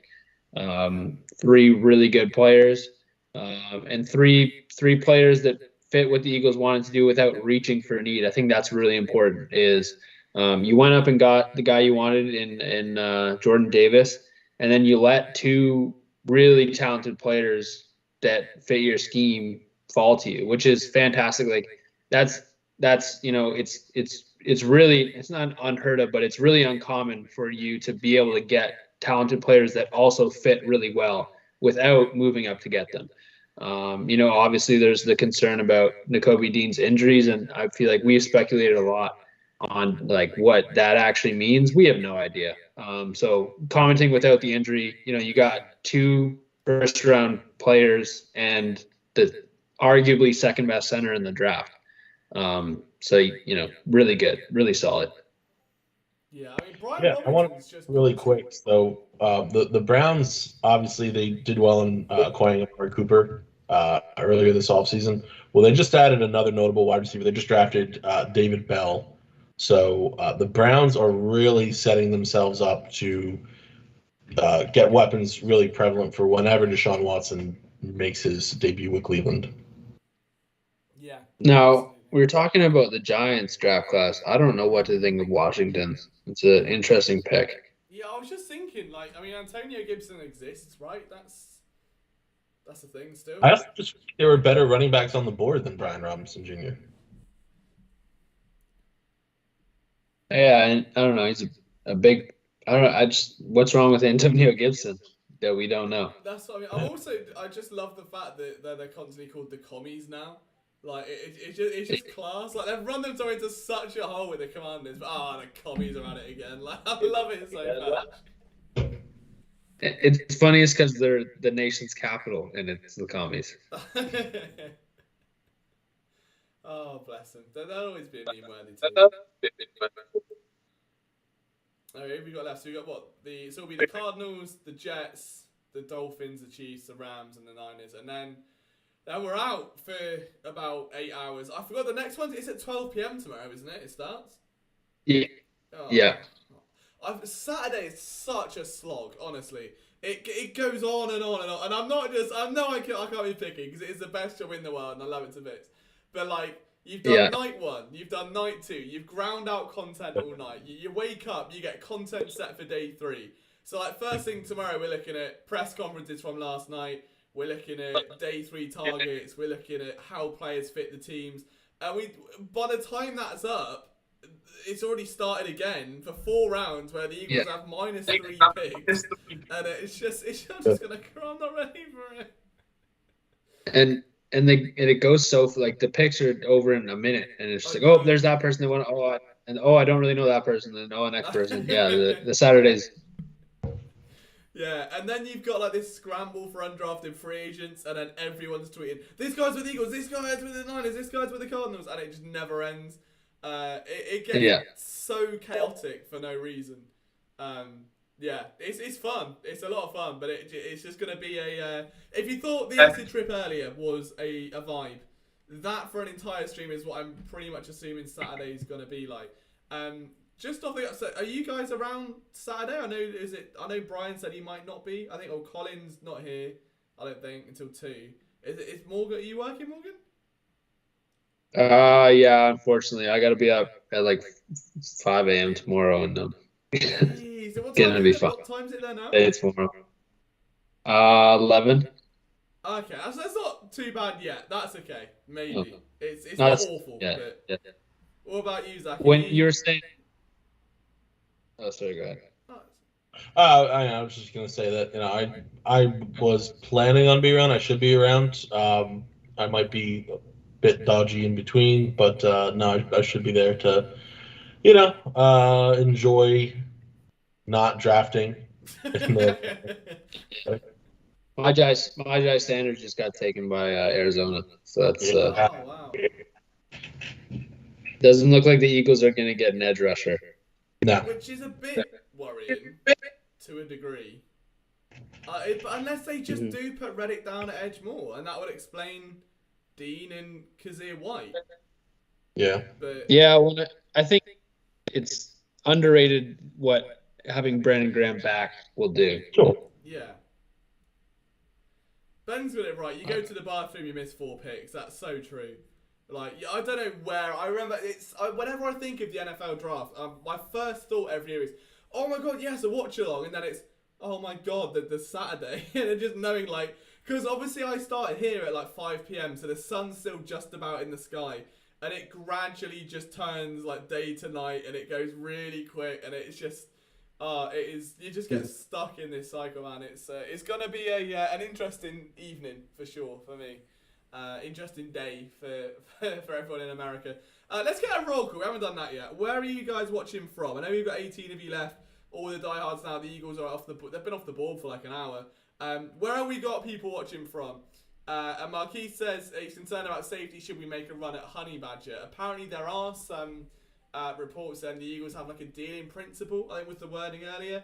I would say if the price is right, if it's Steven Nelson level prove it money, absolutely. If not, then I'd pass on it and just keep Marcus Epps.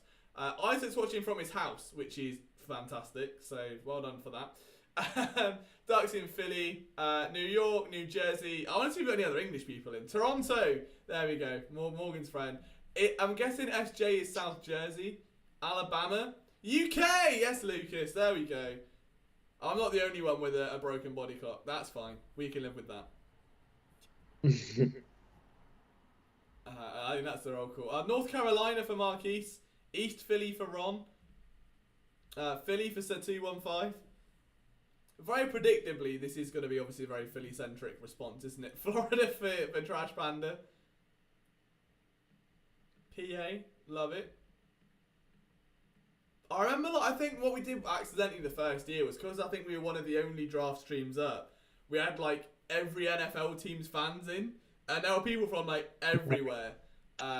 Yeah, I remember that just being absolutely wild. Because I think it was just, I think we again like that first stream got more views than actual team streams and like networks, as we somehow just shit out the algorithm, and no one else was streaming at that point, and we got very like now everyone's doing it, so we have to temper expectations a little bit. That's cool. North Philly, we can have Philadelphia meetups. We will have an event, by the way, this summer, one way or another, and I will come out and I'll give you all big soppy hugs. We can have group photos and a few beers at a tailgate, and then cry about it. So I promise that will happen this year. There is a plan for me to come out and say hello, and do some cool things as well. So we'll make sure that happens. And then I was looking for that event as well that was in Toronto, and I didn't get an invite this year, Morgan, which I was very disappointed. I know I mentioned it like a few months back. I didn't get an invite this year, which I was absolutely gutted about. It was like some sort of like business expo they put on there. I can't remember the name of it now. Interesting. Hold on. Yeah, that's too bad. Where are we at? It is called... Oh, I don't know. It's a trade show. I just don't know which one it's called. But it's some massive like business event. The name is on the tip of my tongue as well. It's something icy, like an icy or a cold or like freezing. I don't know. Anyway, during COVID, I got an invite and I got to talk to Drew McIntyre and do an interview for PSN. Somehow that happened, and yeah, I assume they get an invite this year, and I haven't, and I'm very upset about it. So I can't come and see you, which is very annoying. Yeah, that's too bad. Have you been to Toronto before? No, I've only left England once, and that was to cover the Flyers in Prague. Right. So that was a weekend. Sure. That was a very fun weekend. Just Liam on his own in a foreign country with lots of very cheap beer didn't end very prettily. That's seen as a Flyers by the way, but it was good. Like I loved it. I'll definitely go back, but I want to go to Canada really badly. Mm-hmm. Yeah. It's I mean, it's I haven't been to the States that much, but I think I'm going to be in Pitt at Pitt, sorry, in like June. It's close to Philly, but it's not Philly. It's not that close either, but it's in the right state. Yeah, that always confuses me whenever people say, "Oh, it's close," and it's like 5 hours away, and I'm like, "What? Close?" Yeah. Crazy. Yeah, you're closer to like New York almost from Philly, right? I don't know that American geography that well, but yeah, opposite sides of the state. Isaac says, "Was that when you did your terrible hockey shot thing?" Absolutely, that's the meme that lives on for generations. Doug says, "Toronto's nice, got the strip clubs best in North America." We're bonking Detroit. Well, Morgan's like, no comment, never been, never, no comment. Are you talking about Detroit? Oh no, Toronto apparently. Oh, it's what was the comment? That you have the best strip clubs best in North America. Oh no, Montreal's better. Until I went to, so I was on a like a bachelor party the other week, and we were in this like bar, and we turned around and it was like the stags, so like the guy getting married, like his dad and all their friends are just gone, and we were like, where have they got next door? Like they'd all just run into a strip club, and we were like, all the young guys were just like, it's just all the 15-year-olds had run in and just be like, you'd think it should be the other way around of like it's the young guys who are like, whoa, strip club, and instead it was just all the 50-year-olds running in, and we were like, okay, right, fair enough. Well, no, not for me tonight. Yeah. There you go. No, I'm not a huge strip club guy myself, but yeah, I've heard much. Launching money at women, it's not my my preferred form of contact. Hello, Nick. I just saw your message. I think you've caught us just for like the final 5 minutes. just as the conversation has deviated to strip clubs and Canada and everything else, you're here to save the day. How are you on that? What? Nothing happened. Yeah, it's you all been bet. fine. If anyone from our parent company is watching this, strip.club is an NFL player that's just been drafted. That's all we're saying. I just want to say, what an unbelievable 2 days, really 3 days of football, of sports, of news. Zach's really going to be upset with me, but getting a first-round linebacker in round 3, superb. Yeah. Getting the heir apparent to Kelsey, and you can leave Landon Dickerson at left guard where he excelled last season. Excellent. You add Jordan Davis. You add in A.J. Brown. That's as good of a haul as you are going to get through the first 3 rounds. That is a beautiful thing. And then on the side note, I actually just came back from watching the second Mets no-hitter in franchise history with my fiance. So very good day of sports. Yeah, it's been a good couple of days for you, isn't it? We had the great Philadelphia Sports Day yesterday. Today, the Mets do a no-hitter against the Phillies. The Kobe D goes in the third. Everything's coming up, Nick, at the moment, for sure. Everything is yeah. It's a great time. Wait a minute, Liam. I always pull up on YouTube. We found a way to figure out the Skype issue. Oh, dude, don't even start. Like, this has been awful. Like, we thought we figured it out. Everything was great, and then the audio started echoing and going weird. And then we ended up on some like Doctor Who trip of like the audio was echoing like 20 times, and it was like no one knew what was going on. We were all freaked out. It somehow fixed. But yeah, I think it's working just about. And we passed 100 likes for the second day in a row. So That's fantastic. there you go. Look at that. It has been a lovely day all round. Not a cloud in the sky. I see Isaac's asking how's Phoebe Hamilton doing. You know, man, I'm doing fantastic. I'm doing absolutely fantastic because I remember saying yesterday, if the Eagles are going to pass on Hamilton for Davis, I get it. I understand. It wouldn't be my pick per se. I would definitely want Hamilton, but Jordan Davis is a stud. He's a living tank. And the way some people were talking about him for scouts, they were talking about him being a bigger Aaron Donald. That's a great comp. I'm very happy about that. We add in Aaron Donald with Nakobe Dean, a competent, fast linebacker. That's a pretty good thing for me. Yeah, I agree with that. It's hard to disagree. It's been there isn't much I would have done differently about this draft, really. Like, outside of maybe taking Tariq Woolen. But look, if he slides somehow into the 5th, I think I'll actually cry. There are a few really good players left, I think, but tomorrow is going to be where all the fun begins. Are you joining us for tomorrow? Oh, I'm not just joining. I will be up and ready at 11:30 whenever we start.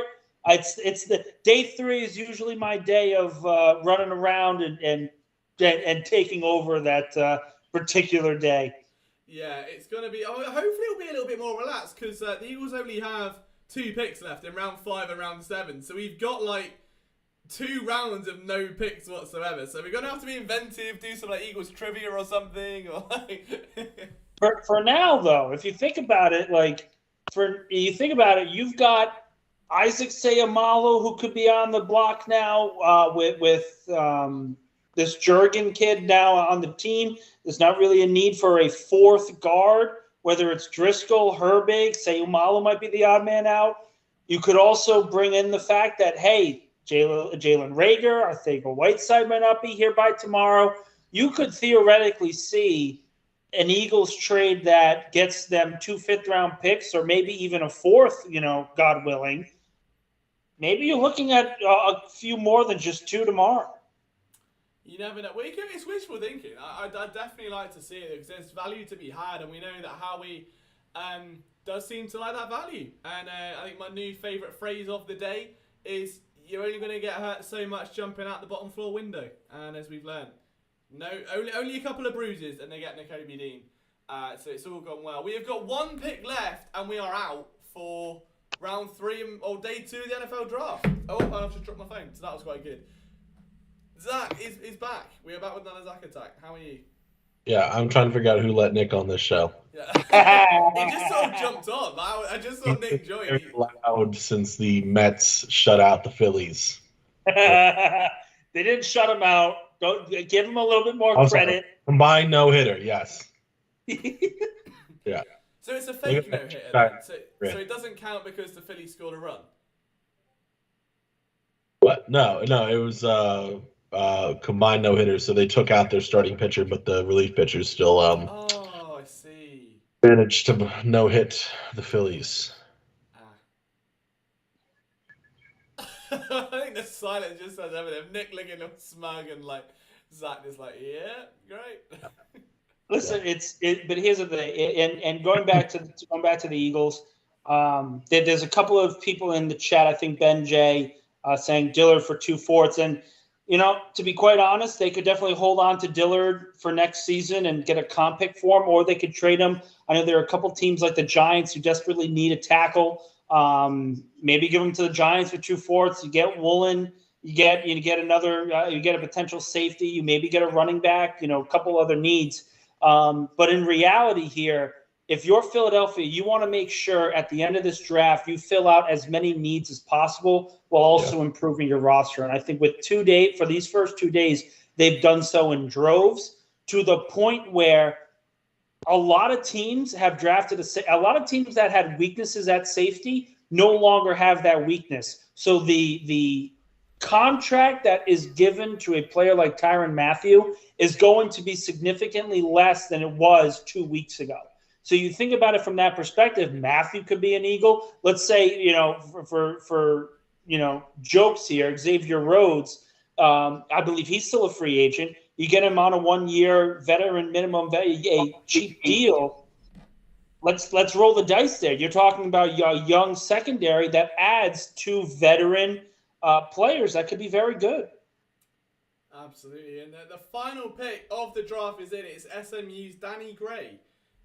So they are wide out off the board to kickstart us tomorrow into, I believe, round 4. That's right, 1, 2. Yeah, round 4. We did 2 and 3 tonight. Okay, I'm already getting confused. Okay, I suppose we'll go around the room, give some parting comments and some wholesome sobby speeches, if you please. Yeah, we'll go with Morgan and Zach first, because I know they're probably the quickest to want to head off and get some shit, especially Morgan, knowing he's got work tomorrow morning. Yeah. I mean, I think Nick did a really good job of kind of encompassing the whole thing. I think you added value at a lot of different positions.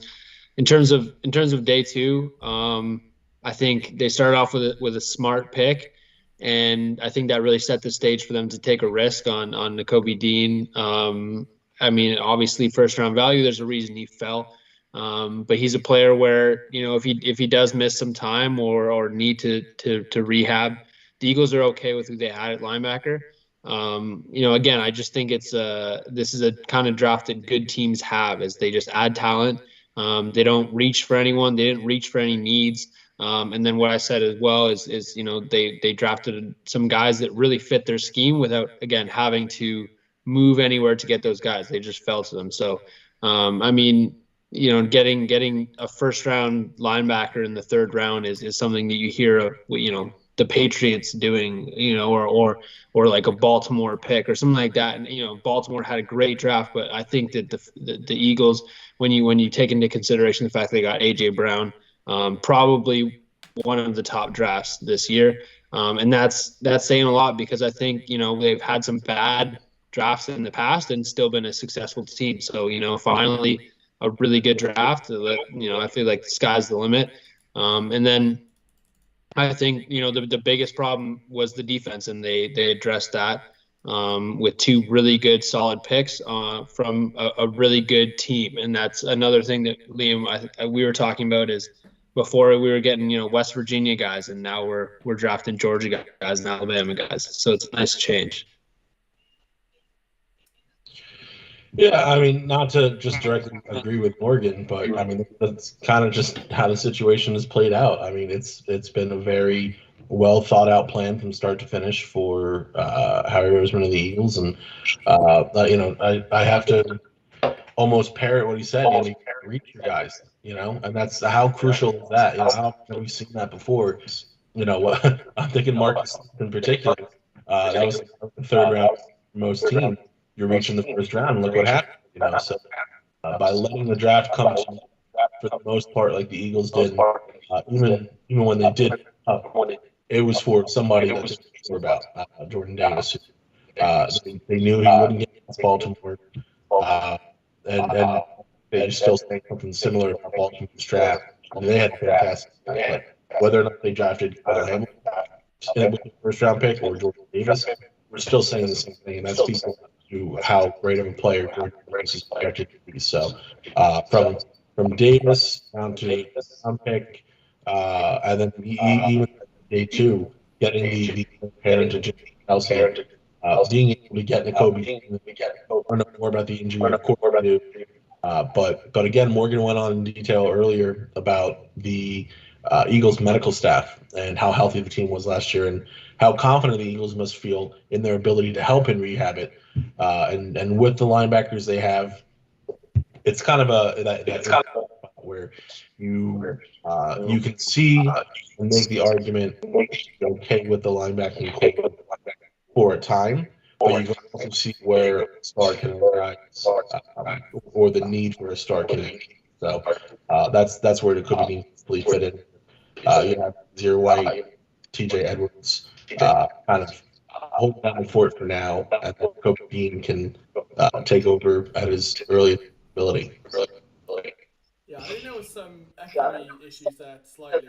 Hopefully it's a little bit cleared up. Nick, any parting comments from you? Very simple, and it goes back to Dean, but man, this audio, I don't know if it might just be me, but I'll say for Dean, you're looking at a player that, people are talking about his injury history, but even with that pec problem that could potentially be an issue, there's no real guarantee that he's going to miss the full season.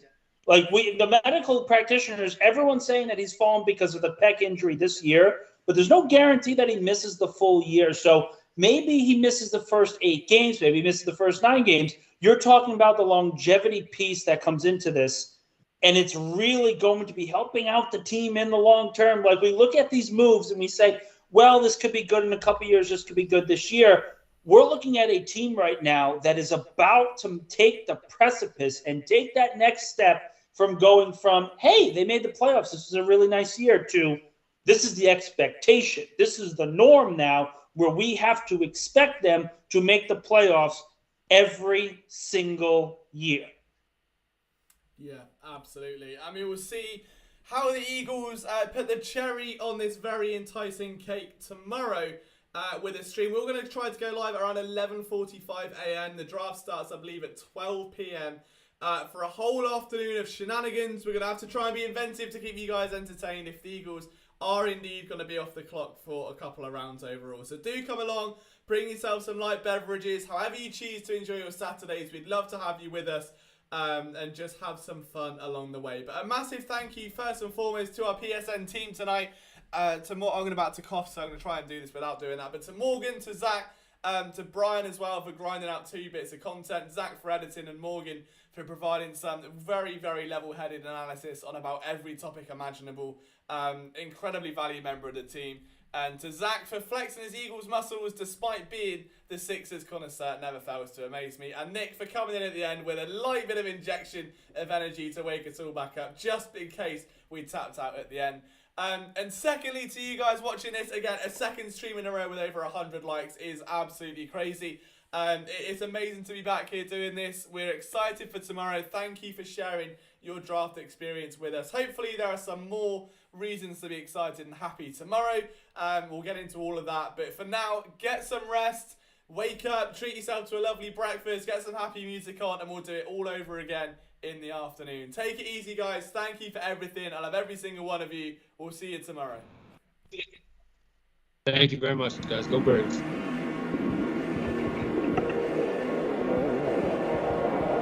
Have a good night, guys.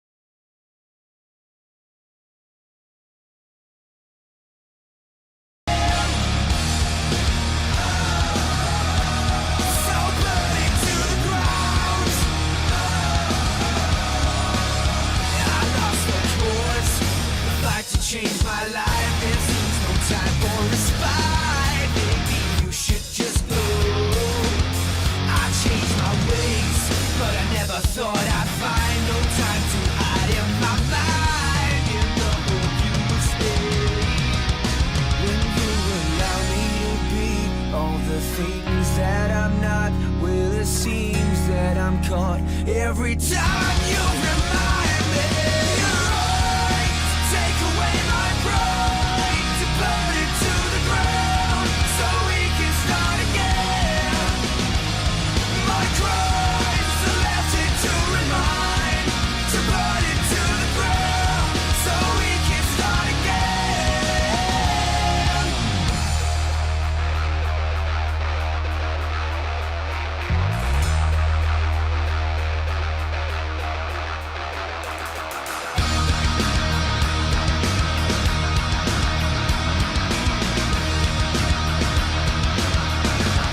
So burn it to the ground.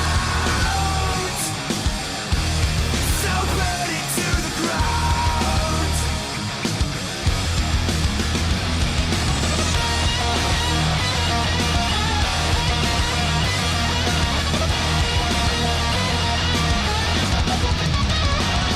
You're right, take away my pride, to burn it to the ground, so we can start again. My crimes are left here to remind, to burn it to the ground, so we can start again.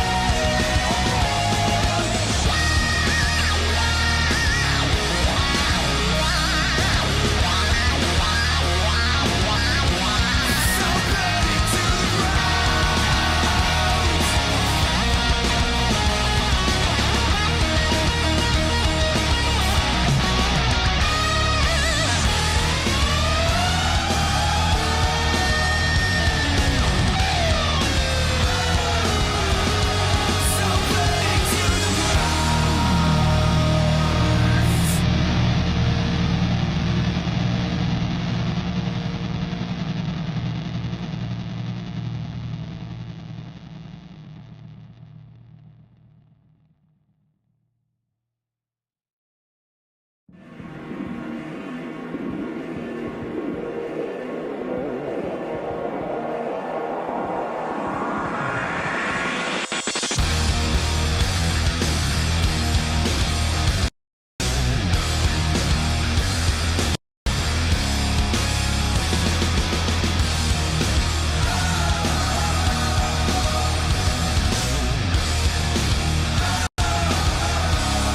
I am the last, the one and only soul that has no helper